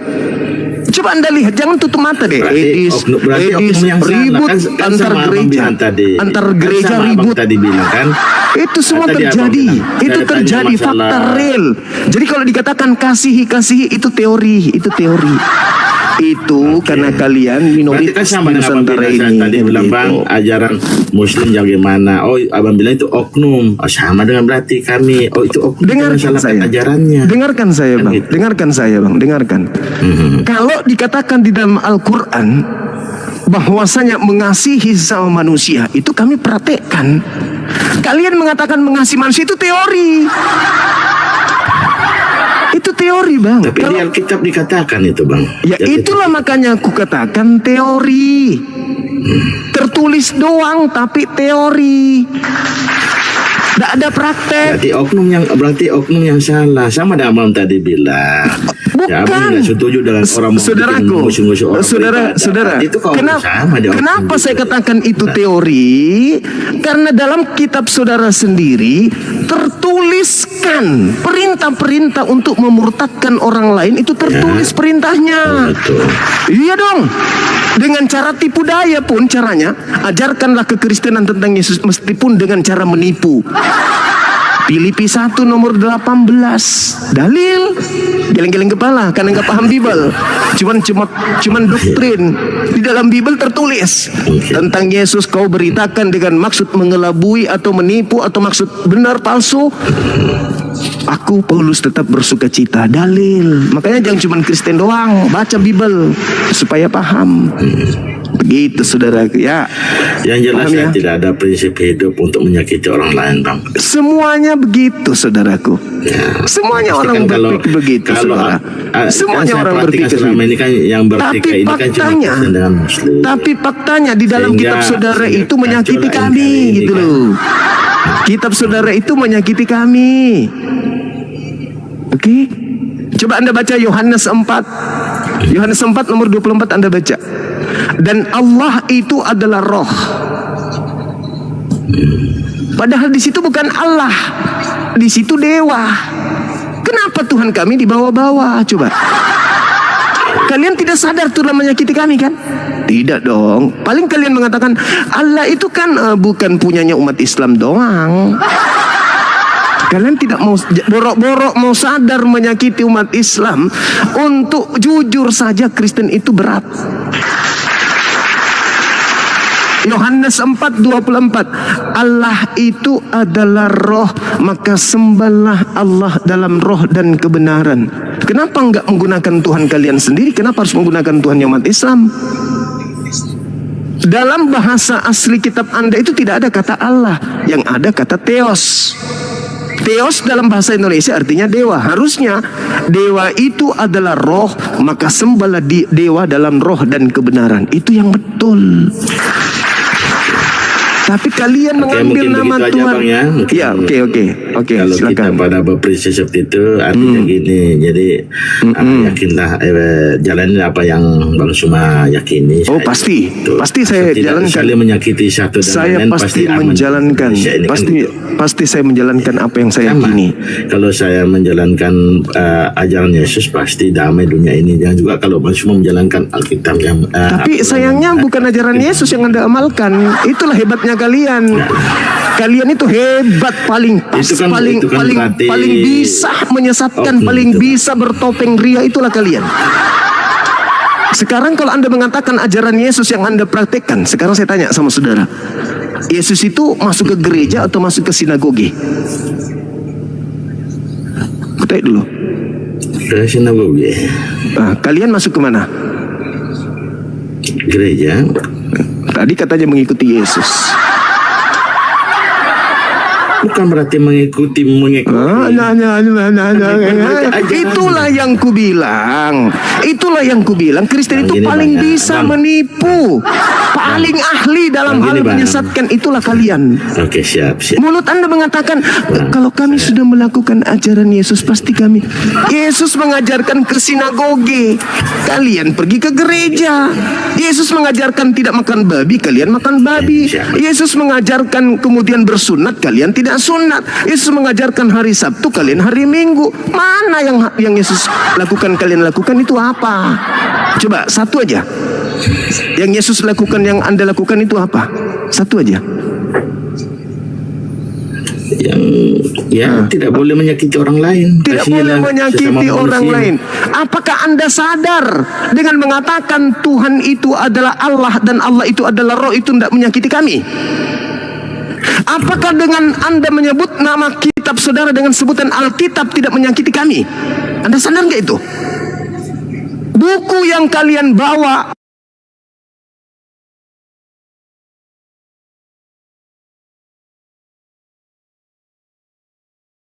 Tidak tahu, goblok itu. Oke Pak, makasih Pak. Assalamualaikum. Wah parah. Brutal anjir.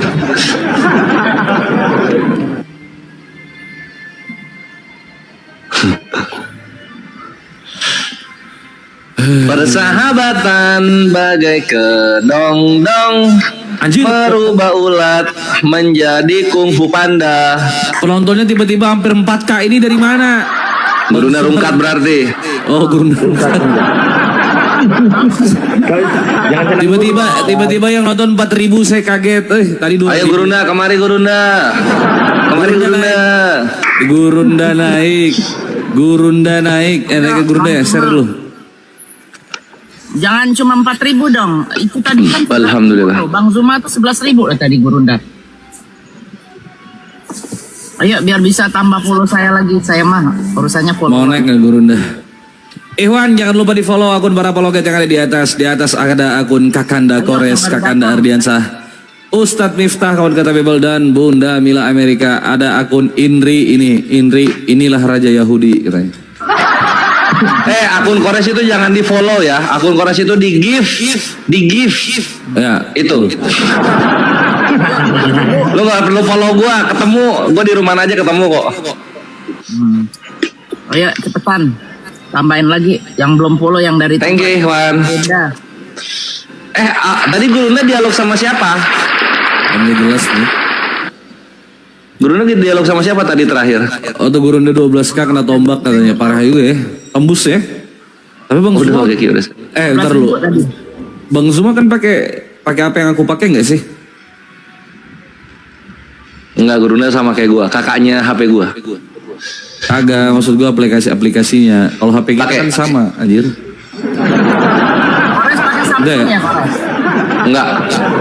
Iya, bohong dia pakai Samsung. Mana? Pakai Mito gua. Gue ingat Bun, HP-nya itu Samsung A56. Ini dong. Yang Iya saya kan? beli Malah. Ultra, yang saya beli Ultra nih bakal datang. Wah, keren ya. Enggak, yang waktu itu HP lu Samsung A56 kan? Gue enggak ingat. Ini A56. Ah iya A56 tuh bener kan gue kan? Tahun Iya. berapa? Terus gua Pak, ini live pakai apa? Pakai cermin gua. Iya juga ya.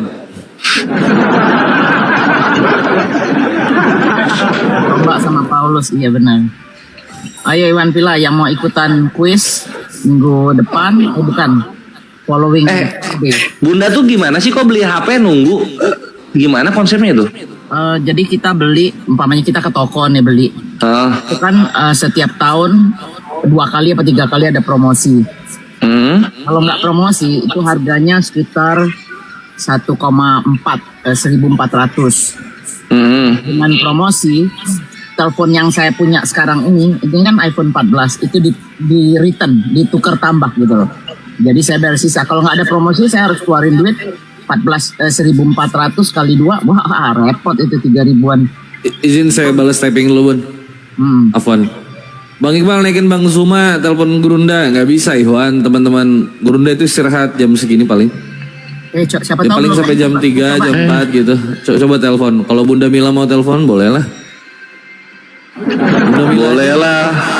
Boleh lah. Kalau saya nggak berani. Boleh lah. Anak yang baik. Coli Kores bisa nelpon. Bisa gua telepon nih. Itu Bunda Mila nelpon. Oh ya udah sob. Jangan Gurunda, ini istirahat aja.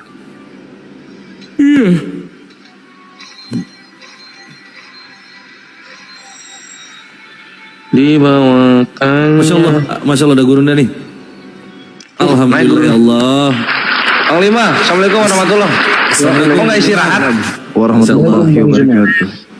Masya Allah. Baru disiapin. Hebat. 13 mantap. Akun saya udah ketelan lagi, Masya Allah.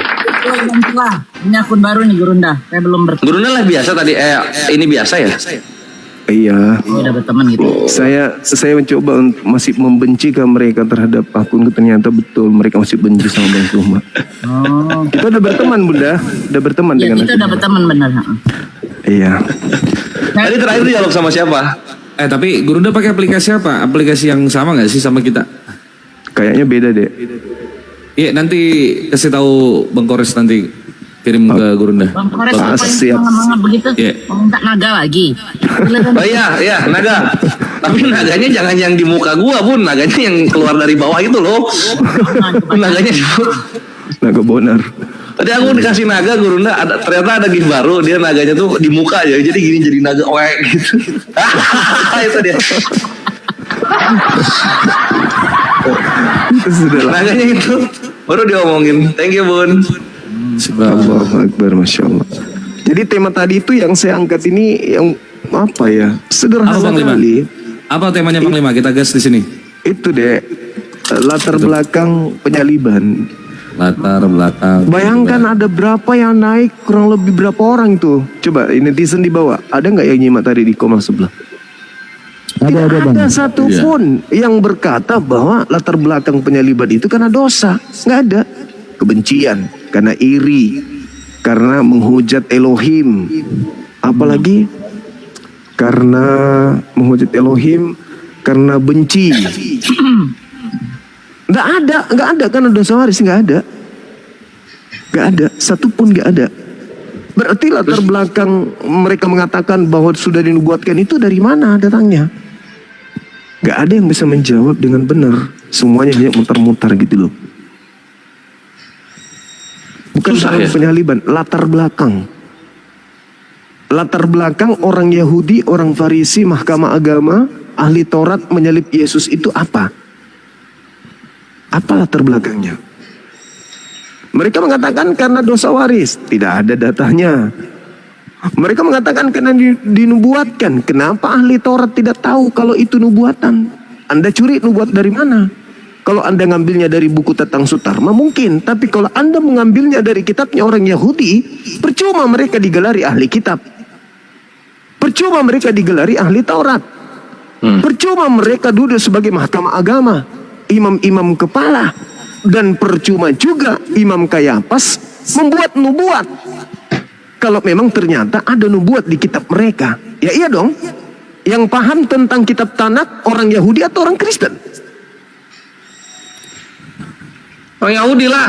Nah, kenapa orang Yahudi yang notabene sebagai pemimpin tertinggi pada kala itu tidak menjadikan nubuat yang dibangun oleh Kristen menjadi dasar latar belakang penangkapan dan penyaliban? Masuk logika, Bro.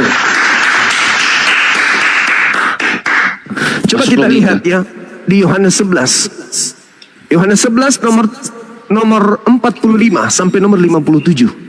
Baca itu dari data ke data. Ternyata imam kepala mahkamah agama menyalibkan Yesus hanya karena satu faktor saja. Apa itu? Sosial politik. Mereka tidak ingin bangsa mereka dirampas oleh orang-orang Roma. Maka mereka sepakat Yesus harus mati. Maka Imam Kayafas sebagai imam besar tahun itu bernubuat tahun itu juga bahwa lebih baik satu orang mati yaitu Yesus daripada seluruh bangsa kita binasa dan dirampas oleh bangsa Romawi. Maka mulai saat itu nomor 53-nya mereka sepakat membunuh Yesus. Itu latar belakangnya. Karena takut bangsanya dirampas oleh Romawi. Dan adapun tujuan kematiannya hanya untuk bangsa Israel. Yesus mati hanya untuk Bani Israel saja, tak ada yang lain. Itulah yang melatar belakangi penyaliban terjadi. Bukan karena dosa waris, bukan karena dosa Adam, bukan karena kemudian mau menyelamatkan dan seterusnya. Nggak nyambung sama sekali. Nah itu yang harus kemudian orang-orang Kristen awam paham, bahwa latar belakang penyaliban terjadi itu adalah karena bangsa Yahudi sang pemilik kitab Perjanjian Lama tidak ingin bangsanya dan tempat suci mereka dirampas oleh penjajah Romawi. Titik. Dinda bisa nggak dibaca? Yeah. Dinda Iqbal ini kan? Iya, betul. Oke. Iya kan dah. Yang satu siapa namanya? Mikael. Mikael. Sukijat saya. Enggak, ada lagi satu. Yang sering sama Dinda. Yang jenggotan. Yang sering sama siapa namanya? Rasid. Oh, Ton. Ini yang Iqbal. Oke, silakan dibaca dulu. Kartu Gurunda. Yang mana Gurunda? Apa nih dibaca nih? Yohanes 11 nomor 45 sampai 57. Assalamualaikum warahmatullahi wabarakatuh, Gurunda. Waalaikumsalam warahmatullahi wabarakatuh. Ustazku, Masya Allah. Semuanya yang ada di sini, Dinda, siapa namanya? Dinda Ardiansa, iya, Indri, saudara kawan dan juga Bunda. Silakan dibacakan dulu deh, biar segar lagi ilmu kita. Siap. Persepakatan untuk membunuh Yesus. Nah, Yohanes pasal 11 nomor 45 sampai 57. Disimak Ikhwan ya, dicatat. Banyak di antara orang-orang Yahudi yang datang melawat Maria dan menyaksikan sendiri apa yang telah dibuat Yesus. Percaya kepadanya. Tetapi ada yang pergi kepada orang-orang Farisi dan menceritakan kepada mereka apa yang telah dibuat Yesus itu. Lalu imam-imam kepala dan orang-orang Farisi memanggil mahkamah agama untuk berkumpul dan mereka berkata, apakah yang harus kita buat? Sebab orang itu membuat banyak mukjizat. Apabila kita biarkan dia, maka semua orang akan percaya kepadanya. Dan orang-orang Roma akan datang dan akan merampas tempat suci kita serta bangsa kita. Tetapi seorang di antara mereka, yaitu Kayafas, imam besar pada tahun itu, berkata kepada mereka, kamu tidak tahu apa-apa dan kamu tidak insaf, ya, bahwa mereka lebih berguna bagimu jika satu orang mati untuk bangsa kita daripada seluruh bangsa kita ini binasa. Hal itu dikatakannya bukan dari dirinya sendiri, tetapi sebagai imam besar pada tahun itu ia bernubuat bahwa Yesus akan mati untuk bangsa itu. Dan bukan untuk bangsa itu saja, tetapi juga untuk mengumpulkan dan mempersatukan anak-anak Elohim yang tercerai-berai. Mulai dari hari itu mereka sepakat untuk membunuh dia. Karena itu Yesus tidak tampil lagi di muka umum di antara orang-orang Yahudi. Ia berangkat dari situ ke daerah dekat padang gurun, ke sebuah kota yang bernama Efraim, dan di situ ia tinggal bersama-sama murid-muridnya. Pada waktu itu hari raya Paskah orang Yahudi yang sudah dekat, dan banyak orang dari negeri itu berangkat ke Yerusalem untuk menyucikan diri sebelum Paskah itu. Mereka mencari Yesus, dan sambil berdiri di dalam bait Elohim, mereka berkata seorang kepada yang lain, "Bagaimana pendapatmu? Akan datang jugakah ia ke pesta?"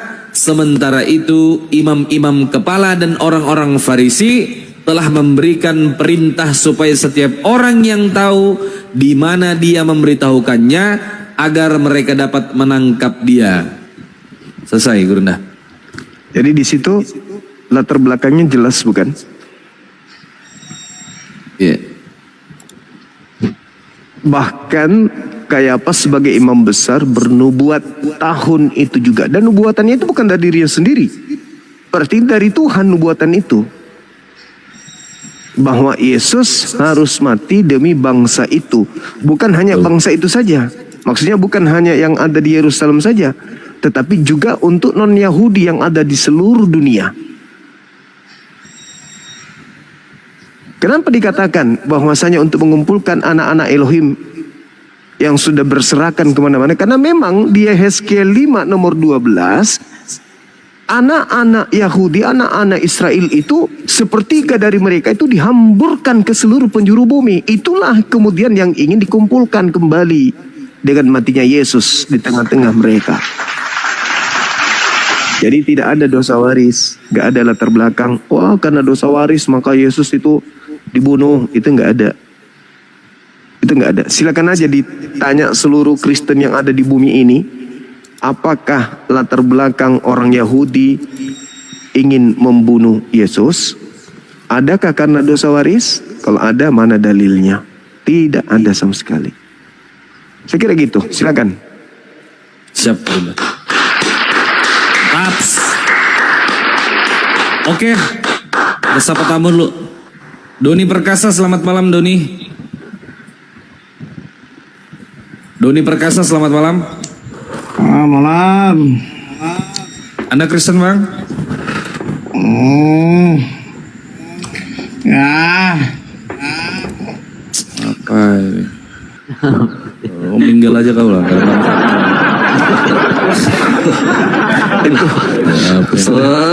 Sudah putus asa itu dengan keadaan dirinya.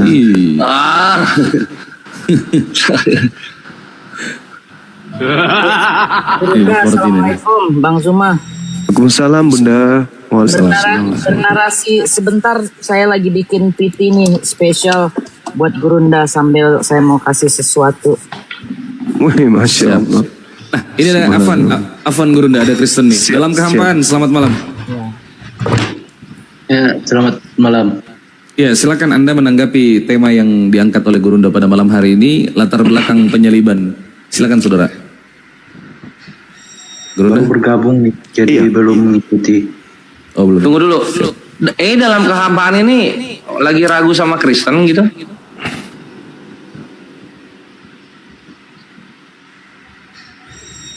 Halo? Bukan. Kok namanya dalam kehampaan? Karena memang hampa. Oh ya udahlah, dialog guys. Ayo Gi. Apa namanya? Apa namanya? Dalam kehampaan kan. Dalam kehampaan. Hampa. Lagi hampa dia Gurunda. Oh, kirain dalam hamba. Walah. Oke. Jadi berbicara mengenai konsep yang ada di Kristen itu, saudara ya. Di Kristen, kalau kita lihat di dalam kitab 1 Galatia ini, Masya Allah, barakallahu fiik. Terima kasih Bunda. Penyaliban itu adalah hal yang sangat kemudian memiliki kedudukan tertinggi di dalam keyakinan Kristen, melebihi hidup kekal yang Yesus berikan. Kalau Yesus memberikan hidup kekal itu sederhana, cukup mengimani Dia sebagai rasul, maka orang-orang Yahudi akan mendapatkan keselamatan. Yohanes 17 nomor 3. Hidup kekal itu adalah mereka mengenal Engkau satu-satunya Tuhan dan mengenal Yesus Kristus yang Engkau utus. Hidup kekal. Cuman mengenal Dia sebagai utusan Tuhan atau rasul Tuhan, orang-orang itu bisa memperoleh hidup yang kekal. Nah, itu tidak ada artinya dibandingkan pola yang muncul kemudian. Tak ada keselamatan di luar Kristus dengan cara mengimaninya mati di atas salib untuk menebus dosa-dosa Kristen.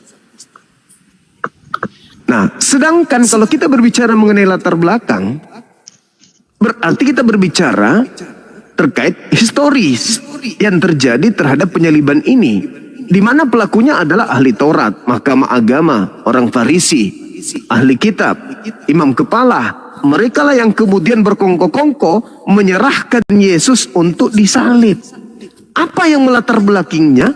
Ternyata satu-satunya hanyalah karena faktor ekonomi. Mereka takut bangsanya kemudian dirampas oleh penjajah Roma pada saat itu. Maka mereka menyerahkan Yesus untuk dibunuh. Itu latar belakangnya. Bukan karena dosa waris. Bukan karena pada hari ketiga mau bangkit jadi Tuhan dan seterusnya, itu bukan. Tidak ada itu. Marilah kita bunuh Yesus supaya 3 hari setelah Dia bangkit kita ada Tuhan. Nggak ada itu cerita. Nggak ada cerita-cerita itu. Nah, untuk itu tolong mungkin saudara bisa memberikan paparan di sini.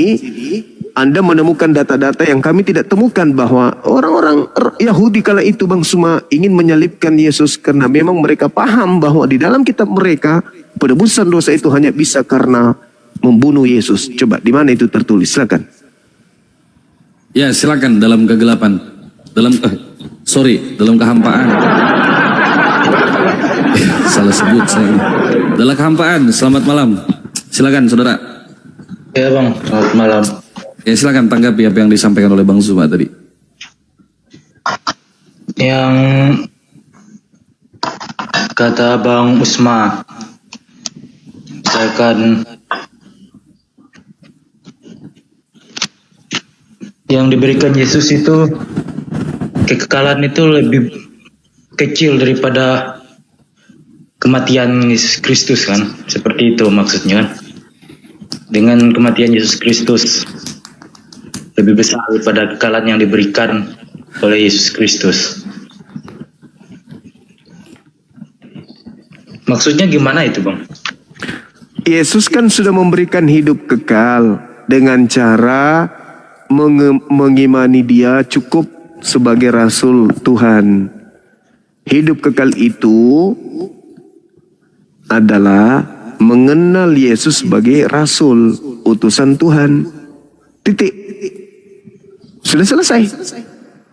Tapi ternyata masih dibutuhkan hal yang lain. Apa itu? Harus ada penyaliban. Supaya bisa peroleh hidup kekal, maka Dia harus disalib. Padahal Yesusnya mengatakan enggak, cukup mengimaninya sebagai rasul, memperoleh hidup kekal. Hidup kekal itu diperoleh dengan mengimaninya sebagai rasul utusan Tuhan. Nah, sekarang Kristen mengusung satu doktrin dogma keselamatan itu hanya melalui darah Yesus. Di mana latar belakang itu muncul? Siapa yang mengatakan itu? Kenapa orang-orang Yahudi yang punya kitab tidak mengimani hal tersebut sehingga sebagai dasar pijakan untuk menyalib Yesus? Itu kenapa? Kenapa orang Yahudi tidak mengetahui hal itu? Kenapa orang Kristen yang bukan pemilik kitab justru ilmunya lebih tinggi daripada orang Yahudi?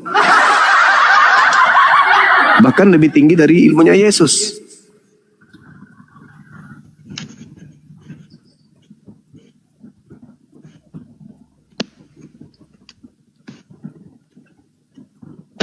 Silakan saudara. Oke. Karena saya sendiri adalah awam, jadi saya menjawabnya secara iman saja gitu. Silakan. Kenapa penebusan dosa itu harus melewati penyaliban gitu? Harus disalib, bukan karena memang tujuan Yesus datang ke bumi jadi manusia itu yaitu untuk mengorbankan diri. Nah, itu kan, aku bilang kan, ilmu kalian lebih tinggi daripada Yesus. Ilmu kalian lebih tinggi daripada ahli kitab. Padahal kalian hanya modal terjemah. Di mana itu tertulis, Bang? Di kitabnya Yahudi.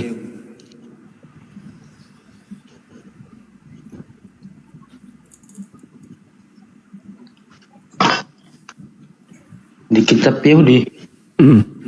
Saya tidak mempelajari kitab Yahudi, Bang. Yang kalian ambil terjemahannya itu kan kitabnya Yahudi tuh, Perjanjian Lama.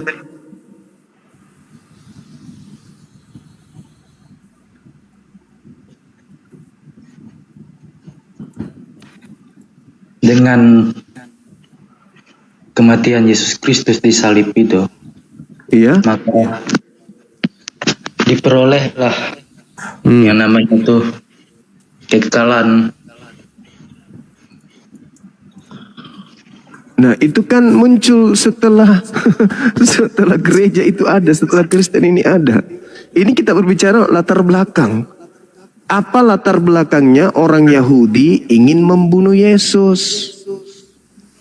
Yang melatar belakangi mereka ingin menyalib Yesus itu apa? Itu loh.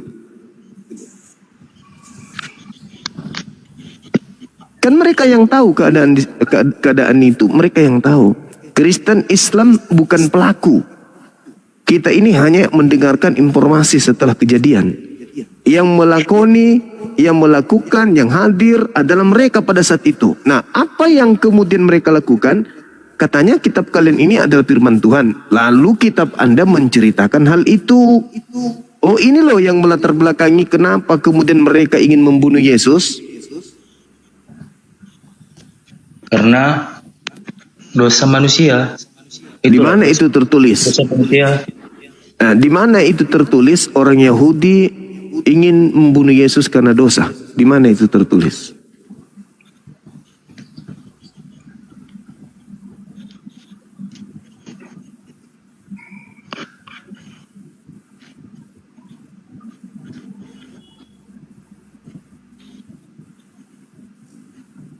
Silakan Dek, di mana tertulis itu? Saudara, saya kan tidak pernah mempelajari. Wah, Afwan Guru, saya sapa tamu dulu. Venom, Anda Kristen mungkin mau dibantu? Karena ajarannya. Di mana tertulis?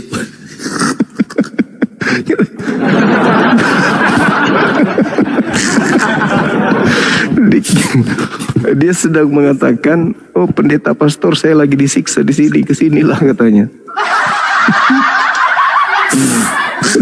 Astagfirullahaladzim, ya Allah. Ya kan harus kita tahu itu latar belakangnya, saudara Venom. Ya, latar belakang penyaliban itu karena ajaran Yesus yang mengajarkan kasih. Ini agak pintar ini, tepuk tangan dulu. Jadi latar belakang penyaliban itu karena Yesus mengajarkan ajaran kasih. Betul ya? Ya. Lalu di mana saya bisa menemukan kemudian orang-orang Yahudi bersepakat membunuh Yesus karena itu, dengan alasan itu di mana? Karena pada saat itu orang-orang Yahudi itu tidak semuanya menerima ajaran Yesus. Oh, berarti latar belakangnya karena orang-orang Yahudi tidak semuanya menerima ajaran Yesus. Ya, pada saat itu Yesus mengajarkan kasih, tapi orang-orang Farisi, ahli-ahli Taurat, dan sebagian orang-orang yang tidak sepakat dengan Yesus, itu membuat mereka marah dan maksudnya tuh tidak menerima menerima ajaran Yesus. Ngerti ya? Nah, itu kan lagi-lagi kita terima penjelasan. Orang-orang Yahudi ingin menyalibkan Yesus karena orang-orang Yahudi tidak menerima ajaran Yesus. Betul? Betul, sebagian. Nah, lagi-lagi tidak ada tersentuh karena dosa waris. Coba. Orang-orang Yahudi sepakat membunuh Yesus karena mereka ingin melenyapkan dosa mereka, dosa waris mereka. Nggak ada kan itu? Itu nggak ada. Nah, nggak ada. Lalu yang diusung oleh gereja selama 2000 tahun kurang lebih, penyaliban itu untuk nebus dosa, itu ilmu dari mana? Ya, mungkin itu sebagian aja. Ya? Saya imanin itu Ya? itu yang saya katakan saat ini. Apa itu, Bang? Ya, saya percaya pada saat itu yang tadi yang saya ngomong sama Bang Juma, Iya. itu karena pada saat waktu itu, Iya. karena ajaran Yesus kan kasih, ajaran yang baik, tidak boleh membunuh, menyakiti sesama manusia, semuanya. Bang Juma juga tahu kan. Nah, pada saat itu di pemerintah Romawi, dikuasai bangsa Romawi, itu yang pertama kali. Nah, Oke, berarti gini, Bang, berarti pembunuhan terhadap Yesus itu bukan karena dosa waris kan? oh itu bukan. Oh, bagus. Bagus. Berarti penyaliban ini bukan nebus dosa. Penyaliban ini bukan, maksudnya gini. Pada saat itu Yesus itu memang disalibkan. Itu fakta sejarah, Bang. Nah, tapi kalau masa dosa itu bukan karena untuk menembus, maksudnya tuh karena dosa itu bukan. Berarti nggak ada penebusan dosa dengan darah Yesus. Darah Yesus bisa dikatakan itu untuk yang dikatakan abang juga sih. Apa itu? Tadi abang ngomong apa?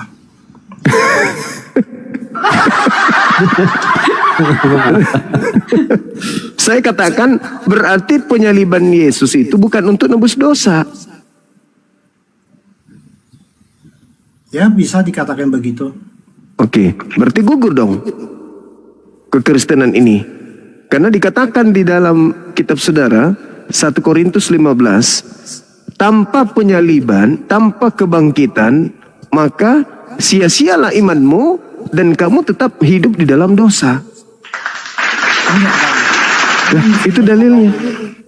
Memang itu udah jalannya penyaliban itu. Nah, saya imanin bahwa itu memang menembus dosa manusia, Bang. Itu di mana ilmunya? Kok bisa lari ke situ lagi? Tadi kan latar belakangnya nggak ada. Paling kalau saya tanya dari mana Anda mendapatkan ilmu itu sudah dinubuatkan. Kalau dinubuatkan berarti Yesus, berarti orang-orang Yahudi yang punya kitab yang lebih tahu. Nah, makanya aku tanya, ada nggak latar belakang itu? Yaitu karena dosa mau ditebus. Sampai orang yang punya kitab mau mengeksekusi sesuai dengan isi kitab mereka. Ada nggak?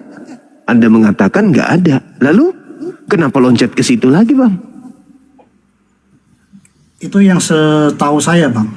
Oh, pengetahuan Anda. Itu pengetahuan saya, Bang. Oke.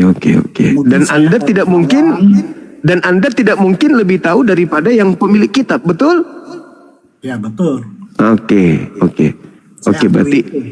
Berarti itu cuman yakini aja, percaya aja, imani aja berarti.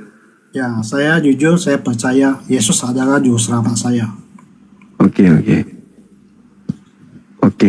Artinya kalau Anda mengatakan Yesus itu sebagai juru selamat Anda, dari unsur mananya Yesus menyelamatkan Anda? Saya percaya Yesus itu Tuhan. Maksudnya Tuhan itu bukan pada saat Raja itu. Syukran, Bang Raja. Syukran. Maksud saya itu Tuhan sebagai firman yang hidup. Tuhan sebagai firman yang hidup. Ya, dikatakan itu adalah satu Bapa Allah yang maha kuasa, maha pencipta, itu lewat firman-Nya. Firman-Nya itu adalah Yesus Kristus dan Roh Kudus sebagai Tuhan juga. Oh, berarti Tuhan Anda ada berapa? Ada 3? Enggak, Bang. 1 kali 1 kali 1. Bukan ditambah? Bukan, Bang. Tapi ditambah di situ karena sebelum Maria kemudian itu melahirkan belum ada Yesus. Berarti ditambah. Enggak. Sebelum Maria melahirkan Yesus, Yesus itu berupa firman, Bang. Yesus berupa firman. Ya, firman yang saya imani. Yesus berupa firman. Dilahirkan jadi manusia itu berupa daging seperti kita, jasad.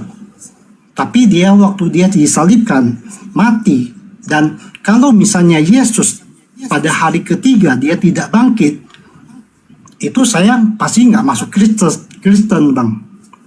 Karena ada kebangkitan.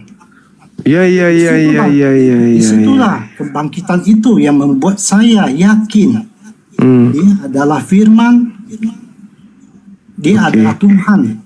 Oke.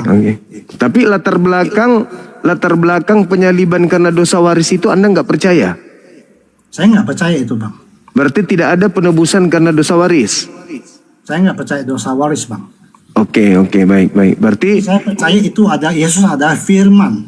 Oke, sekarang kita berbicara mengenai kebangkitan berarti kalau gitu ya. Boleh, Bang. Kalau yang saya bisa, saya jawab ya, Bang ya.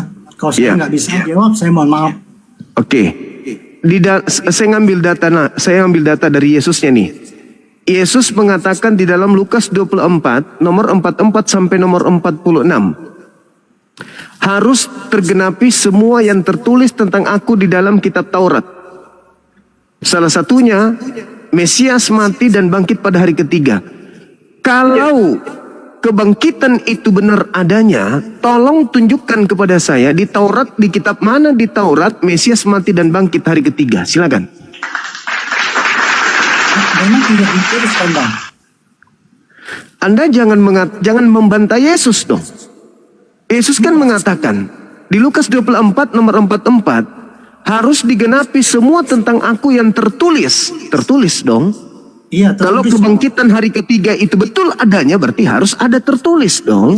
Iya, Bang, tertulis. Nah, tolong tunjukkan di mana di Taurat Mesias mati dan bangkit di tengah-tengah orang mati pada hari ketiga. Tertulis di mana? Silakan. Tidak ada, Bang. Berarti Yesus bohong. Bukan bohong, Bang. Lah, kita pulang lagi ke awal, Bang. Sebelum Yesus dilahirkan, Yesus itu berubah firman, Bang. Firman Allah. Yesusnya mengatakan, abangku, di Lukas 24, 44, 45, 46, harus digenapi semua yang tertulis tentang aku di dalam kitab Taurat. Yaitu, bahwa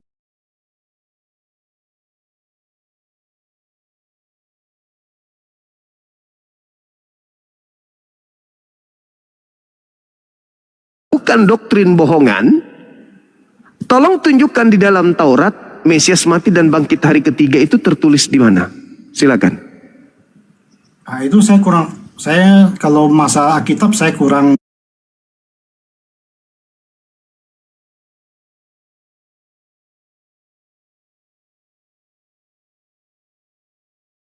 Kenyataannya di dunia ini, boleh saya bertanya, Bang Duma? Banyak yang percaya itu Yesus memang bangkit hari ketiga, Bang, dan disaksikan banyak orang, Bang. Saudaraku, kalau terkait dengan kebangkitan pada hari ketiga, Yesus sendiri sudah mengatakan itu, bahwa di dalam Matius 12 ada tanda yang akan Yesus berikan kepada angkatan jahat. Apa tanda yang diberikan kepada angkatan jahat? Anak manusia keluar dari kubur pada hari ketiga. Itu tanda untuk angkatan jahat. Itu satu. Yang kedua, di dalam Yohanes 12 nomor 31, Yesus mengatakan iblis akan dilemparkan keluar. Sekarang juga iblis akan dilemparkan keluar dari tanah. Itu sudah pasti keluar dari tanah. Karena iblis itu dilemparkan ke dalam tanah, maka iblis harus dilemparkan lagi keluar dari tanah. Dia dilemparkan masuk ke dalam kubur. Yesaya 14 nomor 15, iblis dilemparkan ke dalam kubur, kemudian ketika dilemparkan keluar, maka dia dilemparkan keluar dari kubur. Maka wajarlah kemudian ketika Yesus menjadikan keluar dari kubur ini sebagai tanda untuk angkatan jahat. Bang, gini Bang. Saya tanya Bang.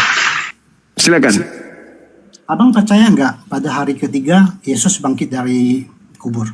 Saya percaya berdasarkan Matius 12, nomor 38, nomor 40, anak manusia keluar dari kubur sebagai tanda untuk orang jahat. Berdasarkan Bible Anda, saya percaya itu tertulis seperti itu. Bahwa iblis akan keluar pada hari ketiga dari tanah. Maksudnya pada hari ketiga maksud Abang Juma itu adalah bukan Yesus tapi iblis. Yes, Yesus yang mengatakan, bukan saya. Sekarang juga iblis akan dilemparkan keluar. Siapa yang dilemparkan keluar pada saat itu? Anak manusia. Dilemparkan dari mana? Dilemparkan dari alam kubur, dunia orang mati. Matius 12 nomor 38 nomor 40. Angkatan jahat ini minta satu tanda dan tidak akan diberikan satu tanda apapun selain tanda Yunus, sebab Yunus 3 hari 3 malam dalam perut ikan. Demikian juga anak manusia akan berada dalam perut bumi selama 3 hari 3 malam. Itu tanda untuk siapa?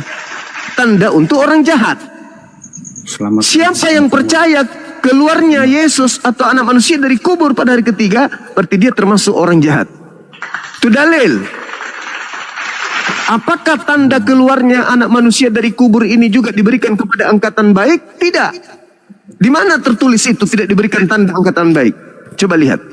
Ketika anak manusia ini keluar menyerupai Yesus, pada hari ketiga muncul di tengah-tengah muridnya. Apa kemudian respon muridnya? Mereka kaget dan ketakutan sebab mengira melihat hantu. Memang betul Bang. Nah, kenapa mengiranya melihat hantu? Karena tanda kebangkitan hari ketiga itu bukan untuk mereka. Apalagi buktinya? Baca Lukas 24 nomor 9, 10, 11. Endingnya di data nomor 12-nya. Ketika Maria menjenguk kuburan pada Minggu pagi, dia dan Maria lainnya tidak menemukan jasad Yesus. Lalu pergi melaporkan kepada ke-11 muridnya. Setelah menceritakan kepada ke-11 muridnya, muridnya tidak percaya dan menganggap itu omong kosong. Coba Anda baca dalil itu. Memang saya ada baca. Nah, berarti angkatan jahat dan angkatan benar beda tanda yang diberikan kepada mereka. Tanda yang diberikan kepada angkatan jahat adalah anak manusia keluar dari kubur. Tanda yang diberikan kepada angkatan baik, anak manusia akan keluar di tengah langit. Antara keluar dari kubur dan keluar dari tengah-tengah langit itu adalah berbeda. Yesus ditanya kepada muridnya angkatan yang benar, orang-orang benar di Bukit Zaitun, data 24, Matius 24. Guru, apa tanda kedatanganmu? Seakan-akan Yesus mengatakan, angkatan benar ini minta satu tanda dan tidak akan diberikan satu tanda kepada angkatan benar selain anak manusia akan tampil di tengah langit, seluruh manusia akan melihatnya, bintang berjatuhan, matahari tidak bercahaya, bulan menjadi gelap, anak manusia akan nampak di tengah langit. Itu tanda untuk angkatan yang benar. Tapi tanda untuk angkatan jahat adalah anak manusia akan nampak keluar dari tanah pada hari ketiga. Beda. Di mana letaknya Kristen hari ini? Kristen berada di tengah-tengah kaum yang percaya dan menerima tanda untuk orang-orang jahat. Silakan. Interupsi Bang Suma. Iya, Hop. Gimana Hop? Silakan. Iya. Ada murid. Tolong itu film gantian dong. Gimana? Tolong gantian Bang Suma. Supaya saya silakan. Silakan saudara. Os, tolong Os, kasih naik saya. Ya. Iya. Saya ini penasaran sama Bang Suma. Udah lama kita nggak ketemu ya. Assalamualaikum Bang Zuma. Waalaikumsalam Adinda. Waalaikumsalam. Izin screenshot ya Bang. Lanjut. Kurang ajar juga kadang kau ya. Ya gimana saudara Hopi? Iya, makasih Bang Suma ya. Iya. Saya boleh tanya satu kali aja Bang Suma, karena ini tidak pernah terjawab pertanyaan saya ini. Iya, serem kali, Bah. Iya, memang serem. Apa itu? Iya. Jadi saya mohon maaf sebelumnya ya. Pertanyaan saya sederhana sebetulnya terkait masalah logika. Apakah hukum logika, contohnya 1 tambah 1 sama dengan 2, itu berlaku untuk Allah ya, atau untuk Tuhan? Karena hukum itu benar secara absolut. Ataukah hukum logika itu benar karena Allah menetapkannya? Itu yang pertama. Jika Bang Suma milih jawaban yang pertama, berarti ada kebenaran yang berada di luar Allah. Jika Bang Suma milih jawaban yang kedua, bukankah berarti Allah bisa membuat yang kontradiktif menjadi benar? Contohnya, membuat sekaligus ada dan tidak ada. Silakan Bang Suma. Bisa disimpulkan pertanyaannya, disederhanakan? Oh ya, baik. Saya sederhanakan. Apakah 1 tambah 1 itu 2? Jika benar, iya. Ya, benar. Karena Tuhan yang menetapkannya. Mungkin Kores itu juga senang ya pertanyaan-pertanyaan gini. Lalu, apakah kebenaran itu ada? Jelas 2 lah, kucluk masa 3 botol kali kau. Silakan Bang Suma. Gimana? Kalimat terakhir? Ataukah kebenaran itu ada dengan sendirinya, terlepas dari Tuhan? Ya, baik. Jadi gini, kebenaran itu adalah ciptaan. Kejahatan itu juga adalah ciptaan. Siapa yang menciptakan itu semua? Sang Yang Maha Pencipta. Apakah kemudian tataran kejahatan, tataran kebenaran itu bisa setara dengan Sang Pencipta? Enggak. Tuhan berhak menciptakan apapun termasuk kejahatan.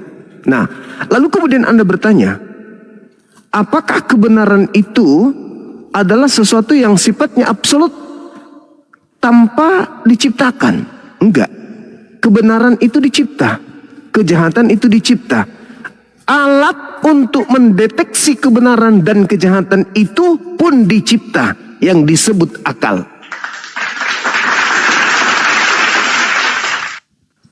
Jadi, sebelum alam semesta ini diadakan oleh pencipta langit dan bumi, hanya ada pencipta, tak ada ciptaan.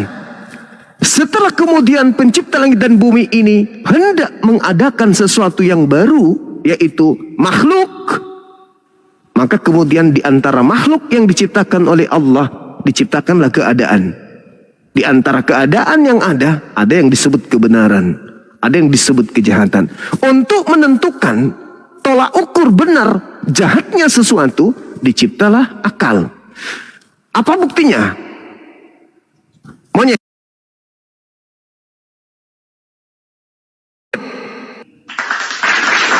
Ketika monyet tidak mengerti kebenaran, apakah kebenaran itu tak ada? Ketika monyet tidak mengerti kejahatan, apakah kejahatan itu tak ada? Tetap ada. Kenapa? Karena sudah dicipta oleh Sang Yang Maha Pencipta. Itulah disebut Khalik. Siapa yang bisa menentukan dan mendeteksi kemudian kejahatan dan kebenaran itu? Manusia. Kenapa? Karena manusia memiliki ciptaan yang berupa serpihan cahaya dari pencipta langit dan bumi yang disebut akal. Makanya kita sebagai manusia ini bisa membedakan ini baik,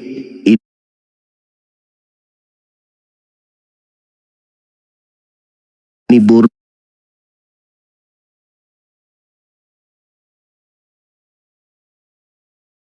Menggunakan akal.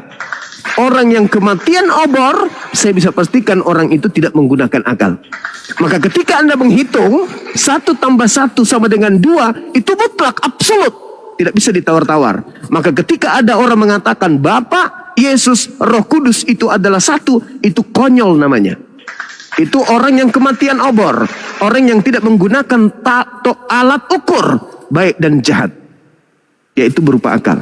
Makanya buah yang dimakan oleh Adam itu disebut buah pengetahuan. Pengetahuan tentang apa? Baik dan jahat. Ketika orang itu menggunakan akalnya, maka dia sampai pada dimensi kebenaran dan juga sampai kepada dimensi kejahatan. Sekarang tinggal dia milih. Maukah dia pada konsep kebenaran atau dia hidup pada konsep ilusi, konsep kesalahan atau kesesatan. Demikian. Ya, oke, baik. Terima kasih Bang Cuma atas jawabannya ya. Jadi sebetulnya itu pertanyaan disclaimer, tapi intinya di sini. Jika otak itu berupa materi, otak itu yang mana terbuat dari daging dan kimia. Bagaimana Bang Suma atau mungkin materi bisa menciptakan perasaan, menciptakan pikiran, menciptakan kesadaran? Itu pertanyaan yang pertama. Lalu berikutnya, di mana letak jiwanya? Ini yang inti Bang Suma. Silakan. Oke, baik. Anda pernah melihat orang gila? Pernah. Apakah dia kehilangan roh? Tidak.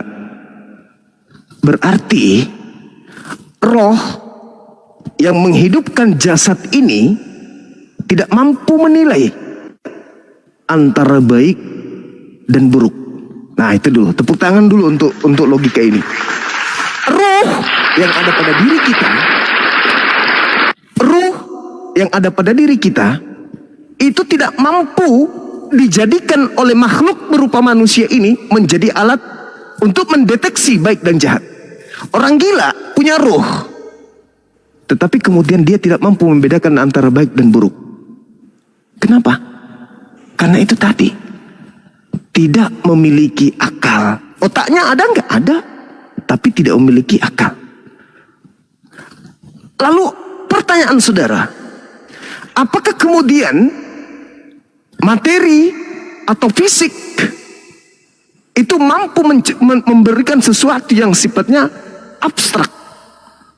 Misalnya, bagaimana mungkin sesuatu yang sifatnya jasad bisa melahirkan sebuah keadaan yang sifatnya rohaniah? Coba Anda lihat, sederhananya gini. Coba Anda melihat kemudian motor. Motor benda mati, tapi dia bisa bersuara. Motor benda mati, tapi dia bisa bergerak. Apa yang membuatnya bergerak? Cairan. Cairan apa? Bensin. Loh, kok bisa bensin menggerakkan kemudian benda mati? Apakah bensin itu roh bagi kendaraan bermotor? Bukan juga. Lalu apa? Oh, ternyata komponen dari unsur satu, unsur A, unsur B, unsur C, ketika dia bekerja sama, terkoneksi ini semuanya, maka kendaraan itu bisa bergerak. Begitulah antara jasad manusia dengan roh manusia dengan akal manusia. Ketiga unsur ini kemudian ketika dia bersatu, maka disebutlah jiwa. Nafs. Nafs. Makanya saudara, saya ingin mengatakan kepada saudara nih, bahwa dalam kehidupan kita sebagai manusia, ada dua serpihan cahaya yang pencipta kita berikan kepada kita. Yang pertama roh, yang kedua adalah akal. Ini mutlak nih. Allah menitipkan, contoh.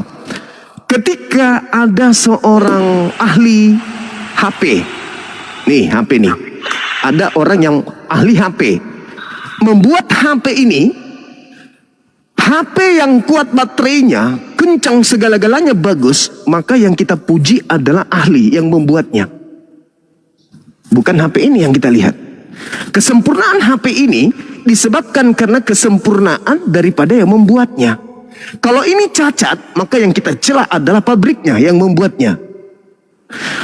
Cerminan daripada kesempurnaan ahli HP yang membuat HP itu dilihat dari produknya.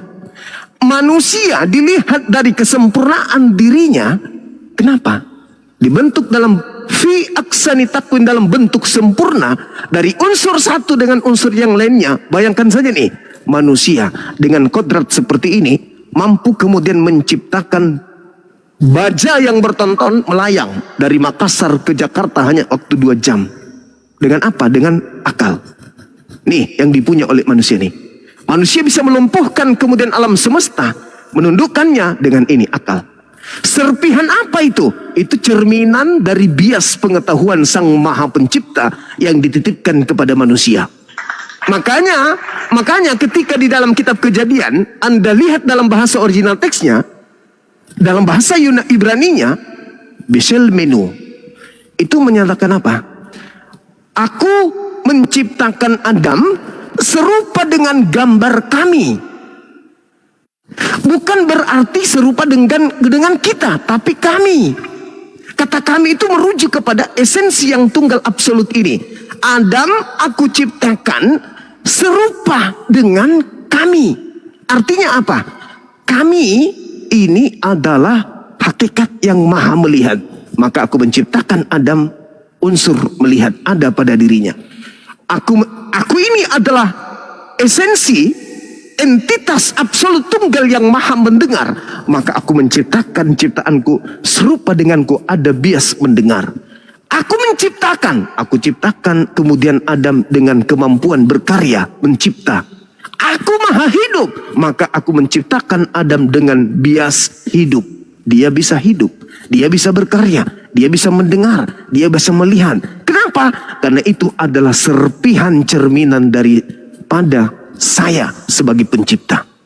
HP ini cerminan daripada otak daripada yang menciptakan. Si punya HP berpikir bagaimana bisa membuat data-data ini sesimpel mungkin. Bagaimana bisa menggambarkan sebuah cerminan yang ada di seberang sana bisa muncul di HP ini. Itu cerminan daripada sang membuatnya. Jadi manusia hidup itu adalah bias dari cerminan pencipta langit dan bumi. Kesempurnaan HP cerminan dari yang telah membuatnya. Kesempurnaan manusia cerminan dari yang telah membuatnya. Itu tidak bisa terpisahkan. Makanya dikatakan dalam konsep Islam, inna lillahi wa inna ilaihi raji'un. Semuanya dari Allah. Tak ada yang tidak berasal dari Allah. Mantap. Silakan.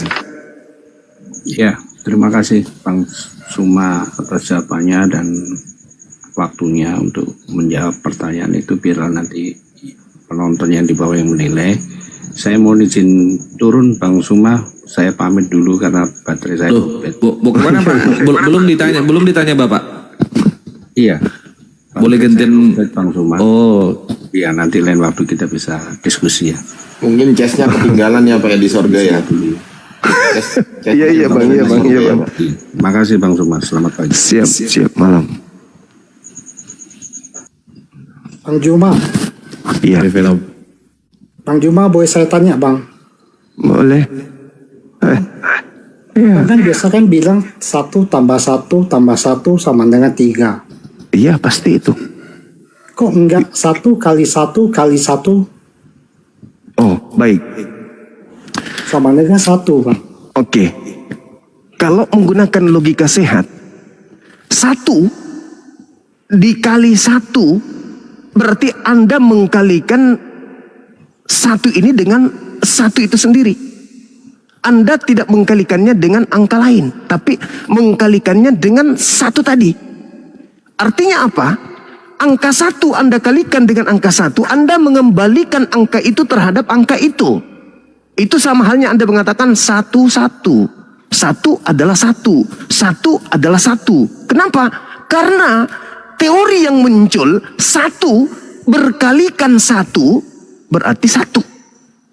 Sedangkan ketika berbicara mengenai pencipta dalam konsep agama Anda, Tritunggal, Trinitas, itu nggak bisa. Kenapa? Bapa bukan Yesus, Yesus bukan Bapa, Bapa bukan Roh Kudus, Roh Kudus bukan Bapa, Roh Kudus bukan Yesus. 1 Anda jadikan seperti bolak-balik, tetap 1 nih. Mau kemana 1 itu? Tetap 1. Tetap 1 nggak pernah berubah. Jadi ketika 1 dikali 1 sama dengan 1. 1 kali 1 kali 1 kali 1 kali 1 sampai kapanpun tetap 1. Begitulah yang disifati Bapa. Bapa itu tidak pernah berubah. Yesaya 45 nomor 6. Yesaya 45 nomor 5 tidak pernah berubah.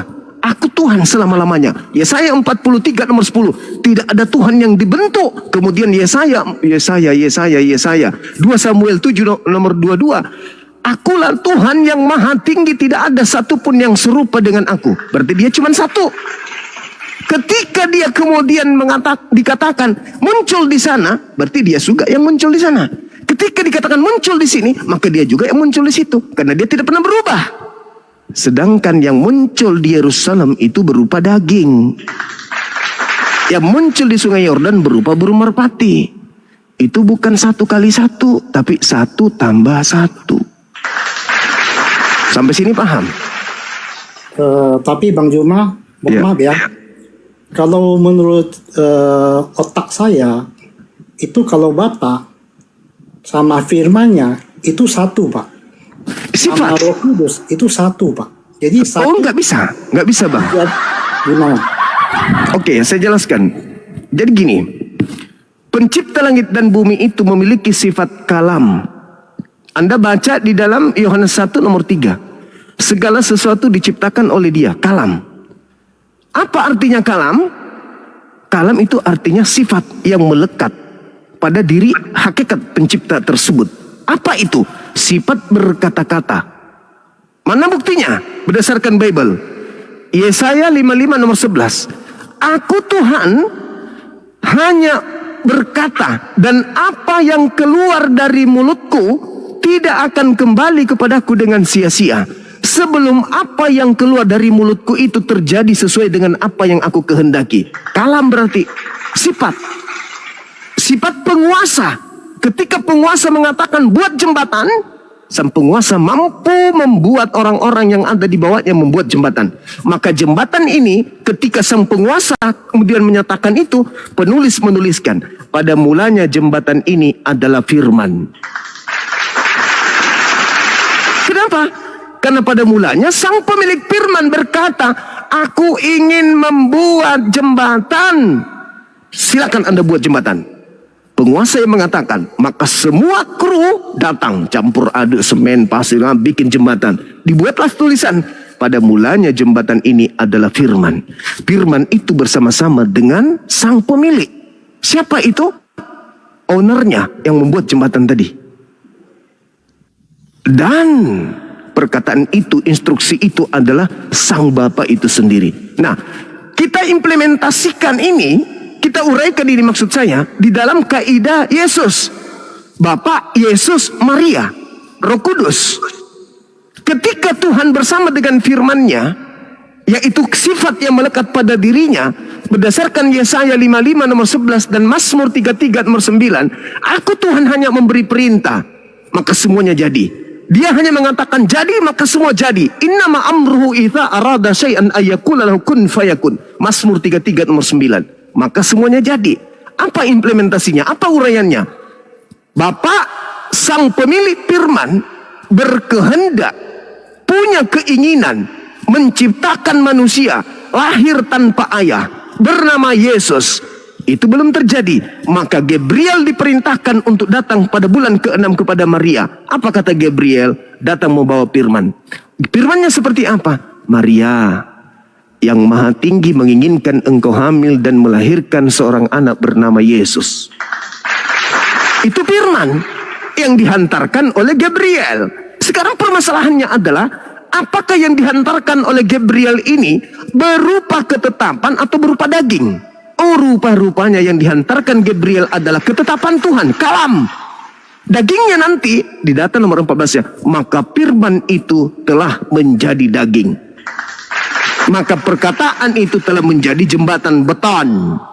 Apakah beton ini adalah bos? Tidak. Apakah daging ini adalah Bapak? Bukan.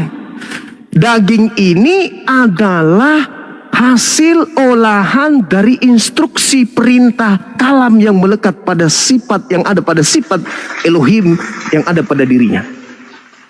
Begitulah yang diucapkan Yesus. Matius 4 nomor 4. Manusia hidup bukan hanya dari daging, tetapi dari setiap firman yang keluar dari mulut Tuhan.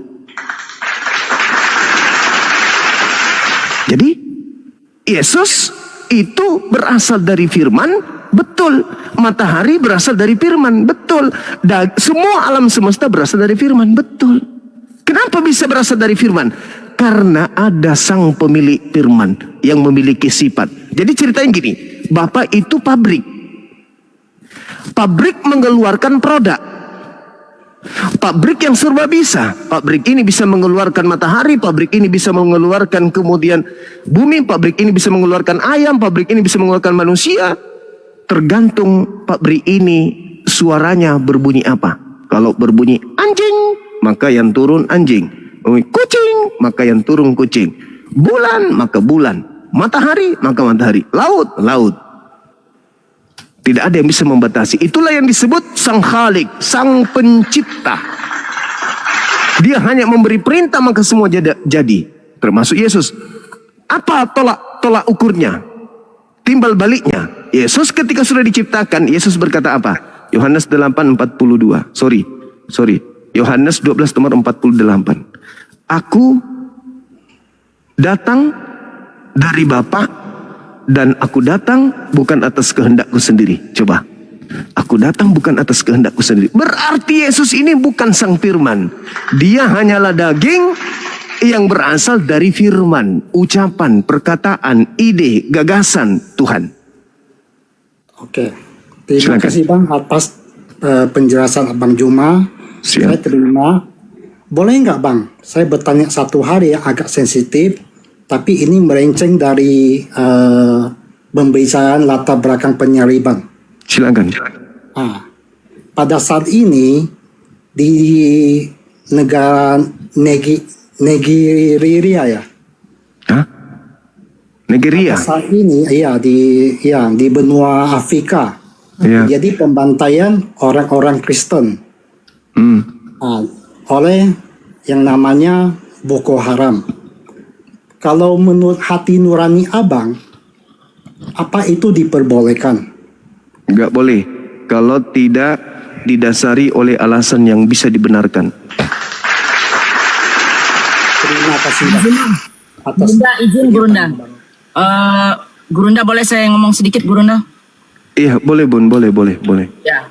Bang, kita kan di Indonesia, di Afrika itu pergulatan sivil antara agama itu udah dari nenek moyang zaman dulu. Jadi Anda tidak bisa ngambil kesimpulan, Kristen dihancurin atau di segala macam itu.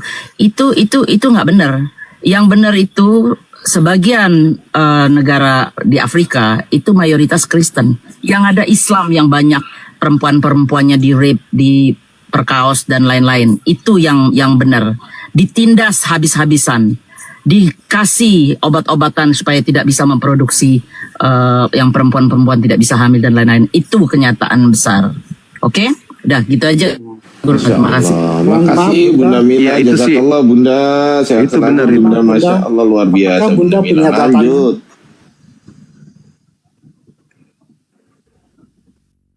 Mohon maaf Bunda, apakah Bunda punya data yang akurat? Kalau data banyak, tinggal di luar negeri. Jadi saya monitor apapun yang terjadi, apalagi perkembangan Islam, terutama di Amerika dan Eropa. Di Afrika banyak teman-teman saya, makanya terjadi perpecahan di mana-mana. Contoh Ethiopia. Ethiopia itu 90% mungkin Kristen. Akhirnya Jaringan Yang Islam mengadakan perlawanan. Ya. Jaringan Bunda putus-putus suaranya. Sekarang oke nggak? Masih Bunda itu kelihatan tanda merah. Coba silakan bicara silakan. Oke. Jadi sekarang ini contoh Ethiopia. Ethiopia itu boleh dikategori negara Kristen dan dia ortodok. Itu saya tahu. Sampai di Amerika pun teman-teman saya yang dari Ethiopia itu ortodok. Perlawanan sivil di sana nggak kayak di Indonesia, tapi di sana selalu perang antara umat agama. Sehingga apa? Yang Islam yang tidak ini mengadakan perlawanan, akhirnya membuka negara sendiri, namanya Eritrea.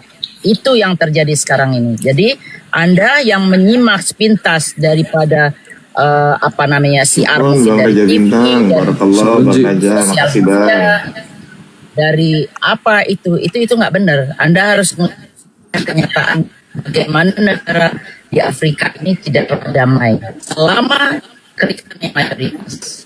Itu kataan. Terima kasih Guru. Ya. Iya Bunda. Ya, tapi Bunda, kalau yang masalah Nigeria ini kan udah kasusnya udah dibawa ke Dewan PBB. Itu fakta bahwa banyak Kristen yang dibantai di sana. Dari Januari sampai Agustus Gini aja deh, gini. Sebentar aku tengahin. Gini aja Bang Venom. Sekitar 7.000 sampai 8.000. Bang Venom, izin tengahin dulu Bang. Alangkah baiknya Abang membawa data. Bisa nggak Abang tampilkan ke sini? Nanti kita bahas. Saya juga akan bawakan data gimana? Sepakat nggak? Boleh besok ya. Kok besok? Tanyanya sekarang kok. Malam. Ya kalau gitu tanyanya besok aja kalau gitu, jangan sekarang. Kalau nggak bisa nampilkan data nanti besok kayak dibahas itu. Kita fokus kepada tema dulu Venom. Fokus ini kita bahas tema dulu. Masih meraba-raba jadinya kan Abang juga nggak ngerti. Kalau kita berbicara terkait masalah hal-hal seperti itu secara historis tuh sejarah mencatat Kristen banyak melakukan pembunuhan itu terhadap umat beragama. Tapi kita nggak mau bahas ke situ. Kita fokus oleh tema yang dibawa Gurunda pada malam hari ini. Silakan. Anda bertanya terkait tema. Apa ya, sampai malam semuanya. Boleh. Silakan kita bahas ini dulu ya. Silakan Venom. Kalau di Islam itu dalilnya jelas. Barang siapa yang membunuh satu manusia, itu sama halnya membunuh manusia seluruhnya. Annahu man qatala nafsa bighairi nafsi au fasad, itu kata Quran. Ada nggak dalil seperti itu di Bible? Barang siapa yang membunuh satu manusia, sama halnya dia membunuh seluruh manusia. Ada nggak dalilnya di Bible? Yang saya tahu perintah bunuhlah, jangan kau biarkan apapun yang bernapas. Itu yang ada. Kambing, lembu, domba, kalajengking semua bro. Semua. Ya Brian, dari tadi minta naik-naik, gimana saudara? Apa yang mau Anda tanggapi? Ya gimana manusia mabok agama? Manusia suci. Asal jangan mabuk lem. Udah pernah lihat surga kan? Udah pernah lihat surga neraka kan? Iya sebentar. Manusia mabok agama. Anda Islam Kristen, Brian? Udah pasti dia Kristen.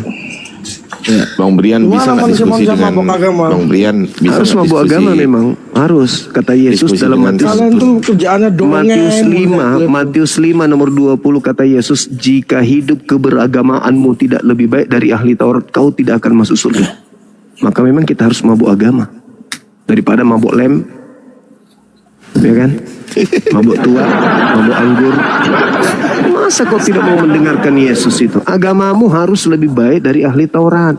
Malah agamamu ajaran Taurat malah kau habisin semua, kau hapus semua. Gimana mau boleh baik? Apatah lagi kata Kristen nih. Kristen itu bukan agama. Berarti syarat pertama untuk masuk surga yaitu agama. Syarat kedua, agama itu harus lebih baik dari ahli Taurat. Ya, kamu sendiri agama aja tidak, berarti nggak lolos. Gimana dong? Kena deh. Sakit Brian. Oke Brian, kau menyimak aja Dinda ya. Evlogia ini Islam apa Kristen? Oh ini Kristen nih seperti Evlogia. Dongeng, percaya dongeng. Itu Matius 5 nomor 20 dibilang dongeng, kan aneh. Ya, Evlogia, Anda bisa berdiskusi secara akademis, secara ilmiah. Kita bahas tema yang diangkat pada malam hari ini. Kita berbicara masalah Tuhan aja Juma. Ya. Boleh. Kalau Anda mengatakan Bapak, Anak dan Roh Kudus adalah memang pribadinya tiga. Bang, jangan sambil makan Bang kalau diskusi. Iya, kalau Bang jangan sambil makan. Bicara itu, kalau bicara jangan punya ban dalam mobil truk. Nanti dulu. Aduh, astagfirullahaladzim. Saya mau tanya. Kalau makannya dihabisin dulu Bang. Makannya dihabisin dulu, terus minum, terus ngomong Bang. Sakit. Makannya dihabisin dulu. Lagi nanti dulu Pak. Kalau Allahnya Muslim itu berapa banyak Pak? Tuhan saya tidak berbilang, Tuhan saya ahad, kul huwallahu ahad, absolut tunggal. Absolut tunggal. Iya. Absolut tunggal Pak ya. Iya. Kalau aku berkata kami berfirman itu berapa banyak? Kami itu dimaknai dalam bahasa Arabnya apa dulu? Kami itu berapa banyak? Iya, saya tanya dalam bahasa Arab yang Anda gunakan itu apa? Itu kan bahasa Indonesia, kata kami itu kan bahasa Indonesia. Bahasa Inggrisnya juga we. Iya, karena Anda memaknai Al-Quran pakai bahasa Indonesia, jadinya kata kami itu Anda jadikan sebagai bahasa Inggrisnya juga we. Iya, Al-Quran saya bukan bahasa Inggris. Kalau begitu salah terjemahannya, Pak. Saya udah bilang sama Anda, Al-Quran saya bukan bahasa Indonesia. Iya kan, kalau begitu terjemahannya salah gitu. Lah, Anda yang salah memahami Quran melalui terjemah. Ya, ada nggak orang Arab setelah Islam datang? Dengar. Ada nggak orang Arab ketika kemudian Nabi Muhammad mengajak mereka untuk meninggalkan berhala-berhala mereka? Ngomong susah tapi ngotot gimana? Bunda Mila. Gurunda, izin Gurunda sedikit. Tadi kan dia mengatakan we gitu kan. Dalam bahasa Inggris Gurunda itu ada yang namanya royal we. Royal we itu artinya satu orang Gurunda, one person, royal we. Itu satu orang gitu. Iya. Dia nggak ngerti itu. Kalau dalam diterjemahkan dalam bahasa Indonesia tuh kami itu kan ada dua makna. Yang pertama banyak, yang berdua itu kan li takzim. Sama kayak itu Gurunda. Lanjut Gurunda, Afan. Iya. Jangan Anda sedangkan kami itu bisa tunggal satu orang. Bisa mana? Dengarkan saya saudara Kia. Bahasa Al-Quran itu bukan bahasa Indonesia. Oke? Maka ketika Al-Quran menggunakan kemudian kata, menyatakan di mana makna Indonesia mengatakan kata kami, pasti Tuhan sedang berbicara tentang kebesarannya. Itu dipastikan itu. Dia sebagai pencipta langit dan bumi yang sedang melibatkan makhluknya di dalam proses pekerjaan. Contoh. Contoh. Nahnu nazzalna zikra. Kamilah yang menurunkan Al-Quran. Kenapa Tuhan mengatakan kata nahnu di situ? Karena melibatkan malaikatnya, yaitu Roh Kudus. Allah melibatkan Roh Kudus mewahyukan Al-Quran.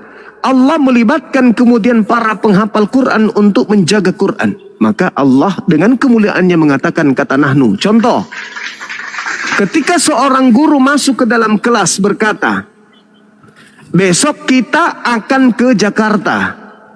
Pertanyaan saya, kata kita di sini, apakah murid-murid juga ikut ke Jakarta atau tidak? Besok kita akan ke Jakarta. Murid-murid ikut atau tidak?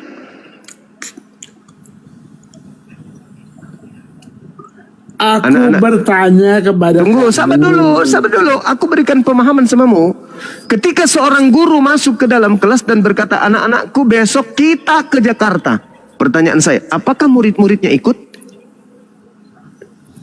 Memang di sana kita ikut memang banyak. Ya, kita ikut nggak murid-murid? Iya ikut. Berarti jamak. Sekarang saya balik. Begini. Sekarang sabar. Ketika seorang guru masuk ke dalam kelas dan berkata, anak-anakku, besok kami akan ke Jakarta. Pertanyaan saya, apakah murid ikut? Kalimat yang ada bawah tuh udah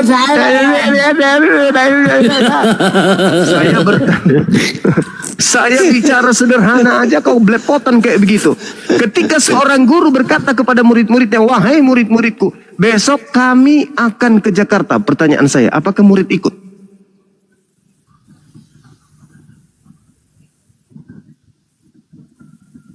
Enggak ikut. Makanya dalam Al-Quran, wa ma arsalna min qablika mir rasulin illa nuhi Yang berfirman itu siapa? ilaihi Yang annahu berkata itu la siapa? ilaha illa Ikuti ana semua. fa'budun. Enak aja. Enak aja. Tidak pernah di dalam Al-Quran bernarasi maka sembahlah kami. Gak pernah. Kata kami itu Tuhan fungsikan ketika Tuhan bercerita tentang kebesarannya, melibatkan para ajudannya, para makhluknya.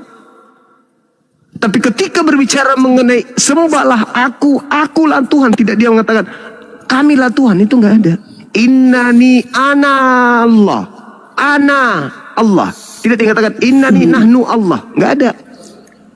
Kata nahnu itu digunakan oleh Allah hanya untuk mengucapkan kebesarannya, keagungannya. Sama seperti ketika kita taruhlah saya seorang pemimpin, memimpin kemudian rapat dan menyampaikan menurut kami perusahaan kita ini harus memiliki pola yang dinamis. Kita tinggalkan cara-cara statis. Kami di situ, aku sendiri sebagai pemimpin. Sama ketika Al-Quran.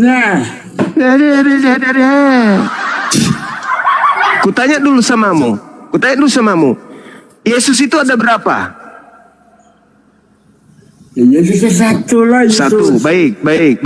Markus 9. Baik. Markus 9 nomor 30 nomor 31. Anak manusia memang akan diserahkan kepada manusia. Yesus berkata, anak manusia memang akan diserahkan kepada manusia. Dan ketika ketika dia dibunuh, dia akan bangkit pada hari ketiga. Dia itu siapa? Dia Yesus. Kenapa? Katanya tadi Yesus cuma satu. Itu menggambarkan dirinya sendiri. Itu kan menggambarkan dirinya sendiri. Kenapa? Kalau kamu bisa ngarang bebas kayak begitu, kenapa sulit bagi kamu mendengarkan penjelasan saya tentang kata kami? Hah? Yesus mengatakan anak manusia akan diserahkan kepada manusia dan dia akan dibunuh dan pada hari ketiga dia akan bangkit. Dia itu siapa? Yesus. Yesus ada berapa? Satu. Yesus kok mengatakan dia kalau dia cuma satu? Kalau Anda memahami itu seperti dengan terjemahan Al-Quran. Kucluk. Dasar pengunyaban dalam mobil. Pak Juma.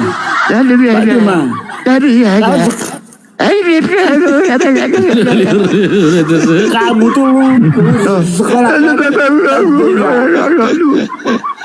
sekolah kelas berapa Juma? Kau sekolahnya kelas berapa Juma? Masa kau katakan Yesus cuma satu sementara Yesus mengatakan dia? Kalau kamu berdasarkan pemahamanmu terhadap terjemah Quran, harusnya kau mengatakan Yesus itu ada dua. Karena Yesus mengatakan dia. Ayo.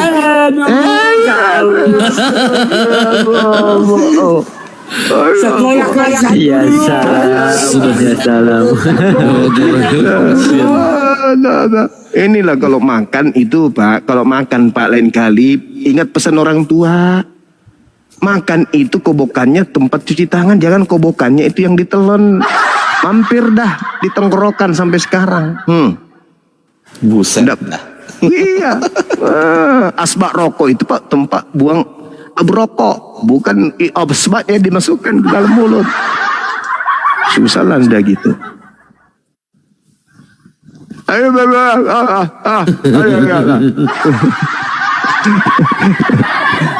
Maaf ya Pak, bukan kami menghina ya Pak ya, enggak. Cuman sekedar intermezzo aja supaya Bapak itu sadar gitu loh.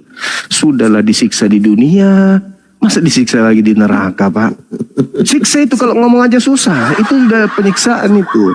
Khizyun fid dunia, itu penghinaan Tuhan dia kepada orang-orang kafir di dunia itu.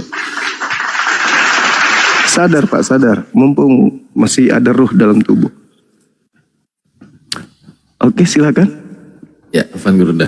Selamat malam, Grandong. Pak Grandong, selamat malam, Pak. Halo, Pak Grandong, selamat malam. respon, izin saya turunkan. Struknya akan sembuh di neraka katanya. Iya juga sih, bisa jadi. Ya, Gola Lagu, selamat malam Gola Lagu. Oke, selamat malam juga. Iya, Islam Kristen, saudara Kristen ya. Selamat malam, Bang. Bukan selamat lama. Aduh, pare nih abang ini ah.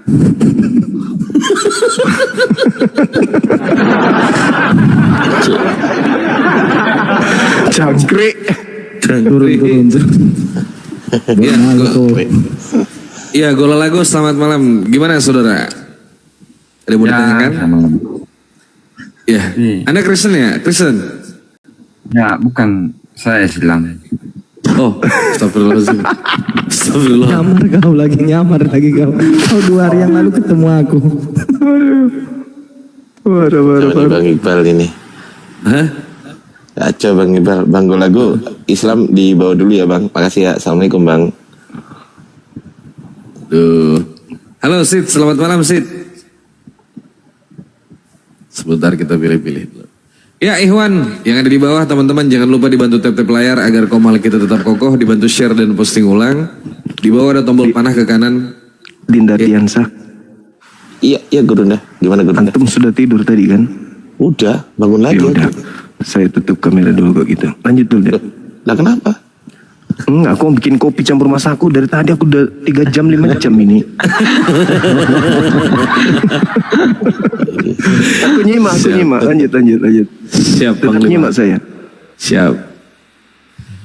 Ya, dibantu tap-tap layar, dibantu share dan posting ulang. Buat yang belum follow akun para apologet yang ada di atas, silahkan di follow. Terima kasih buat teman-teman yang sudah selalu support para apologet, yang sudah memberikan hadiah, sudah mau bantu tap-tap layar di komal ini, di share dan posting ulang. Semoga Allah membalas kebaikan Ikhwan semua. Amin ya rabbal alamin ya Allah. Baik, selamat malam Miss Sari.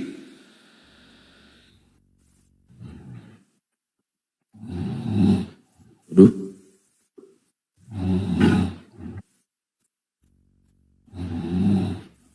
Duh, ini orang yang mana ini?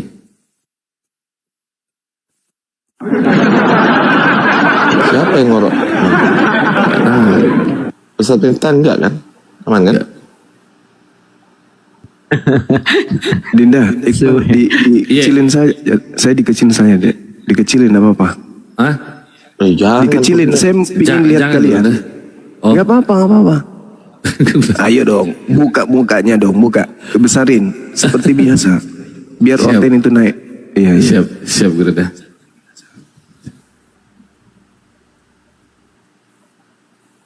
Gak sopan nih Bang Iqbal nih. Gak sopan nih. Sopan nih. Masa Bang Zuma di bawah ngarang. Iya. Bang Ardi ini. Ya, buat Anda Kristen silakan Anda naik ke atas. Kita membahas tema latar belakang penyaliban. Mudah-mudahan yang naik ini bisa berdiskusi secara akademis, secara ilmiah. Anda mampu menampilkan data-data yang valid. Silahkan Anda naik. Teman-teman yang belum follow hostnya silahkan di follow ya. Siap. Yang belum follow hostnya atau follow Bang Zuma atau follow saya atau teman-teman yang ada di sini di Ustaz Miftah, Bunda Mila, Aki Kores dan Indri ini Muslim ya? Jimen. Oh Jimen. Oke, silakan di follow teman-teman bagi yang mau, bagi yang keberatan follow kami ya follow lah, masa enggak gimana sih? Ya di follow Ikhwan ya. Follow lah. Biar tidak ketinggalan pada saat kami live. Tidak ketinggalan. Apa dampaknya ketika Anda nggak follow kami, Anda nggak bisa mengikuti kami? Apa dampaknya ketika Anda tidak mengikuti kami, maka kami tidak muncul di dalam kehidupan Anda? Apa dampaknya kalau kami nggak muncul kehidupan Anda? Berbahaya keluarga Anda. Apa dampaknya keluarga Anda kalau berbahaya? Berbahaya banyak misionaris di kalangan Anda. Kalau banyak misionaris, aku belum selesai nyebut. Oh itu bahasa saya itu. Salam. Yang bagian itu bagian saya itu sebenarnya. Iya Bang Iqbal lanjut. Kalau keluarga Anda nanti jadi korban misionaris, keluarga Anda masuk Kristen. Kalau keluarga Anda masuk Kristen, Anda sedih karena keluarga Anda masuk neraka. Nah itu. Oke, Iwan, silahkan.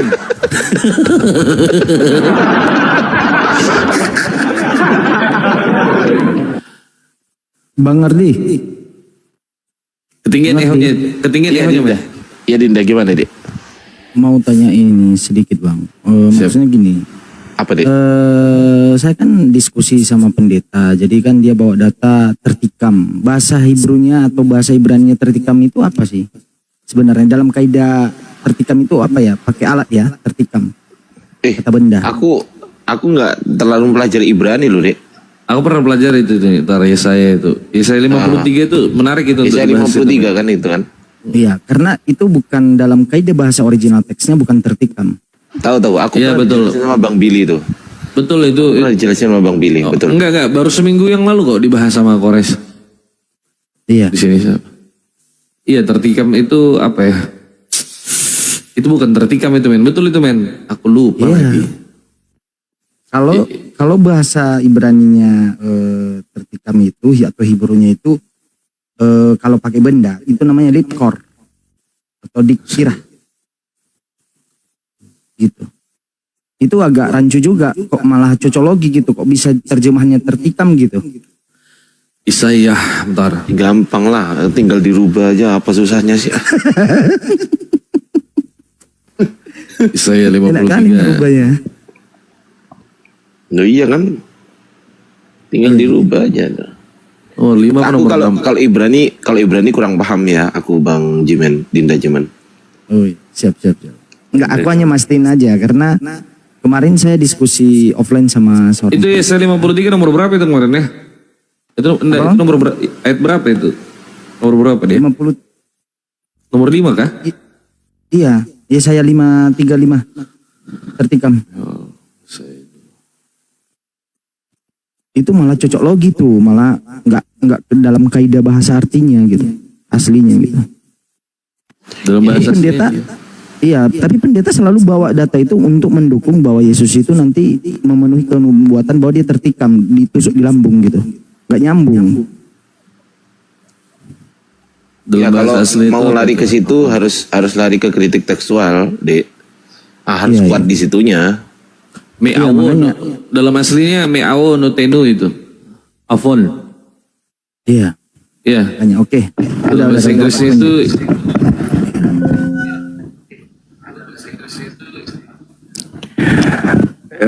Adinda, kalau berbicara mengenai suara saya masih kedengaran ini ya?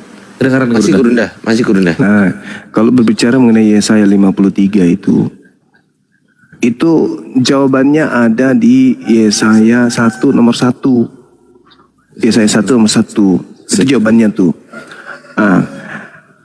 Tradisi Yudaism mengatakan bahwa seluruh yang diceritakan Yesaya 53 ini dari data 1 sampai nomor 13-nya itu berbicara mengenai keadaan Yerusalem secara menyeluruh. Nah, apakah Yesus mengaminkan ucapan mereka orang-orang Yahudi tersebut? Ya, di mana Yesus mengatakan? Matius 23 nomor 32 sampai nomor 36. Jadi yang dialami oleh Yesus seperti dicambuk, ditombak, itu semua dialami oleh nabi-nabi Yerusalem, nabi-nabi Yahudi. Dialami semua. Bahkan lebih sadis, nabi-nabi itu dibunuh, disalib dan seterusnya. Jadi itu tidak berbicara mengenai Yesus, itu berbicara keadaan Yerusalem yang selalu diutus nabi kepada mereka. Namun nabi-nabi ini senantiasa dianiaya, disalib dan dibunuh oleh mereka. Baca Matius 23 nomor 32 sampai nomor 36. Itu Izin bukan cuma Gurunda. Yesus. Ya, Yesaya 1 nomor 1 ini berarti nubuatannya Gurunda digenapi dalam Yesaya 53 begitu. Yesaya 1 sampai Yesaya 66 itu berbicara mengenai keadaan Yerusalem dan Yehuda dalam 4 masa. Coba Anda baca, adik baca. Bacakan saya, Dek. Penglihatan yang telah dilihat Yesaya bin Amos tentang Yehuda dan Yerusalem dalam zaman Usia, Yotam, Ahaz dan Hizkia, raja-raja Yehuda. Tentang siapa? Yehuda dan Yerusalem. Pada zaman Uzia, Yotam, Ahaz dan Hizkia. Raja-raja Yehuda. Tuh. Itulah yang diceritakan dari Yesaya 1 sampai Yesaya 66 terkait dengan cerita cakupan tentang Yerusalem dan Yehuda. Tak ada cerita tentang Yesus. Siap. Sekarang pertanyaannya, ada berapa zaman di sana tadi? 4 zaman. Yotam, Uzia, Ahaz, dan Hizkia. Ada nggak Yesus hidup di 4 zaman ini? Nggak ada. Nggak ada. Jadi Yesaya 53 itu bukan bercerita tentang Yesus. Tapi Yesus menceritakan tentang Yesaya 53 itu cerminannya ada di Matius 23, 32 sampai 36. Bagaimana mungkin engkau ingin meluputkan dirimu dari neraka? Sedangkan nabi-nabi yang diutus kau bunuh, sebagian kau sesat, sebagian kau salibkan. Kau tidak akan pernah bisa selamat. Dan begitu pun angkatan jahat. Jadi orang-orang yang percaya kepada penyaliban itu adalah keturunan ular-ular, keturunan ular beludak. Itu jelas, itu diuraikan. Kok saya masuk lagi? Tadi kan saya sudah bikin kopi. Lanjut. Lanjut, Lanjut, Brunda. Gak apa-apa, Brunda. Mantap, Brunda. Siap. Lanjut. Jadi kalau ada orang oten selalu saya, nggak ada. Itu sudah terkunci oleh Yesaya 1 sampai Yesaya 1. Dalilnya itu 4 masa saja, nggak ada masa Yesus, nggak ada di situ, nggak ada pandai-pandaian. Lanjut. Tapi kalau nggak gitu kan nggak ada nubuatan untuk Yesus. Kan tadi kita sudah membahas latar belakang mereka ingin membunuh Yesus. Ada nggak gara-gara nubuat? Nggak ada. Kalau ada nubuat, Yesus lebih tahu. Kalau ada nubuat, mereka namanya ahli kitab, berarti mereka lebih tahu ahli kitab. Sementara mereka ini kan bahlul kitab, ahli kitab yang lebih tahu. Sekarang apa yang mendasari Anda mengatakan bahwa itu adalah sudah dinubuatkan? Kitab Tatang Sutarma atau kitabnya orang Yahudi? Kitabnya Yahudi. Siapa yang ahli terhadap kitabnya Yahudi? Ente atau mereka? Mereka. Nah, apa tanggapan mereka latar belakang penyaliban Yesus? Apa? Nggak ada itu. Sempat ada jawaban gini, Gurunda. Itu orang Yahudi itu salah memahami kitab ini, gitu, Gurunda. Neneknya kiper. Mana? Iya kemarin malam itu. Itu Dev, Gurunda, si Dev itu loh. Yesus bantah itu, Yesus bantah. Di mana Yesus membantah ungkapan itu? Matius 23, nomor 1, nomor 2, nomor 3, Yesus bantah itu. Orang-orang Yahudi, orang-orang Farisi telah menduduki kursi Musa. Dengarkanlah tuh. Yesus mengatakan dengarkan. Dengarkanlah apa yang mereka katakan. Tapi jangan kau mengikuti mereka. Sebab mereka mengatakan tapi mereka tidak mempraktekkan. Jelas itu. Yesus tahu kok bahwa mereka ahli kitab. Tahu. Yesus tahu. Makanya Yesus ketika ingin disalib, apa kata Yesus? Mengapa kau ingin membunuh aku? Sebab kamu tidak memperoleh firmanku di dalam dirimu. Yesus tahu. Kenapa Yesus tidak mengatakan, kamu ingin membunuhku karena memang kamu telah memperoleh firmanku. Kenapa harus ku? Kenapa harus merujuk kepada diri Yesus? Karena Yohanes 14:24, apa yang kau dengar dari mulutku itu bukan dari aku. Berarti semua yang terlontar dari lisanku itu adalah bukan perkataanku, tapi perkataan Tuhan yang telah mengutus aku, yang diam di dalam aku. Sekiranya Yesus nih teman-teman, adik-adik sekalian, sekiranya Yesus kemudian mengatakan begini, wahai seluruh manusia, ketahuilah, aku ini adalah Tuhan pencipta alam semesta, tidak ada Tuhan selain aku. Maka kalimat Yesus itu pun tidak menghantarkan dia menjadi Tuhan. Kenapa? Karena dia penyampai firman, sama seperti Nabi Musa berkata, Innani anallah la ilaha illa ana. Apakah kemudian Nabi Musa itu adalah Tuhan? Sementara Musa mengatakan, sesungguhnya aku ini adalah Allah. Tidak ada Tuhan selain aku, maka sembahlah aku. Apakah kemudian orang Yahudi menyembah Musa? Tidak. Karena orang Yahudi tahu Musa ini adalah perpanjangan tangan Tuhan. Makanya Yesus berkata dalam Yohanes 10 nomor 34, 35, 36. Bukankah dalam kitab Tauratmu dikatakan bahwa siapapun yang diserahi tugas menyampaikan firman maka dia adalah Allah. Maka aku Yesus mengatakan aku Allah karena aku adalah penyampai firman. Bukan berarti aku Allah dong, bahlul tuyul. Itu maksudnya.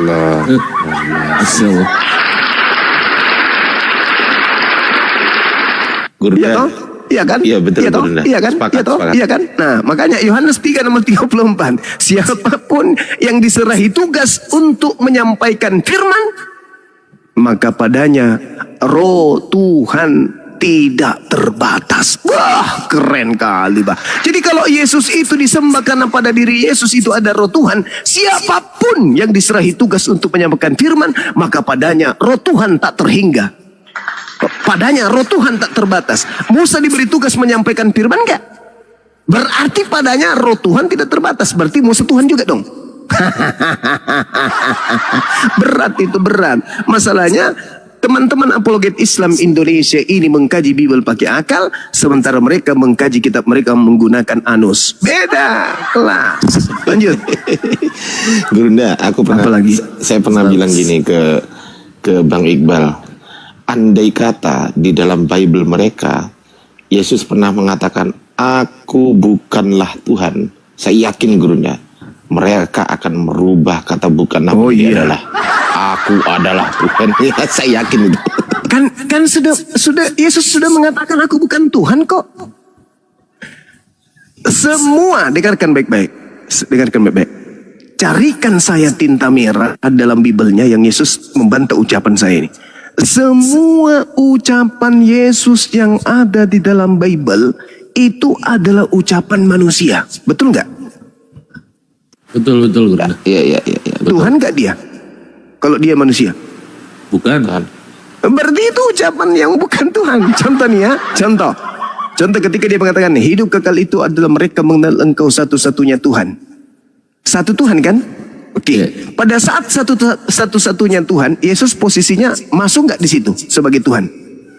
Tidak. Kenapa? Karena Yesus di luar dari satu-satunya itu. Dia juga punya pangkat. Apa pangkatnya? Utusan Tuhan. Selesai. Yesus masuk bergabung berarti jadi dua dong. Gak boleh Yesus di situ. Di saat Tuhan satu-satunya harus dikenal, di saat itu juga Yesus cukup dikenal sebagai Rasul utusan Tuhan. Nah, itu baru bisa memperoleh hidup yang kekal. Jangan digabung Yesus masuk di situ jadi dua nanti. Saya kira begitu adik-adikku. Lanjut. Masya Allah. Daging ini saudara. Nah, di mana Yesus mengatakan aku dan Bapa adalah dua? Ayo. Aku dan Bapakku adalah dua. Yohanes 8, 17, 18. Mantap sekali. Satu lagi. Di mana Yesus mengatakan aku dan Bapa adalah dua? Banyak, Gurunda. Di mana lagi? Bentar. Saya buka. 8, 29 coba. Siap. Yohanes 8 itu banyak. Yohanes 5, 26 Gurunda. Yohanes 8:29, dan ia yang telah mengutus aku, ia menyertai aku, ia tidak membiarkan aku sendiri, sebab aku senantiasa berbuat apa yang berkenan kepadanya. Aku tidak sendiri berarti aku berdua. Minimal berdua Cahayu. Mas Tolang generasi. Oke, lanjut. Dengarkan itu Cahayu. Lanjut. Baiklah. Ntar saya pilih yang kayak gini nih yang nggak bisa kita tiru ya teman-teman ya. Ini pola pikir seperti Gurunda Zuma ini yang nggak bisa kita copy paste, nggak bisa. Sulit. Tapi betul, dalil-dalil dalam Yohanes pasal 8 ini termasuk 17-18, nomor 29 juga. Banyak dalam kitab Yohanes itu justru diksinya itu membedakan antara Yesus dan Bapa. Bukan satu dia. Kalau misal di Yohanes 5, 26 Gurunda Iqbal, gimana Gurunda Iqbal? Jadi begini Adinda, wah jangan begitu.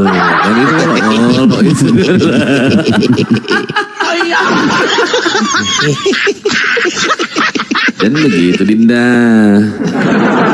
Sebab sama seperti Bapa mempunyai hidup dalam dirinya sendiri, demikian juga diberikannya anak mempunyai hidup dalam dirinya sendiri. Betul. Berapa itu? Loro. Tapi gini Adinda, maksud saya gini loh. Kalau narasi-narasi seperti itu memang banyak sekali. Maksud saya ini untuk mematahkan aku dan Bapa adalah satu itu yang tadi Yohanes 8. Betul. Karena di situ Yesus menyebut dua. Ya, Langsung betul, menyebut betul. Yesus dua. Dan bukankah di dalam kitab Tauratmu dikatakan dua? Dua langsung betul, dikatakan. betul itu Gurunda. Ada kata duanya. Itu makanya itu dalil andalan saya itu Yohanes 8:17-18 itu favorit juga itu Iya. Gurunda. Nah, kalau di 29 aku tidak seorang diri kan Betul. gitu. Nah, dia tidak seorang diri. Yang membuat mereka berat nanti itu ketika kita tabrakan ke Wahyu 5 nomor 6. Berat itu. Berat, karena di situ ada 7. Iya betul. Ada 7. Inilah ketujuh roh Theos yang diutus ke bumi. Waduh, berat kali itu, bah. Berat. Itu ngelesnya gini Guna. Ini kan perumpamaan. Perumpamaan yang berupa penglihatan. Nah, kan penglihatan toh. Kalau dikatakan penglihatan berarti dia melihat. Itu kan cuman tapi perumpamaannya dia melihat. Bukankah Anda penyembah roh? Ya, ada berapa roh yang Anda sembah? 1. Kenapa roh Tuhan Anda ada 7? Kalau cuman 1. Masalah generasi. Mereka ngelesnya gini Gurunda. Apalagi 7 itu artinya 1. Gitu. Oh ya udahlah kalau gitu saya angkat tangan lah kalau gitu. Ampun. Ampun kalau saya tidak bisa sudah kalau kayak gitu, artinya saya hanya bisa memberikan Anda resep untuk ke rumah sakit jiwa, nggak bisa lagi. Gitu. Allahu Akbar. Lanjut. Siap. Insya Allah ya, luar biasa ya teman-teman. Nah, dicatat ya teman-teman ya. Kalau bisa dicatat teman-teman betul. Dicatat teman-teman.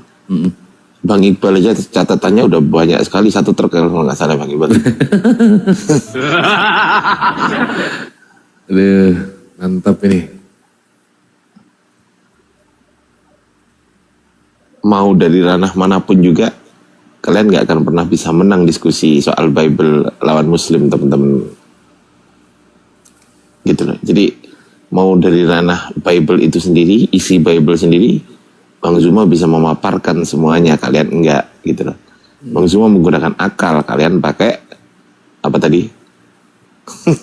Anus. Aku nggak mau sebut ntar kena lagi. Banyak kadang viewers, kadang kan banyak viewers tanya Bang Dah, gimana caranya metode membaca Bible ini sehingga kita memahami Bible gitu kan? Sederhana, baca aja semua, salah semua itu.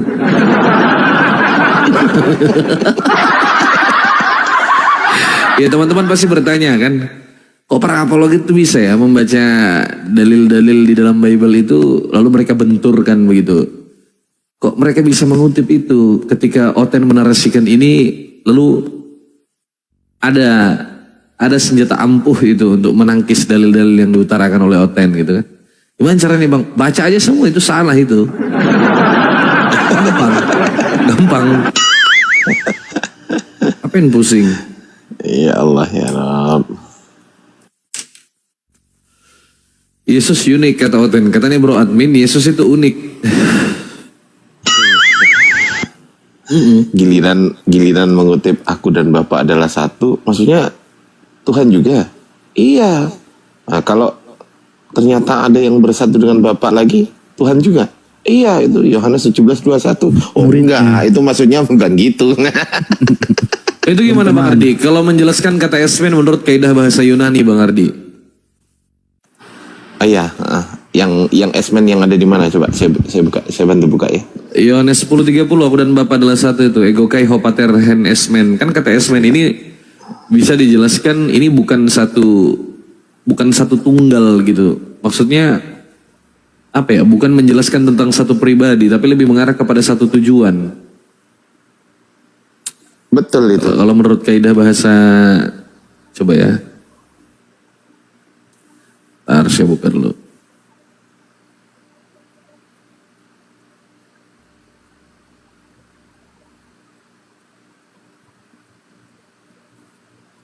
John 10:30. Nih.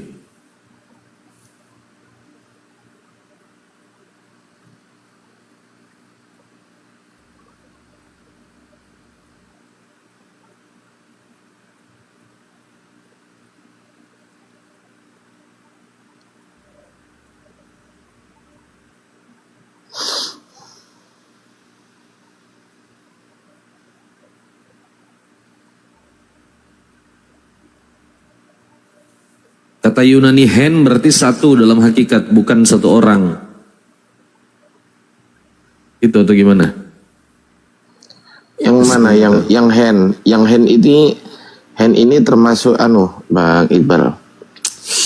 N ya. N ini termasuk artikel. N ini artikel. Artikel tuh sama kayak ini nih. N apple. Satu netral Amen. gitu ya. Kata netral bisa nggak? Netral bukan maskulin gitu. Gimana Bang? Kata netral. Jadi bukan, satu itu, netral tuh kan kata hen itu gini. Ego kai hopater hen esmen. Kata hen itu menjelaskan kalau menurut kaidah bahasa Yunani itu merujuk kepada kata netral dia, bukan satu pribadi tetapi satu hal, satu hakikat, satu tujuan, satu pekerjaan, satu pengajaran begitu. Bukan, N itu jadi, satu Bang. N itu numerik dia. Oke. N itu numerik Bang. Apa perbedaan hen sama heis? Gimana Bang? Apa perbedaan hen sama heis? Sama aja, itu akar katanya itu dari itu. Jadi yang membedakan itu biasanya, yang membedakan di situ ini nominatif, terus kemudian akusatif, vokatif, genetif, itu yang membedakan di situ. Tapi bukan generik kan kamu Ustaz? Gimana? Bukan generik, itu genetif. Enggak, gini, itu haze itu termasuk genetif itu. Ya, aku baca penjelasannya ya. Hen itu merujuk kepada kata netral, satu dalam tujuan, bukan identitas pribadi. Jadi tidak merujuk kepada satu pribadi itu. Jadi dalam bentuk netral dia. Netral ini gimana ya? Dalam tujuan, dalam satu hakikat, satu keadaan yang sebenarnya satu pekerjaan gitulah. Tapi kalau haze itu merujuk kepada satu orang, satu pribadi gitu. Jadi kalau oneness, aku dan Bapak adalah satu itu, kalau dia memang merujuk kepada satu pribadi, satu kesatuan dalam perwujudan daging Yesus, maka dia harus menggunakan kata haze. Gak bisa pakai hen. Gitu. Menurut penjelasan ini.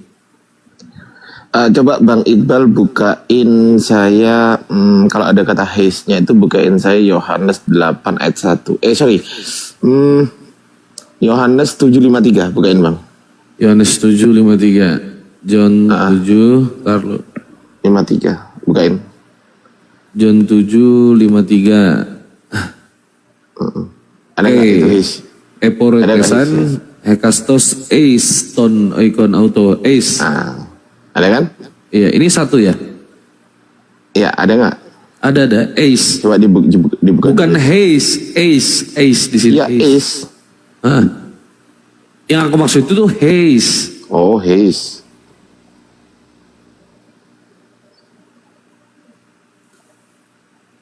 Ya, silakan teman-teman Kristen, silakan Anda naik bertanya terkait masalah judul yang kita bawa pada malam hari ini, latar belakang penyaliban. Ini luar biasa ini. Ini nubuatan gurunda tergenapi teman-teman ya. Ini nubuatan gurunda. Materi ini sudah dibawa sejak lama, sebelum viral itu antar edis yang menyatakan bahwa penyaliban itu karya iblis. Itu sudah dibahas sama Bang Zuma itu. Penyaliban karya siapa? Iblis pahlawan penyaliban. Tergenapi nubuatan gurunda, iya. Salut saya. Tetap edis terbalik. Itu bukan terbalik, terbaik kain kosel ketik.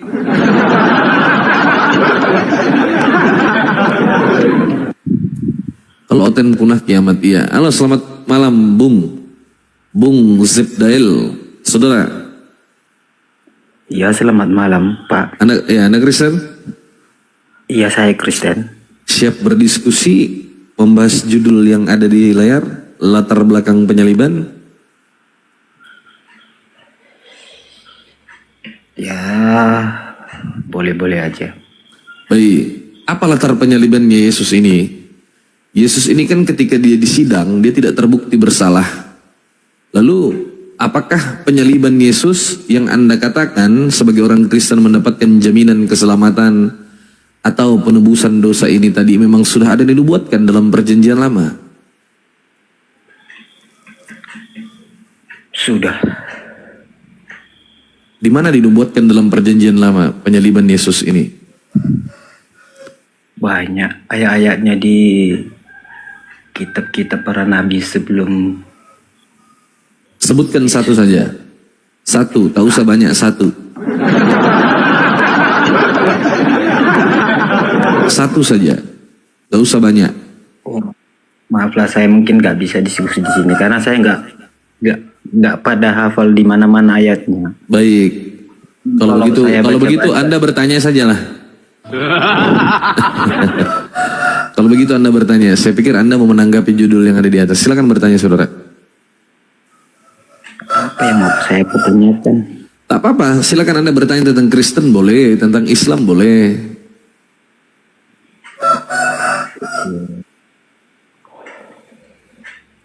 Oke, saya ada pertanyaan satu. Silakan. Menurut Islam, Yesus itu benar disalib atau tidak? Tidak. Jika Yesus Kristus Putra Maria itu adalah Nabi kami, Nabi Isa alaihissalam, maka menurut apa yang tertulis dalam Al-Quranul Karim, dia tidak tersalib. Ia diselamatkan oleh Allah Subhanahu wa Ta'ala. Oke, boleh saya tanya satu lagi? Silakan.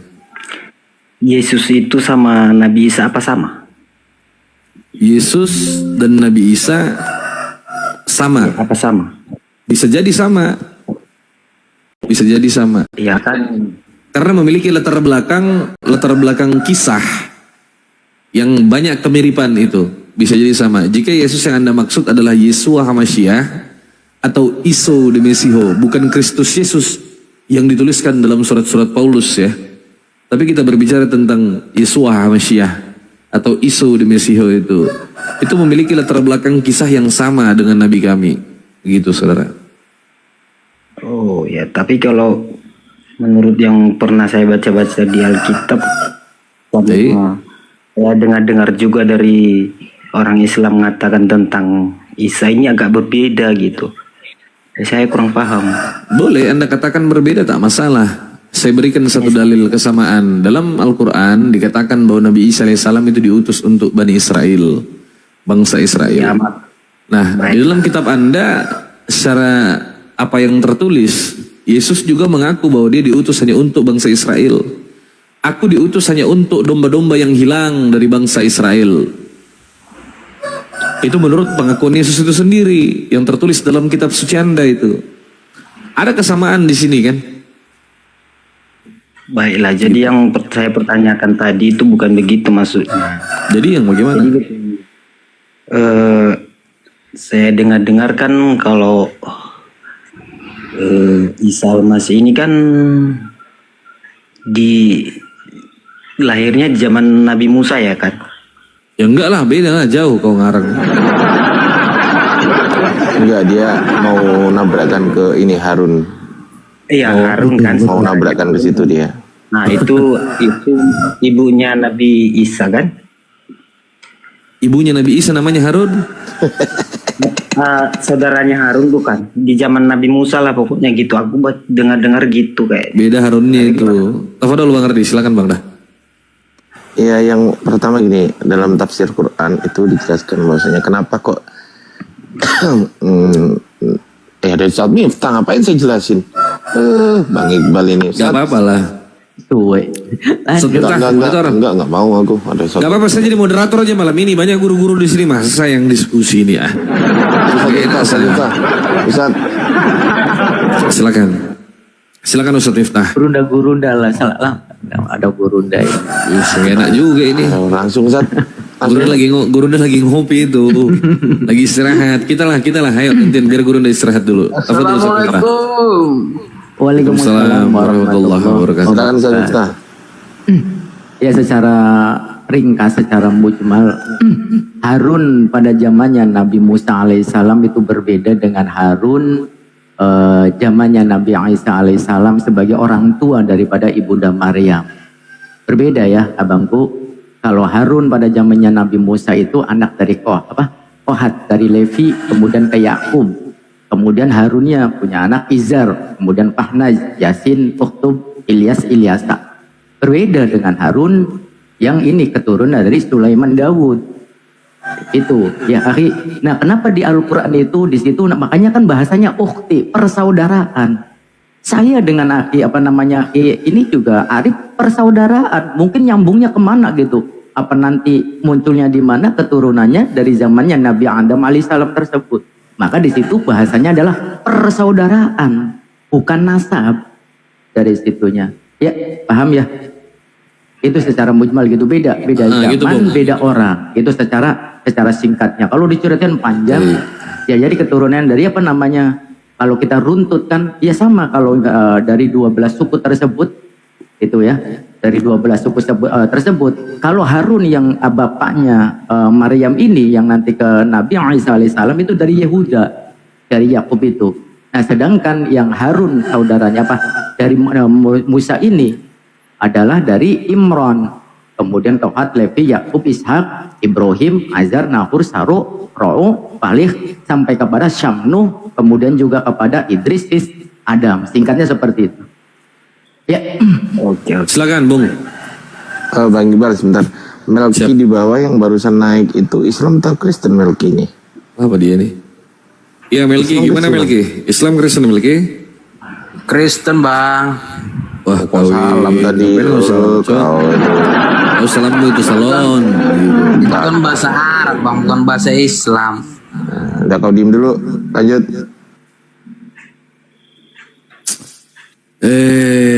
Kau ini. Lanjut, Bung Sep, silakan tanggapi. Apalagi? Ada pertanyaan selanjutnya? Ya, masalah itu tadi yang saya tanya tadi. Ya udah dijelaskan kan, itu berbeda Harun. Jadi iya bakal beda Harun itu. Lanjut, silakan. Pertanyaan selanjutnya. Jangan berpolemik kalau Anda tak ada data. Saya pun baru tahu kan kalau begitu. Ya, karena aku pun hanya baca aja tapi nggak ingat di mana ayatnya. Itu karena gini, abangku, kalau orang-orang dulu bahkan adat Jawa juga ini di Nusantara juga masih masih mengabadikan istilah anak keturunan ke bapak moyang nenek moyang itu bangga dengan menggunakan nama-nama nenek moyang kita gitu. Baik, itu kebanggaan itu salah satu adatnya. Maka baginda Nabi juga kan dengan bin-bini tersebut itu loh, abangku ya. Itu adalah adat istiadat dan juga kebudayaan di dalam Islam itu salah satunya itu dengan menggunakan nama-nama kebanggaan dari nenek moyang kita, bapak moyang kita. Oke, terima kasih Bapak. Iya, izin masuk sedikit boleh? Silakan Aki, silakan.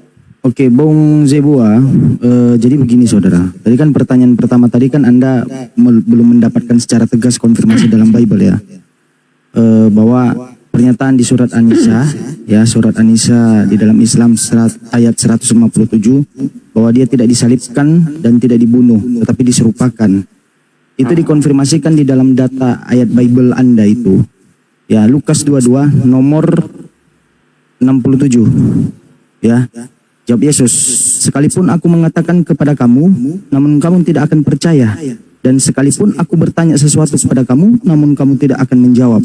Mulai sekarang, kata Yesus yang diduga Yesus di hadapan mahkamah, mulai dari sekarang, ya, Anak manusia sudah duduk di sebelah kanan Allah yang Maha Kuasa. Jadi sudah duduk, Bang. Jadi yang disalibkan itu bukan Yesus yang asli. Itu dikonfirmasikan oleh dalam Bible. Tetapi tuduhan pada saat itu, orang-orang saat itu, mereka berkata, engkau ini anak Allah.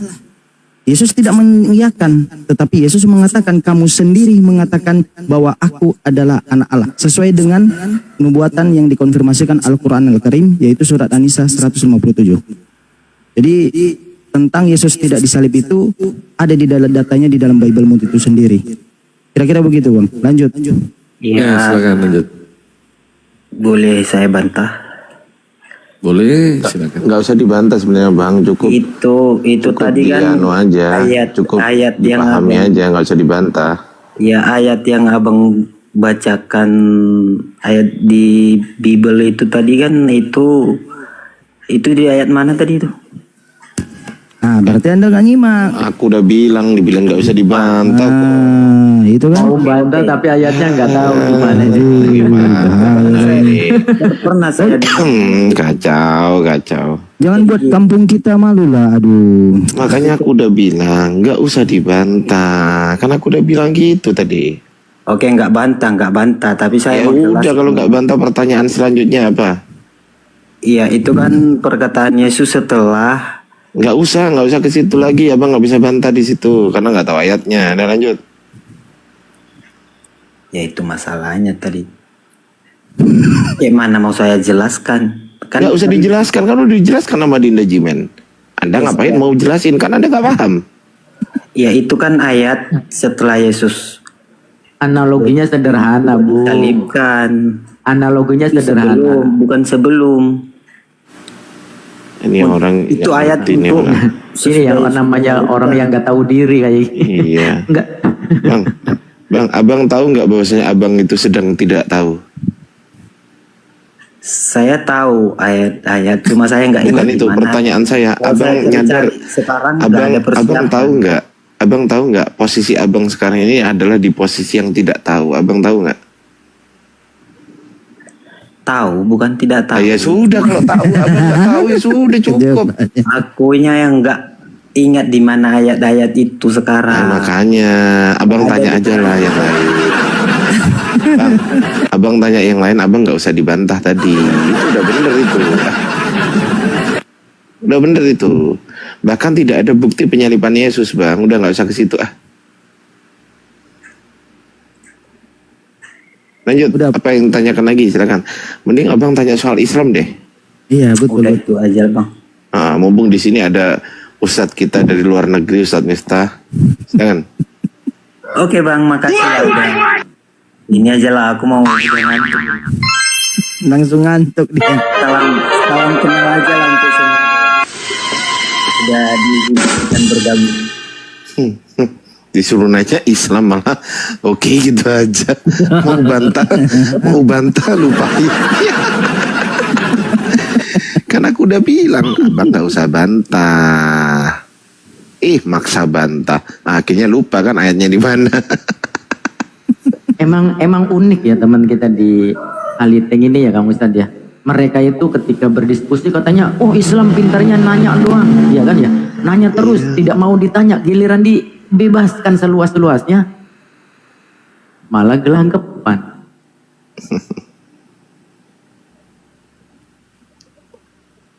Oke Bang Edi Islam Kristen Bang Edi.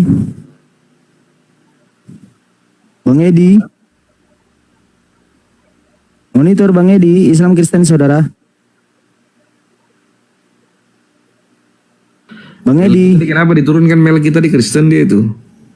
Nggak ada yang nurunkan bang. Nggak ada, turun sendiri. Turun sendiri mungkin panas mungkin telinganya. Naikin lagi aja. Ya Melki, gimana Melki? Halo bang. Ya Dinda, bagaimana Dinda, silakan.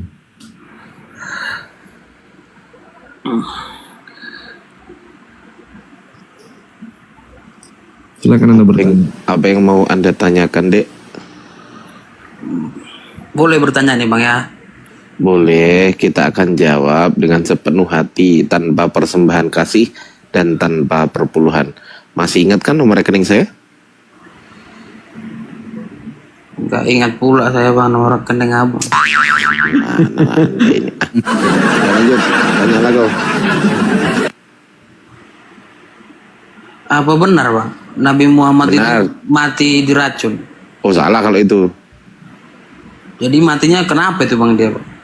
Matinya karena kehendak Allah Subhanahu Wa Taala. Mampus. Kalau kehendak Allah, tapi di Al-Quran Nabi Muhammad itu kekasih Allah. Berarti Allah juga yang mencabut nyawa Nabi Muhammad gitu. Semua para nabi, bukan cuman para nabi ya, semua manusia di dunia ini hidup dan matinya itu adalah kehendak Allah. Mau ngapain? Termasuk juga Yesus. Termasuk juga Yesus. Langsung langsung mental. Dan Pepeng di bawah hati-hati katanya. Berdosa kita kalau menyamakan Nabi Isa dengan Yudas di tiang salib. Wah, siap Gurundi. Siapa yang bilang gitu? Hati-hati berdosa kalau menyamakan Nabi Isa dengan Yudas. Dah. Berarti Anda sedang mengimani Nabi Isa digantung di tiang salib. Wah, kacau Anda. Kacau berarti Anda.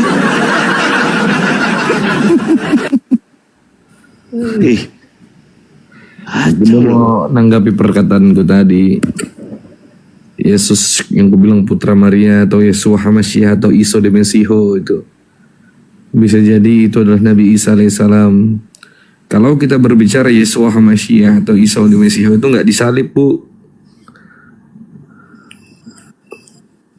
Itu nggak disalib.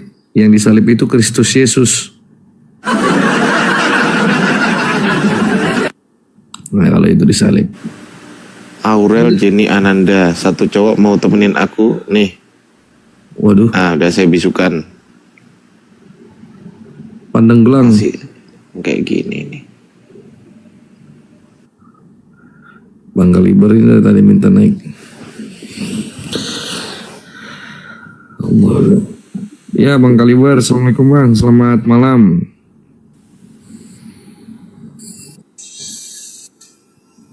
Bang Kaliber, Komando, selamat malam Komando.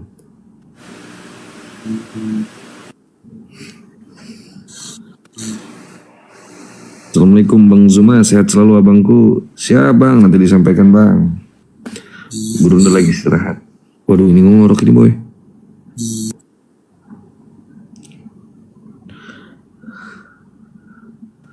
Itu si Salwa suruh naik aja Salwa. Ini Salmawa ini siapa sih? Nggak tahu Salmawa itu. Kores kok muncul lagi tadi hilang? Siapa yang nurunin saya? Enggak ada. Orang lu kepental sendiri, makanya gue heran. Pental sendiri, open cam lah. Open cam lah. Tunggu. Belum pakai celana dalam, tunggu bentar. Dibuka mute-nya, jangan ditutup. Ini serius nih, kalau begadang sekalian. Bentar, belum pakai celana dalam, tunggu bentar. Mute-nya dibuka, jangan ditutup. Kalau begadang gue ikut lah. Tunggu. Belum pakai celana dalam, tunggu bentar. Jangan di mute gitu lah, dibuka mute-nya. Assalamualaikum. Ya gitu. Tunggu. Waalaikumsalam. Turunin aja Bang, ini kepencet. Oh iya Bang Kilon, terima kasih Bang. Jangkrik. Moderator juga Kores. Jancu. Ya Bang Jen, selamat malam Bang Jen. Bang Jen Rio Koten.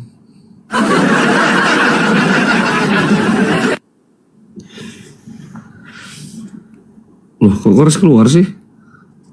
Kepental terus dia, kenapa ya? Bukan di kick kan lain kan?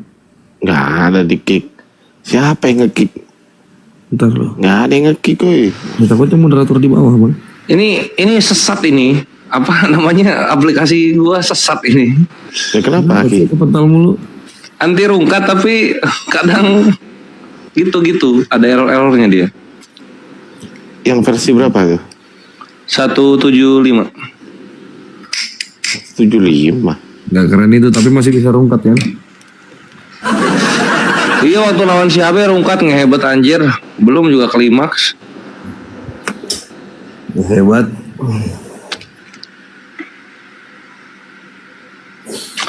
Jadi ngapain kita sekarang? Menunggu oten-oten yang cerdas naik. Guru udah lagi istirahat tadi.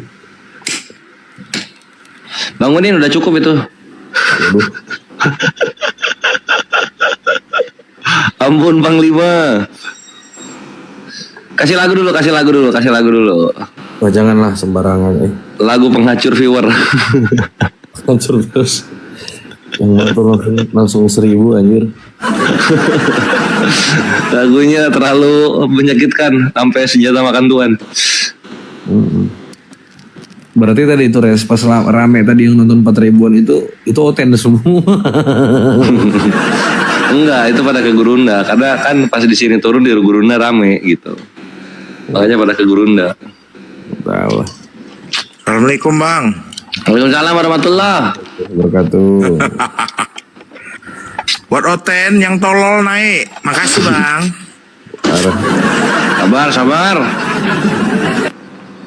Sabar. Aduh.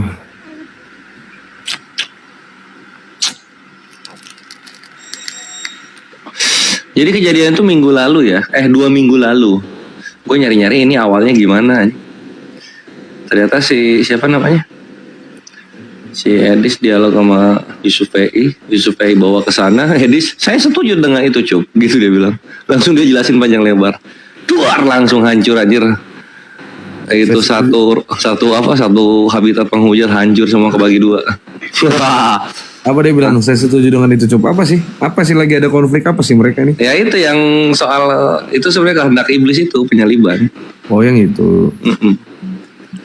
Si Edis nempalinnya langsung saya setuju lah. Sebenarnya saya setuju sama kamu Cup gitu dia. Wah anjir rusuh langsung.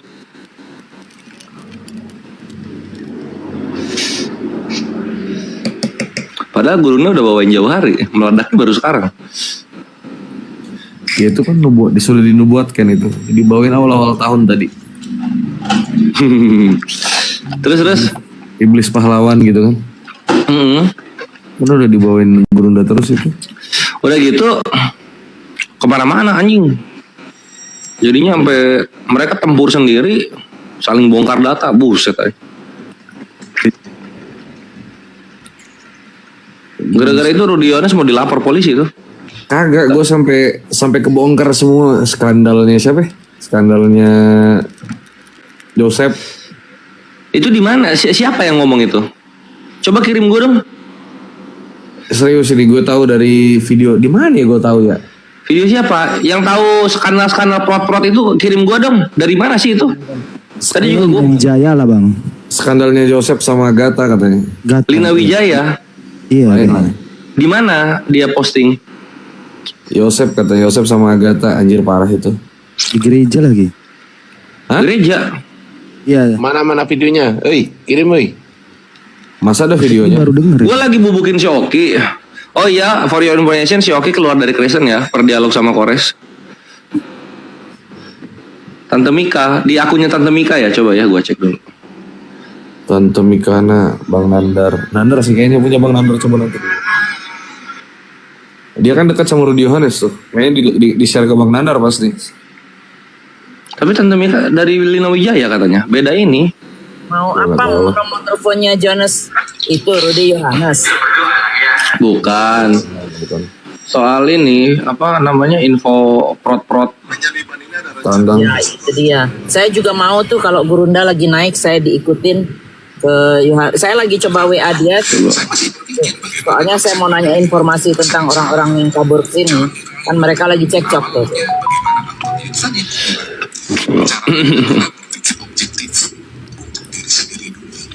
Video Tante Mika yang mana nih?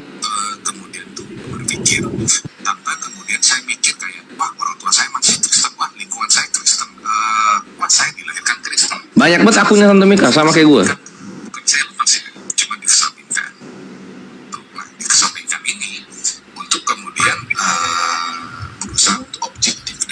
Tunggu ya. Kores di PT saya juga banyak tuh Kores. Yang mana tergantung. Ini yang masalah skandal, Bun. Cek, assalamualaikum warahmatullahi. Woi, Ton, itu Tante Mika. Ya. Minta ini dong. Kores kalau ngomong asli mendadak, Yang soal prot-prot itu si Joseph sama si ini dong, lihat dong. Oh, yang itu yang Lina Wijaya itu. Lina yang ngomong. Coba mana mau. Nggak usah, gimana? Nggak tahu, terserah bebas. Panggil aja ke sini tuh. Oh, dikirim? Mau dikirim kah? Iya kirim juga boleh, kirim. Kirim ke mana? Boleh. Oh mana ya? Kesini aja ke nomor gua aja Ton, coba Ton. Panggil aja anaknya sini Res. Kenapa nggak naik aja sekalian? Nah ini nih 081 terhitung. Kalau nggak aku sana aja. Oh ya udah bebas. Lanjut Ton. Sampai mualaf. Assalamualaikum warahmatullahi. Waalaikumsalam.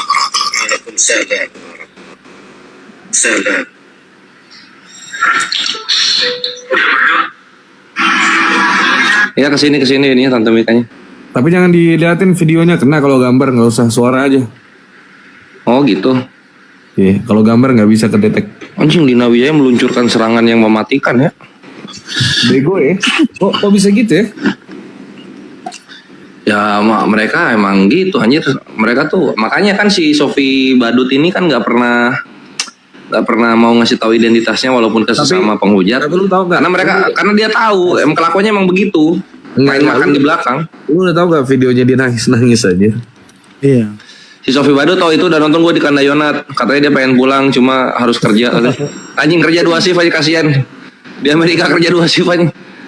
Beres kerja ngehujat. Oh dia pengen pulang ke Indo. Iya kan curhat itu di yang waktu ribut itu. Terus sama si yang juga sih. ini datang ini. Oh. Reporter kita. Dokumentasinya bagus ini. Tante. Mau nonton 2 Tante. Waalaikumsalam warahmatullahi. Mau nonton 2. Yang pertama yang si Joseph Prot itu gue nggak percaya kan Joseph itu belok sebenarnya, tapi nggak apa-apa.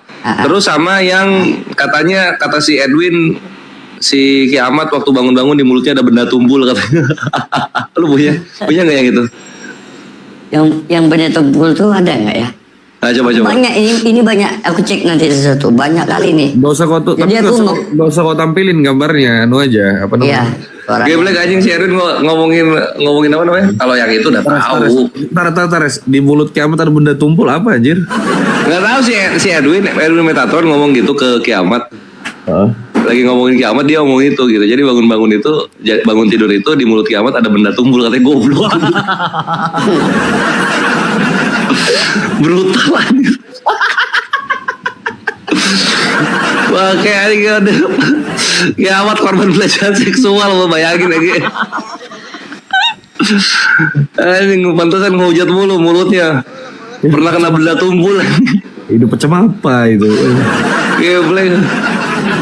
Ada lagi ini. Coba. Rudy Yohanes menunjukkan foto si Taipudin sama cewek loh. Iya itu tahu. Ini yang terbaru yang malam ini infonya 2 itu. Pas gua lagi bubukin Shoki sampai keluar Kristen ya, gara-gara membantah Mazmur dan Yeremia dan Yohanes, di bawah tuh rame ini Kores ini Kores gitu. Wah jadi cepet-cepet pengen beres, gua pengen nonton tapi nggak tahu di mana. Karena coba. Ini langsung ke pokoknya aja atau gimana? Dengar tentang masalah HIV-nya juga. Kalau itu udah tahu gua. Yang lain pakainya pada belum tahu deh. Langsung ke Joseph aja. Langsung ke Joseph aja. Kalau itu udah tahu gua yang HIV. Oke. Langsung ke Joseph aja. Joseph sama Agatha itu berita lama itu. Jadikan tolak ukur pertama, dia memang jemaat di situ, dia pelayanan di situ dan dia mahasiswa STT.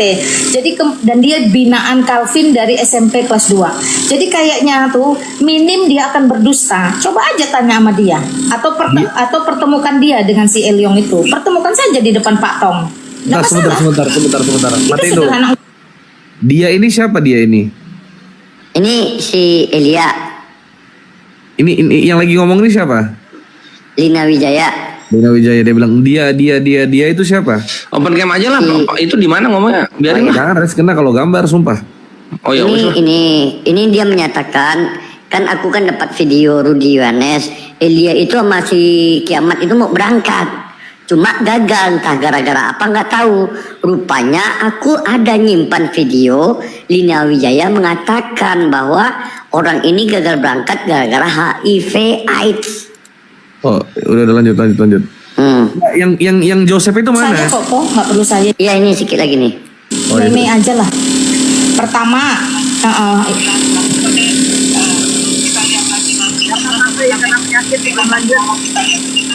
nggak apa-apa. Saya mah tahu tadi.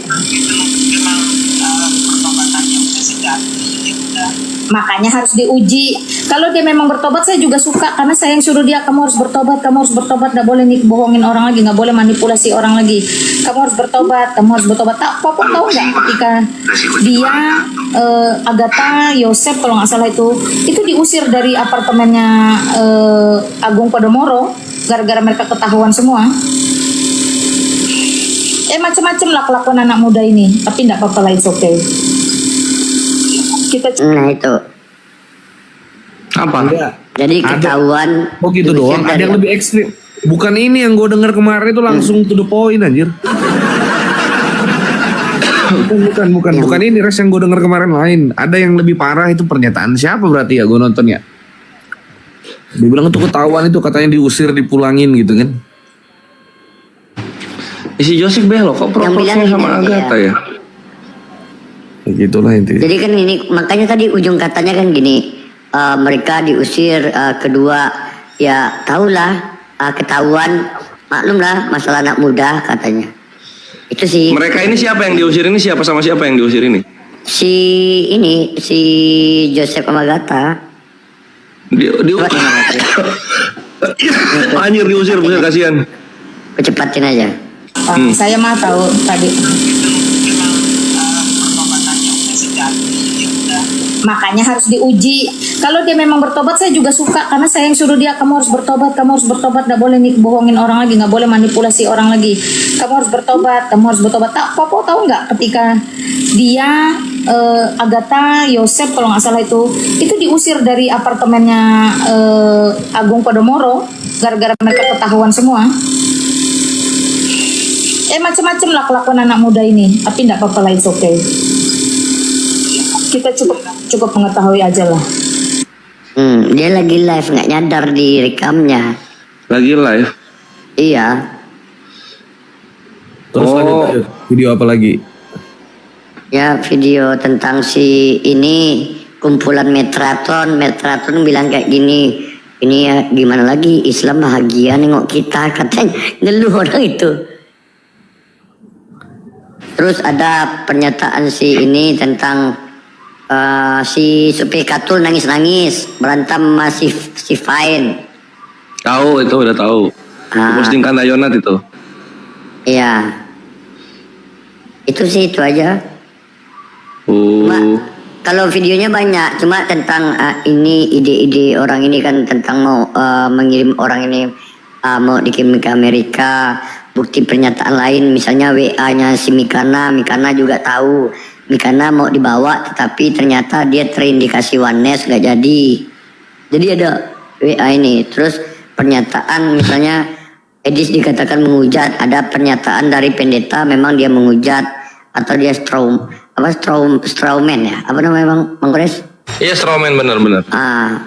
Jadi itu yang kukumpulkan data penghujatan Edis sama pernyataan dari pendeta MYM sama pernyataan dari pendeta ini Esra Suru.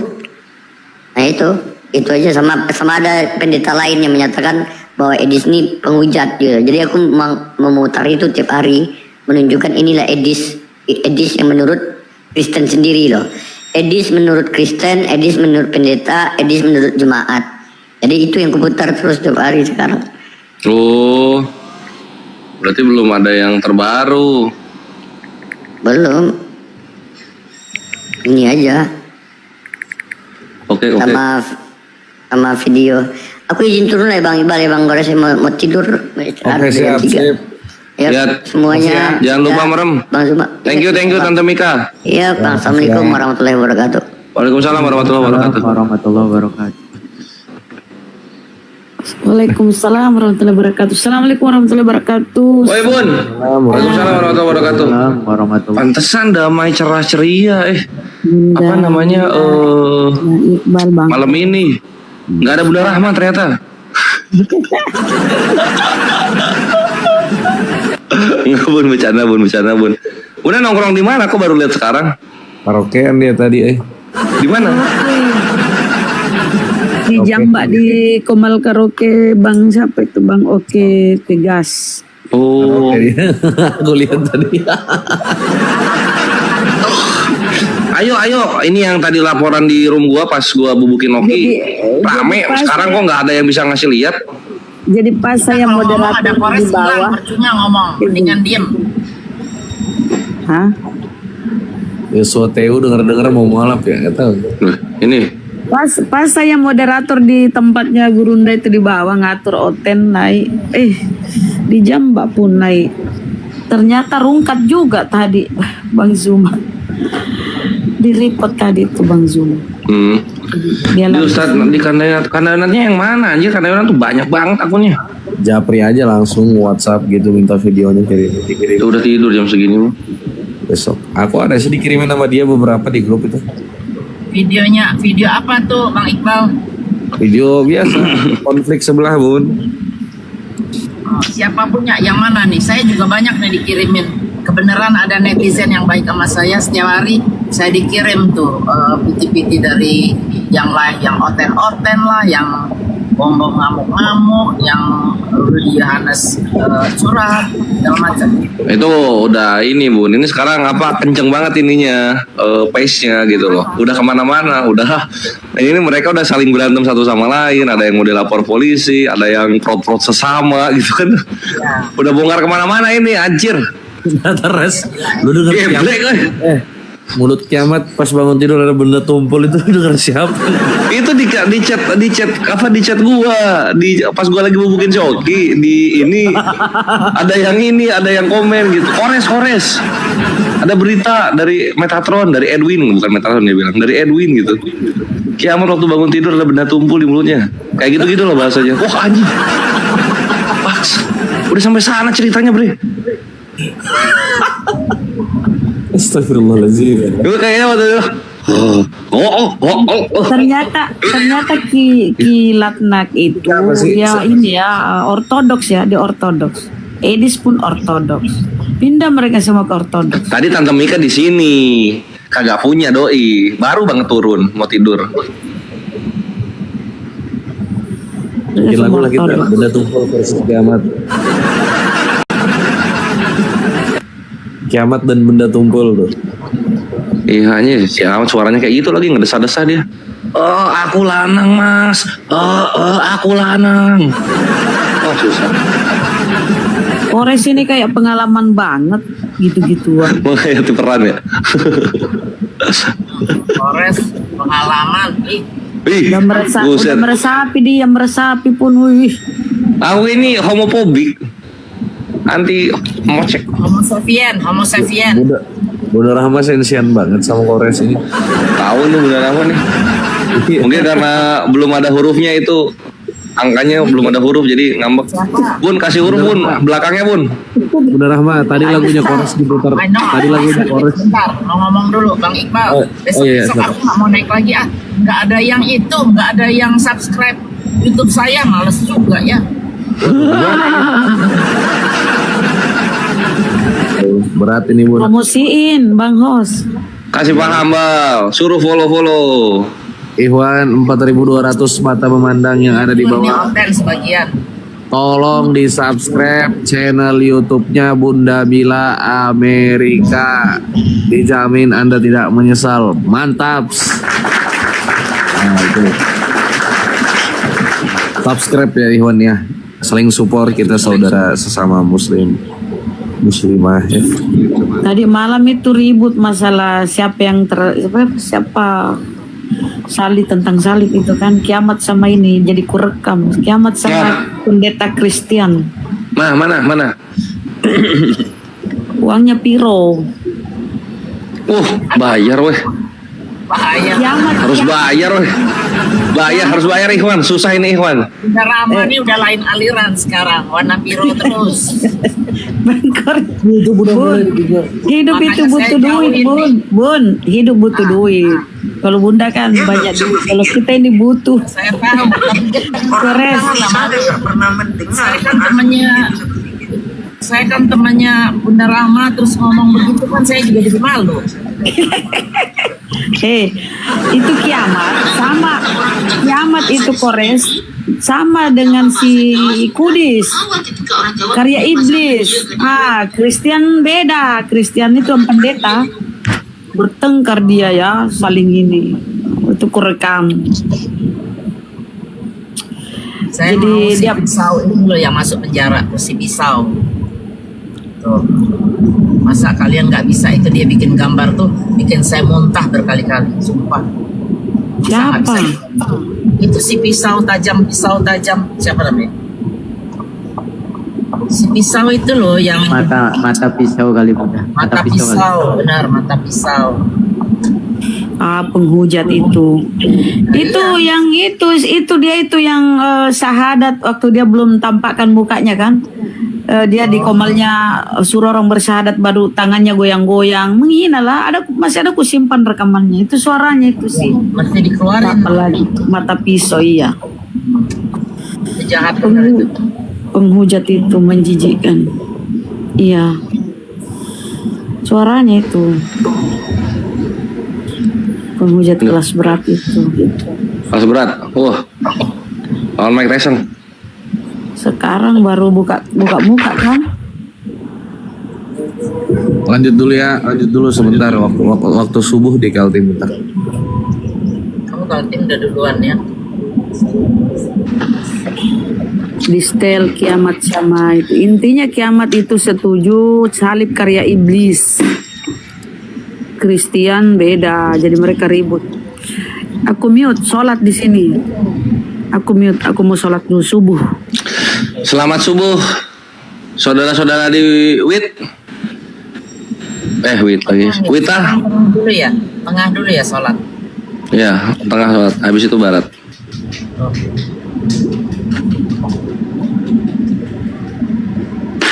Anjir, keren banget ya Tuhan kita Allah Subhanahu Wa Taala. Timingnya pas banget, jedar langsung hancur. Penghujat Islam berantem satu sama lain. Bongkar-bongkar data langsung. Bongkar-bongkar aib. Sekarang ini ya, pro salib ini iblis sama salib karya Tuhan ya. Itu awal-awal Bun, sekarang udah pecah kemana-mana. Udah ada yang udah ada pendeta sama apologet berantem, terus